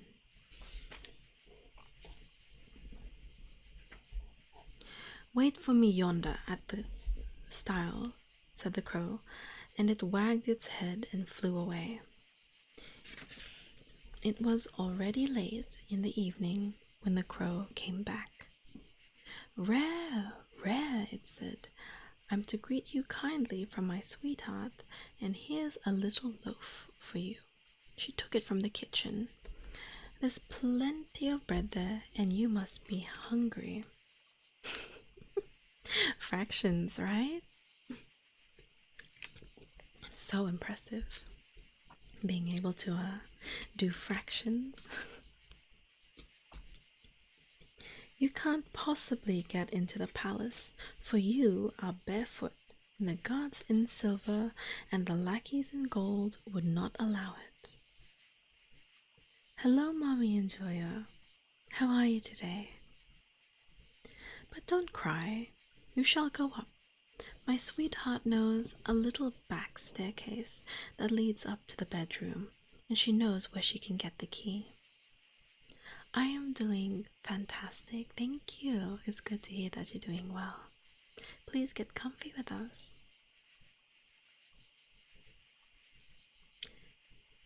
And they went into the garden, into the great avenue, where one leaf was falling down after another. And when the lights were extinguished in the palace, one after the other, the crow led Gerda to a back door which stood ajar. Oh, how Gerda's heart beat with fear and longing. It was just as if she had been going to do something wicked, and yet she only wanted to know if it was little Kay. Yes, it must be. She thought so deeply of his clear eyes and his long hair, she could fancy she saw how he smiled as he had smiled at home when they sat among the roses. He would certainly be glad to see her, to hear what a long distance she had come for his sake, to know how sorry they had all been at home when he did not come back. Oh, what a fear and what a joy that was. "Hello, Billy Fuyun, welcome in. I hope you're doing well. Please get comfy with us." Now they were on the staircase. A little lamp was burning upon a cupboard, and in the middle of the floor stood the tame crow, turning her head on every side and looking at Gerda, who curtsied as her grandmother had taught her to do so. Nod, thank you so much for the follow. Welcome in. I hope you enjoy your stay. My betrothed has spoken to me very favorably of you, my little lady, said the tame crow. Your history, as it may be called, is very moving. Will you take the lamp? Then I will precede you. We will go the straight way, for we shall meet nobody. I feel as if someone were coming after us, said Gerda, as something rushed by her. It seemed like shadows on the wall, horses with flying manes and thin legs, hunters and ladies and gentlemen on horseback. These are only dreams, said the crow. They are coming to carry the High Master's thoughts out hunting. That's all the better, for you may look at them the more closely in bed. But I hope when you come to honor and dignity, you will show a grateful heart. Chaotic Q, thank you so much for the follow. Welcome in. Please make yourself comfortable.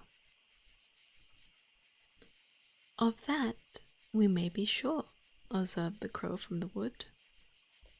Now they came into the first hall. It was hung with rose-colored satin, and artificial flowers were worked on the walls.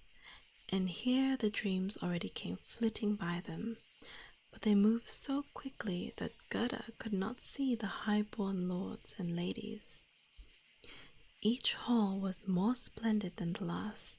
Yes, one could become quite bewildered. Now they were in the bedchamber. Here the ceiling was like a great palm tree with leaves of glass, of costly glass. In the middle of the floor, 2 beds hung on a thick stalk of gold, and each of them looked like a lily. One of them was white, and in that lay the princess, and the other was red, and in that Gerda was to seek little Kay. Casual breaking and entering into royalty's bedroom chambers. You know, as you do. She bent one of the red leaves aside, and then she saw a little brown neck. Jell, thank you for the hydrate. Oh, I appreciate it.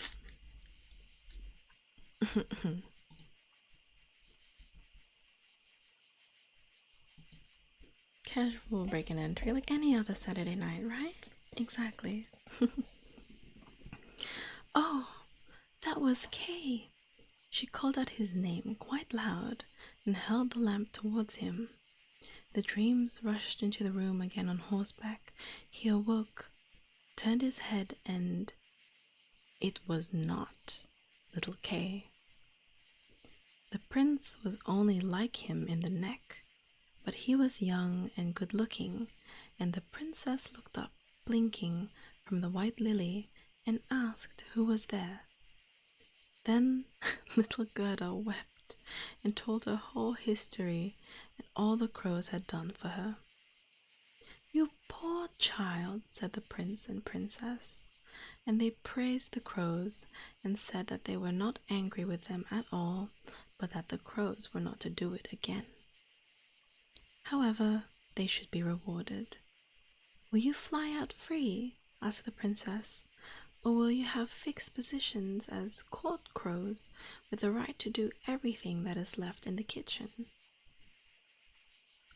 And the 2 crows bowed and begged for fixed positions, for they thought of their old age and said, "It is so good to have some provisions for one's old days," as they called them. And the prince got up out of his bed and let Gerda sleep in it, and he could not do more than that. She folded her little hands and thought, "How good men and animals are." And then she shut her eyes and went quietly to sleep. all the dreams came flying again like angels, and they drew a little sledge on which Kay sat nodding. But all this was just a dream, and therefore it was gone again as soon as she awoke. The next day she was clothed from head to foot in silk and velvet, and an offer was made her that she should stay in the castle and enjoy pleasant times. But she only begged for a little carriage with a horse to draw it and a pair of little boots. Then she would drive out into the world and continue her search for Kay. And she received not only boots, but a muff likewise, and was neatly dressed. And when she was ready to depart, a coach made of pure gold stopped by the door. Upon it shone like a star the coat of arms of the prince and princess, coachmen, footmen, and outriders, for there were outriders too, sat on horseback with gold crowns on their heads. Yes, we knew he wasn't there. Unfortunate she didn't. And Ricky, thank you so much for the follow. Welcome in. Please make yourself comfortable.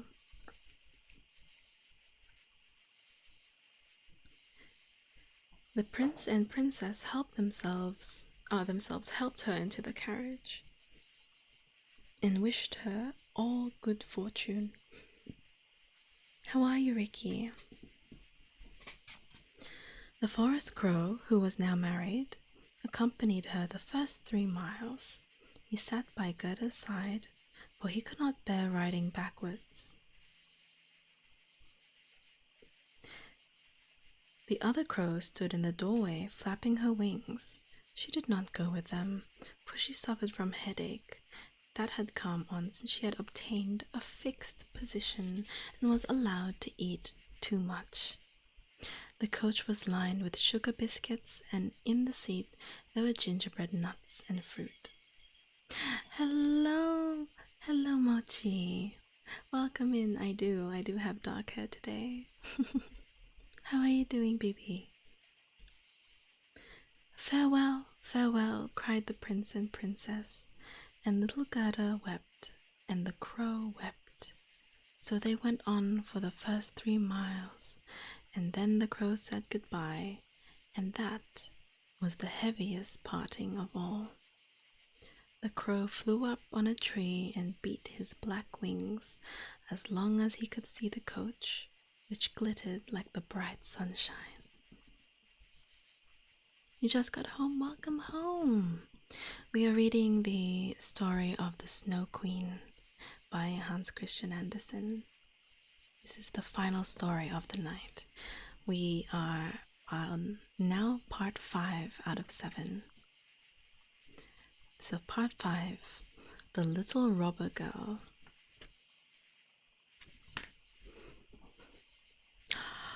Debbie!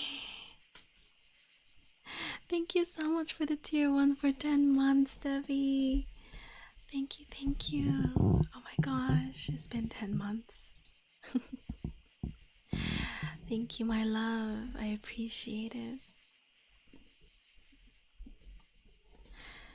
They drove on through the thick forest, but the coach gleamed like a torch, dazzling the robbers' eyes so that they could not bear it. "That is gold! That is gold!" cried they, and they rushed forward and seized the horses, killed the postilions, the coachman, and the footman, and then they pulled little Gerda out of the carriage. "She is fat, she is pretty, she is fed with nut kernels," said the old robber woman, who had a very long, stiff beard. Yeah, interesting choice of words.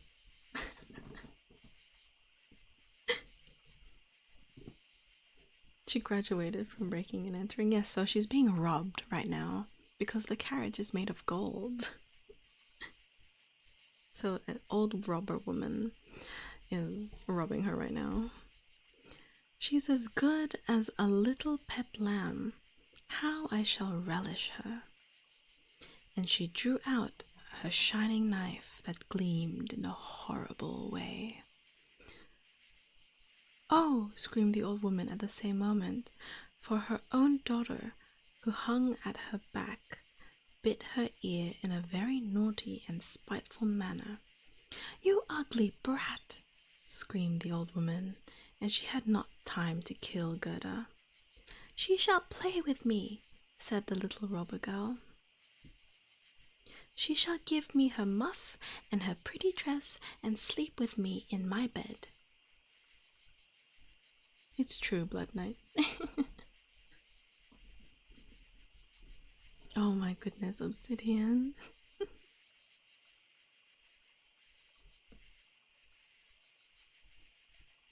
And then the girl gave another bite, so that the woman jumped high up and turned right round, and all the robbers laughed and said, "Look how she dances with her calf." "I want to go into the carriage," said the little robber girl. And she would have had her own way, for she was spoiled and very obstinate, and she and Gerda sat in the carriage and drove over stock and stone deep into the forest. The little robber girl was as big as Gerda, but stronger and more broad-shouldered, and she had brown skin. Her eyes were quite black, and they looked almost mournful. She clasped little Gerda round the waist and said, "They shall not kill you, as long as I am not angry with you. I suppose you are a princess." "No," replied Gerda, and she told all that had happened to her and how fond she was of little Kay.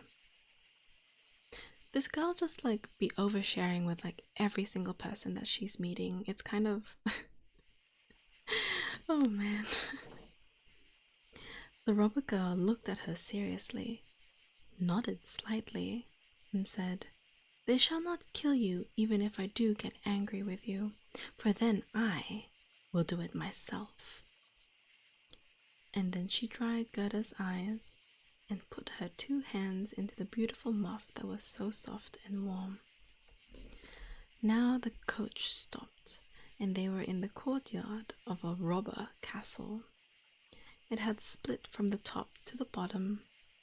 Ravens and crows flew out of the great holes, and great big bulldogs, each of which looked as if he could devour a man,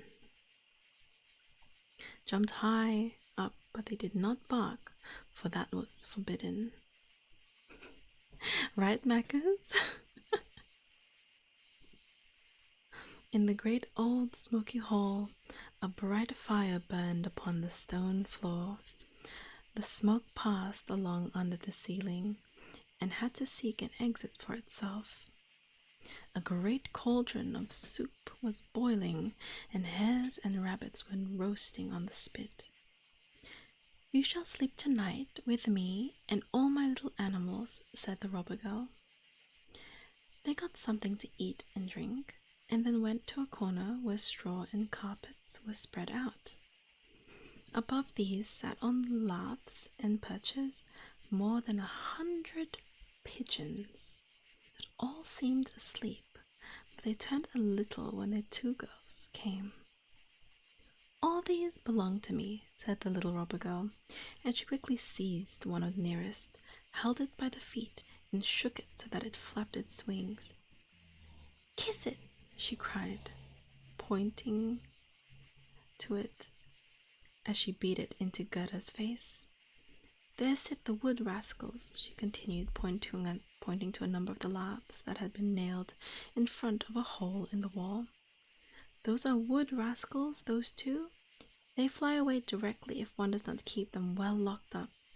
And here's my old sweetheart, Bah!" And she pulled out by the horn a reindeer that was tied up and had a polished copper ring round its neck. "We're obliged to keep him tight too, or he'd run away from us." Every evening I tickle his neck with a sharp knife, and he's very frightened of that. This girl is insane. She's insane.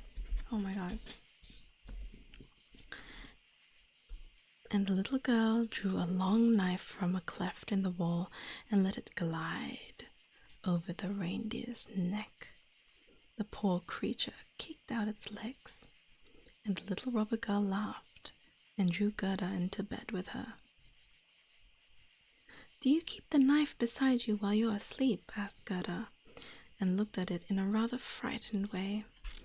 "I always sleep with my knife," replied the robber girl. "One does not know what may happen. But now tell me again what you told me just now about little Kay, and why you came into the wide world." And Gerda told it again from the beginning, and the wood pigeons cooed above them in their cage, and the other pigeons slept. The little robber girl put her arm around Gerda's neck, held her knife in the other hand, and slept so that one could hear her. But Gerda could not close her eyes at all. She did not know whether she was going to live or if she was going to die. Literally psychotic, I know, right? Hey, I'm Arthur. Welcome in. Thank you so much for the follow. How are you doing? Night Cafe, hello. How are you? I hope you're doing well. Welcome in. The robbers sat round the fire, singing and drinking, and the old robber woman tumbled about. It was quite terrible for a little girl to behold. Then the wood pigeon said, "Coo, coo. We have seen little Kay. A white hen was carrying his sledge. He sat in the Snow Queen's carriage, which drove close by the forest as we lay in our nests. She blew upon us young pigeons, and all died except us two." "What are you saying there?" asked Gerda. "Whither was the Snow Queen traveling? Do you know anything about that?" "She was probably journeying to Lapland, for there they always have ice and snow. Ask the reindeer that is tied up with the cord." "There is ice and snow yonder, and it is glorious and fine," said the reindeer. "There one may run about as free in great glittering plains. There the Snow Queen has her summer tent, but her strong castle is towards the North Pole, on the island that's called Spitzbergen." "Okay, little Kay," cried Gerda. "You must lie still," exclaimed the robber girl, "or I shall thrust my knife into your body." In the morning, Gerda told her all the wood pigeons had said. And the robber girl looked quite serious and nodded her head and said, "That's all the same, that's all the same." Yeah, the robber girl's a little, psychotic. "Do you know where Lapland is?" she asked the reindeer.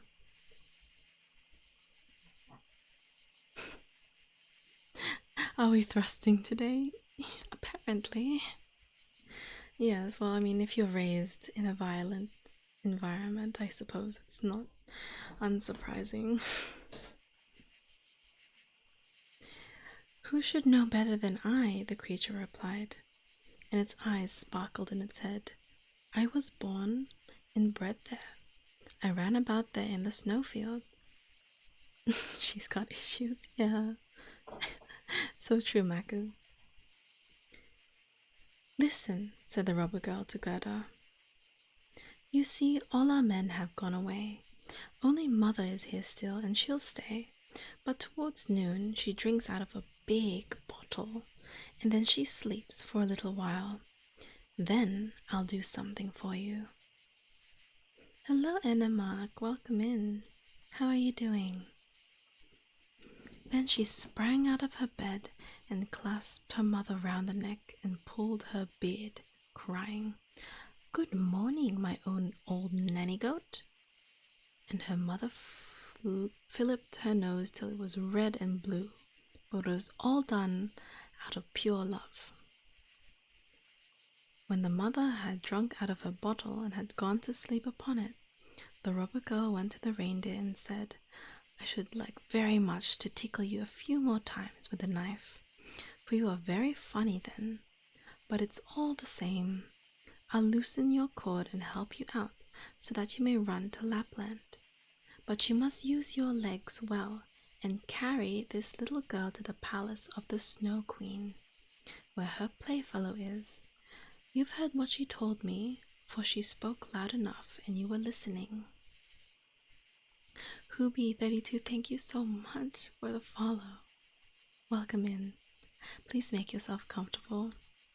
Yes, her mother had a beard, and yes, she liked to tickle the reindeer with a knife because she's insane and has issues.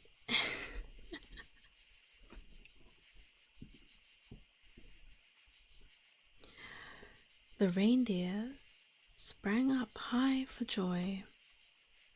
The robber girl lifted little Gerda on its back and had the forethought to tie her fast, even to give her a little cushion as a saddle. "These are your fur boots for you?" she said, "for it is growing cold, but I shall keep the muff, for that's so very pretty. Still, you shall not be cold for all that. Here's my mother's big mufflers. They'll just reach up to your elbows. Now your hands look just like my ugly mother's." I have a Finnish Lapland. Yes, Lapland, apparently.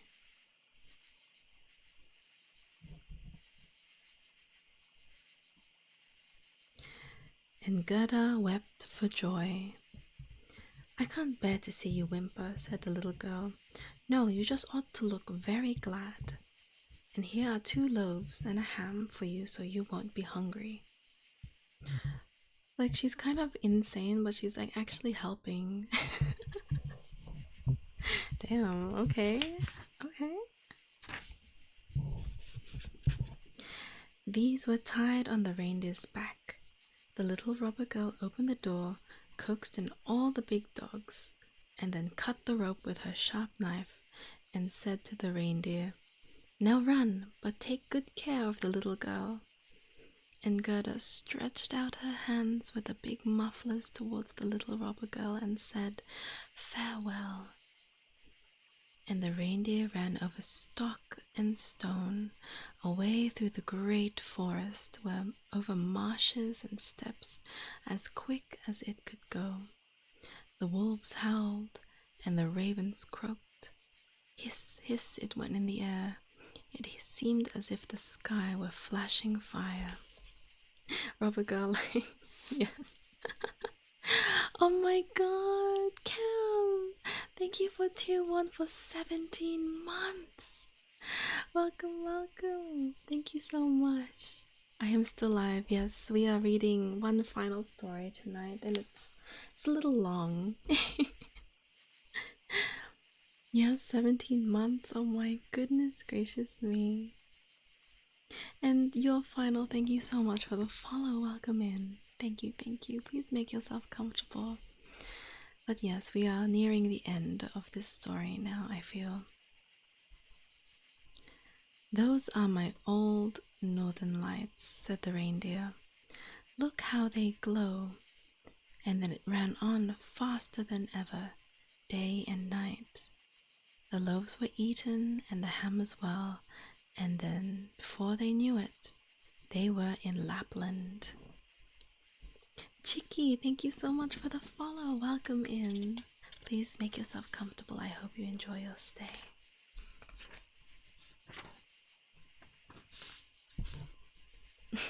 Slay! It's okay, we have 2 more parts to this story.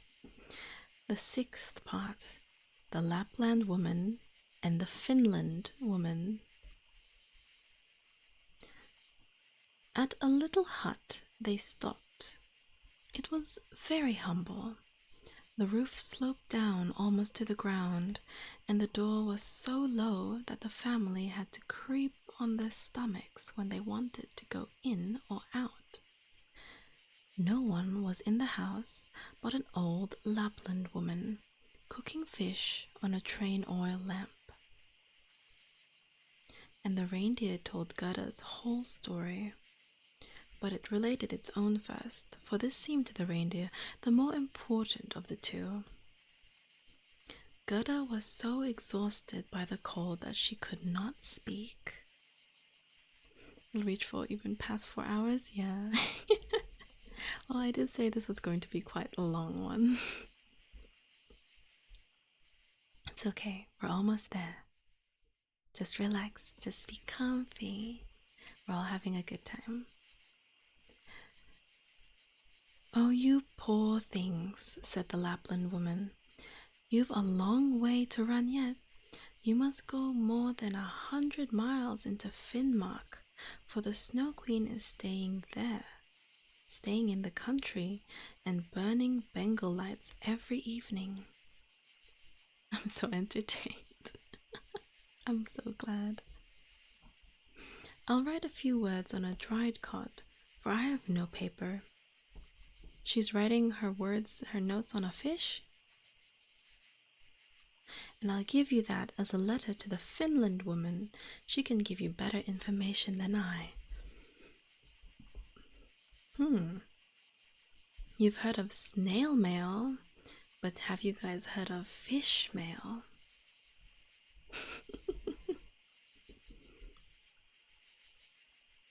I'm glad, Ludney. And when Gerda had been warmed and refreshed with food and drink, the Lapland woman wrote a few words on a dried codfish, and telling Gerda to take care of it, tied her again on the reindeer, and the reindeer sprang away. Flash, flash! It went high in the air. The whole night long the most beautiful northern lights were burning. Fishmail.com.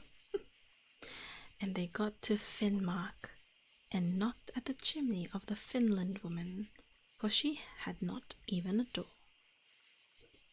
There was such a heat in the chimney that the woman herself went out almost naked. She was little and very dirty. She at once loosened Gerda's little dress and took off the child's mufflers and boots, otherwise it would have been too hot for her to bear. Then she laid a piece of ice on the reindeer's head and read what was written on the codfish. She read it 3 times, and when she knew it by heart, she popped the fish into the soup cauldron, for it was eatable, and she never wasted anything. Slay. Now the reindeer first told his own history, and then little Gerda's once again, and the Finland woman blinked with her clever eyes, but said nothing. "You are very clever," said the reindeer. "I know you can tie all the winds of the world together with a bit of twine. If the seaman unties one knot, he has a good wind. If he loosens the second, it blows hard. But if he unties the third and the fourth, there comes such a tempest that the forests are thrown down. Won't you give the little girl a draught, so that she may get 12 men's power and overcome the Snow Queen?" 12 men's power? Repeated the Finland witch. "Great use that would be." And she went to a shelf and brought out a great rolled up fur and unrolled it. Wonderful characters were written upon it, and the Finland woman read until the water ran down over her forehead. But the reindeer again begged so hard for little Gerda, and Gerda looked at the Finland woman with such beseeching eyes, full of tears, that she began to blink again with her own, and drew the reindeer into a corner and whispered to him, while she laid fresh ice upon his head. Little Kay is certainly at the Snow Queen's, and finds everything there to his taste and liking, and thinks it the best place in the world, but that is because he has a splinter of evil glass in his eye and a little fragment in his heart. But these must be got out, or he will never be a human being again, and the Snow Queen will keep her power over him. But cannot you give something to little Gerda so as to give her power over all this? Gerda about to have like her power up. Violet Aurora, thank you so much for the follow. Welcome in. Please enjoy your stay. I can give her no greater power than she already possesses. Don't you see how great that is? Don't you see how men and animals are obliged to serve her? And how she gets on so well in the world with her naked feet? Thank you for the follow, Mr. Barack. Welcome in. I hope you enjoy your stay. I like your kanji. She must not learn her power from us. It consists in this, that she is a dear, innocent child. Oh, thank you, Violet. I really appreciate that. Grant, thank you so much for the follow. Welcome in. Please enjoy your stay.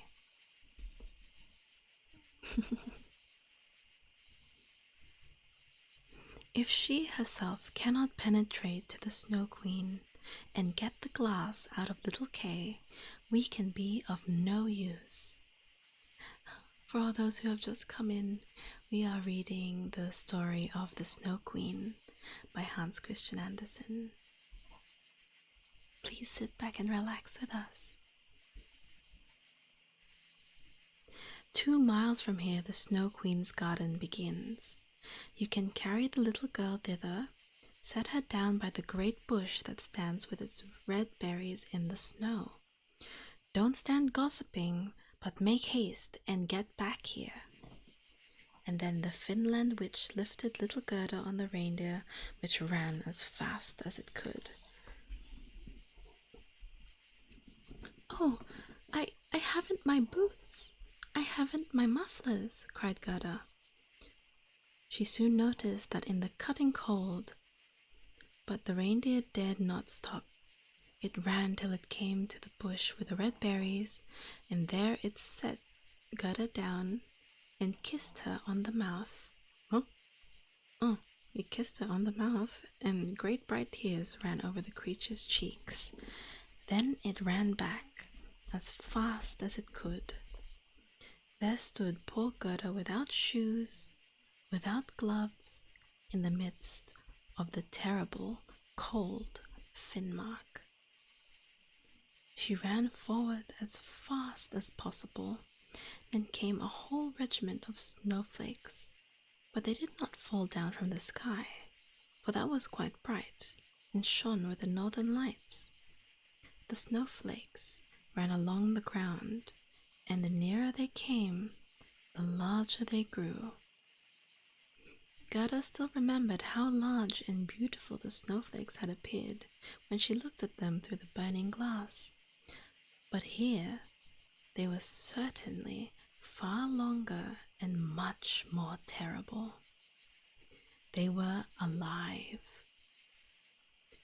They were the advanced posts of the Snow Queen and had the strangest shapes. Yeah, I think you must have been very emotional, because a few looked like ugly great porcupines, others like knots formed of snakes, whose hair stood on end. All were brilliantly white. All were living snowflakes. Then little Gerda said her prayer, and the cold was so great that she could see her own breath, which went forth out of her mouth like smoke. The breath became thicker and thicker, and formed itself into little angels who grew and grew whenever they touched the earth. and all had helmets on their heads, and shields and spears in their hands. Their number increased more and more, and when Gerda had finished her prayer, a whole legion stood around her and struck with their spears at the terrible snowflakes, so that these were shattered into 1,000 pieces, and little Gerda could go forward afresh with good courage. The angels stroked her hands and feet, and then she felt less how cold it was, and hastened on to the Snow Queen's palace. But now we must see what Kay is doing. He certainly was not thinking of little Greta, and least of all, that she was standing in front of the palace. The final part, the 7th part of the Snow Queen's castle and what happened there at last.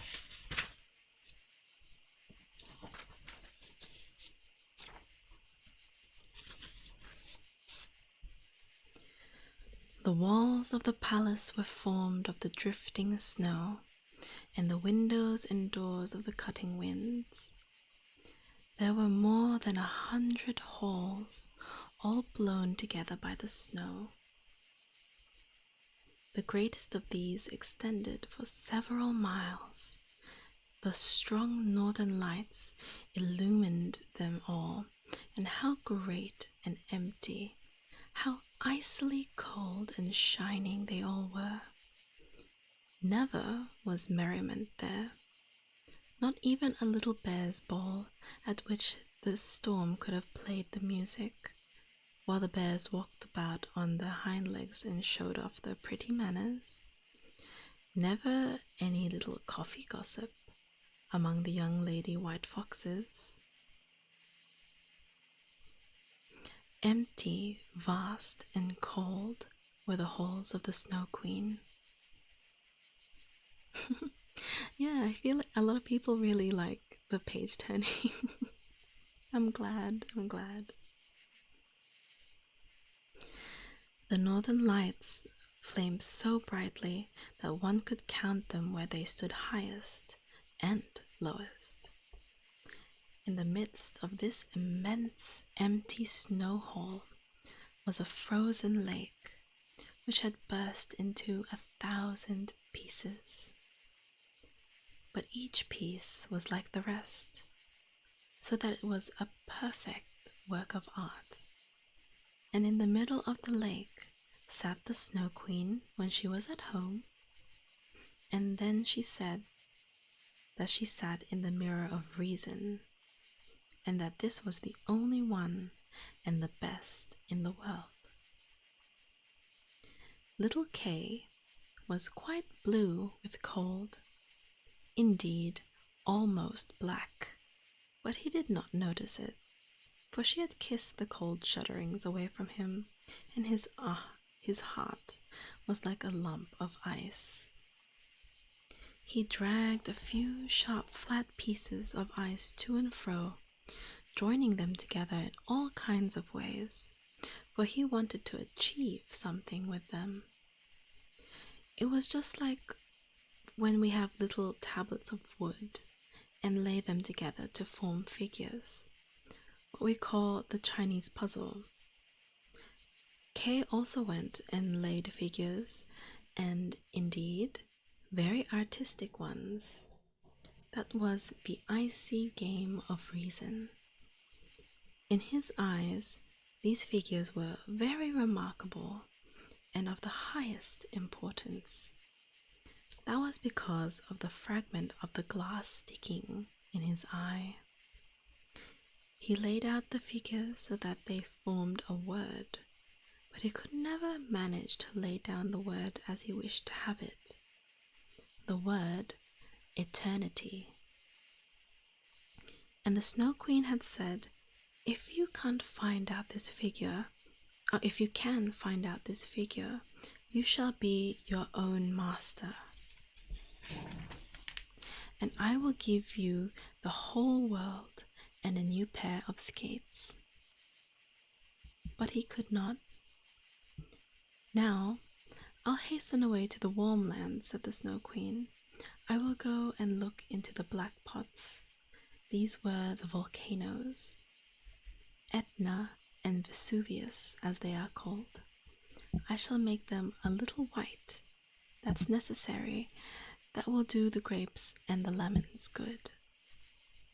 And the Snow Queen flew away, and Kay sat quite alone in the great icy hall that was miles in extent, and looked at his pieces of ice and thought so deeply that cracks were heard inside him.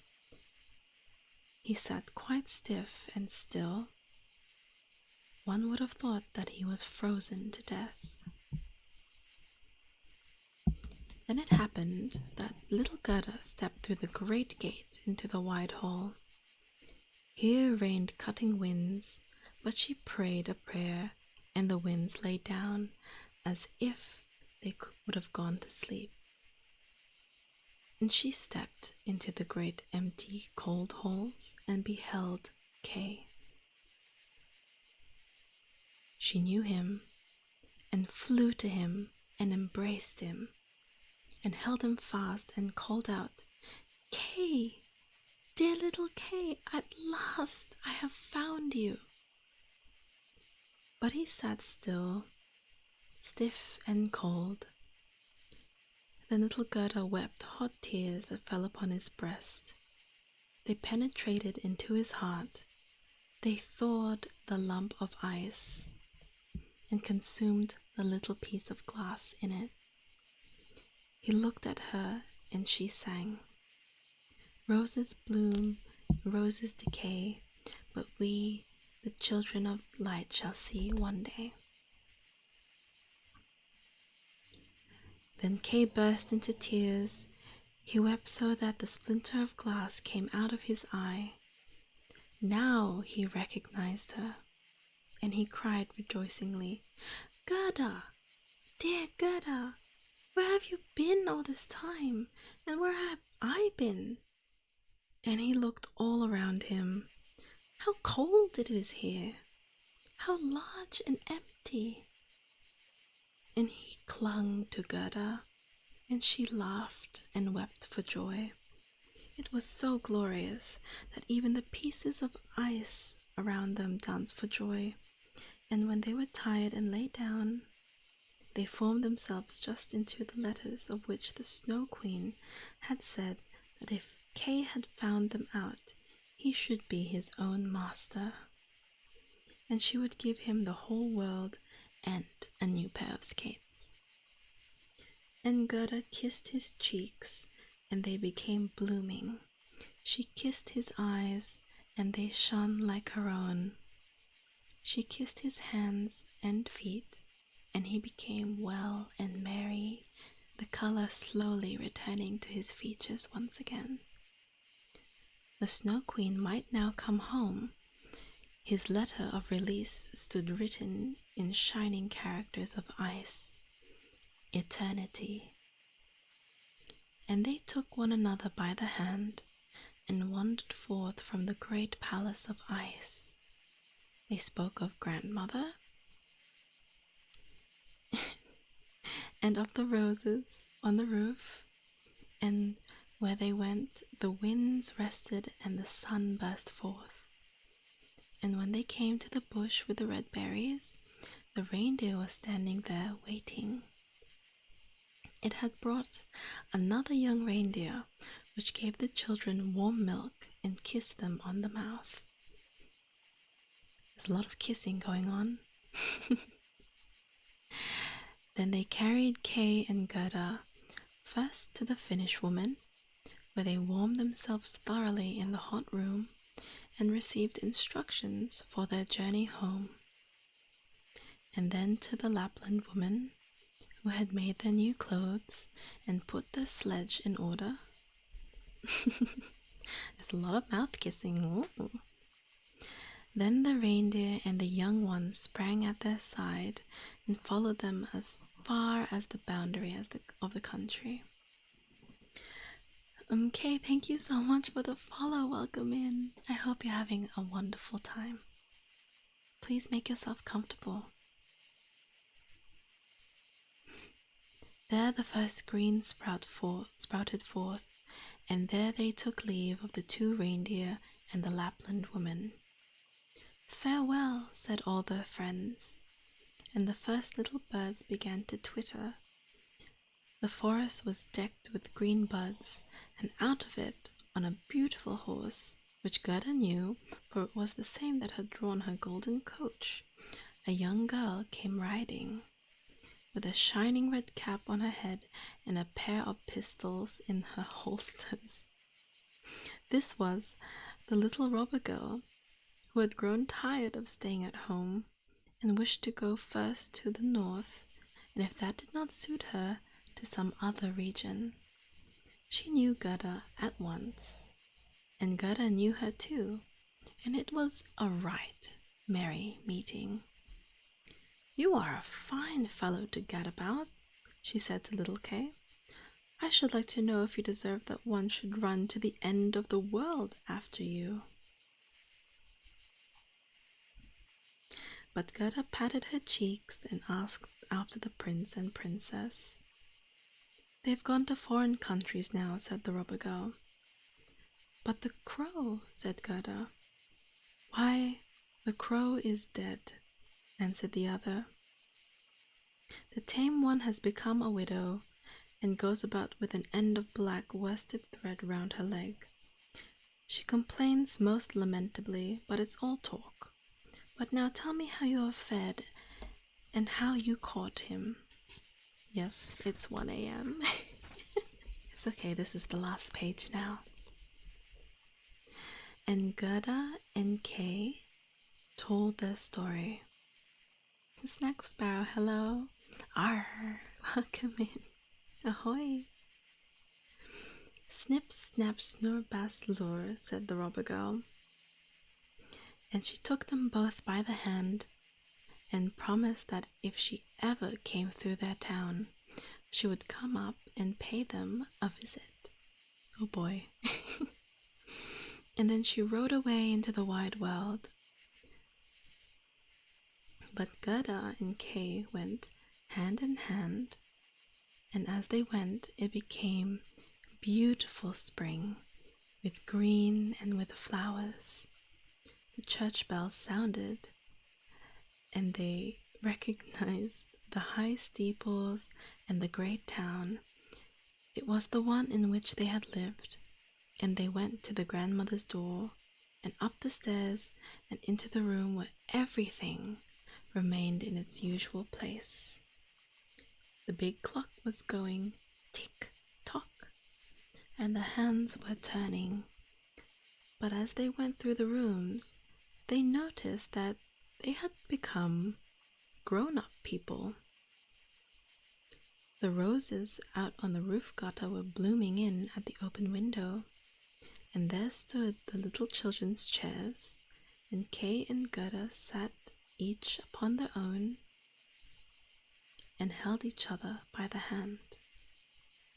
They had forgotten the cold, empty splendor at the Snow Queen's like a heavy dream.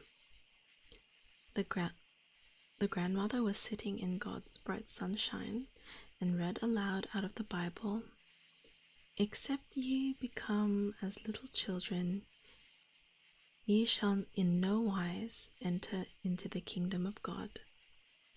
And Kay and Gerda looked into each other's eyes, and all at once they understood the old hymn of which they sang.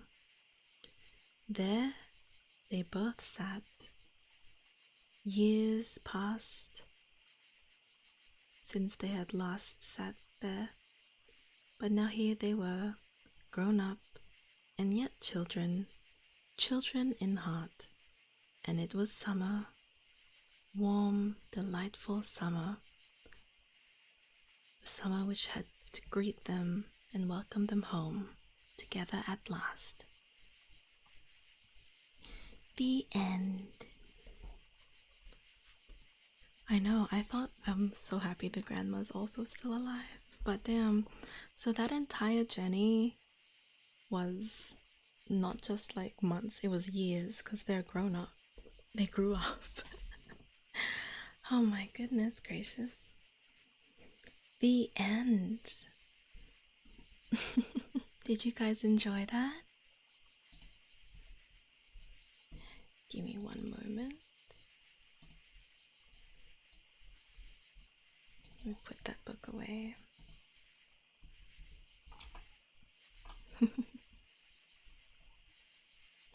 Oh, I'm so glad that you guys had fun.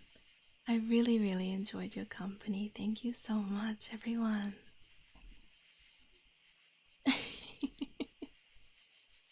I'm glad you were productive, Rabbit. My cats are snoring. Oh, so precious. Oh, I'm glad everyone was super comfy. And thank you. That's such a high compliment. I really appreciate that. Really. I know that we probably have quite a few people who are asleep. So I am going to very quickly take a peek at the ASMR category to see who is currently live. So I can go and drop you guys off to another very, very cozy person. Does that sound good?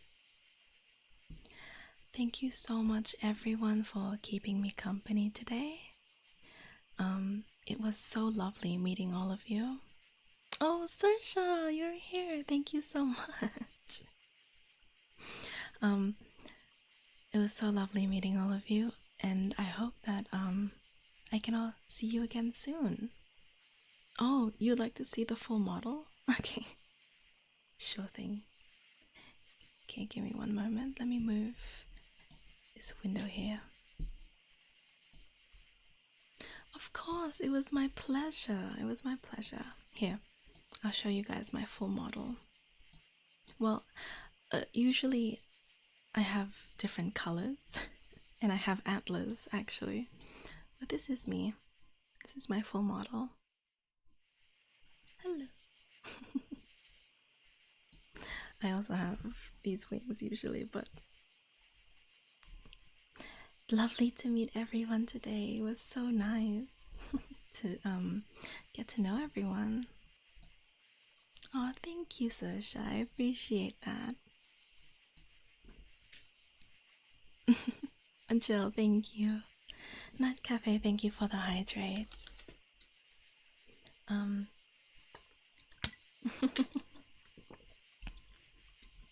It was so lovely having everyone here. I will be streaming again on Friday, except it's probably not going to be as cozy as this. I will be playing a game. I'll be playing Elden Ring. So it might be a bit more chaotic, but if you guys are interested in that, then I hope to see you there. Otherwise, I will see you on our next ASMR stream. And Loki, thank you so much for the follow. Thank you, I appreciate you. Very pretty, respectfully. Thank you. Alright, everyone.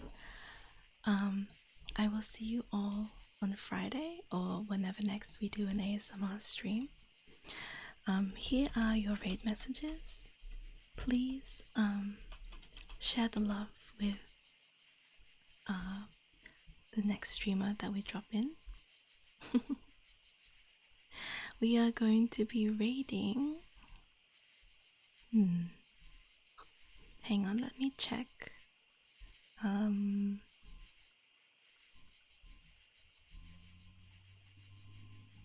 Just let me check that they're not ending soon. You're always down for Elden Ring? I've played it before, but we're going to be doing seamless co-op with some friends, so that's gonna be pretty exciting. Oh, CSY, thank you so much for the follow. Welcome in. You caught us just as we were about to raid. Thank you so much, everyone. It was so lovely. The vibes were immaculate. Absolutely immaculate. Oh, these were interesting sounds that I am hearing right now. I'm going to check this streamer. Okay, I think we're going to raid Nadichama. Thank you so much for being with me, guys. 6 more stories before I go. Next time we might read some Greek mythology, actually, or like other mythology stories, because we've been doing fairy tales for quite some time. We might switch it up a little bit. Alright, take care everyone, behave, and give Nadichama all the love, okay? I will see you all next time. Good night. Mwah. Have a wonderful, wonderful rest of your days, okay? Bye bye. Oh, thank you for the follows, everyone who just came in. I will see you all next time. Bye bye.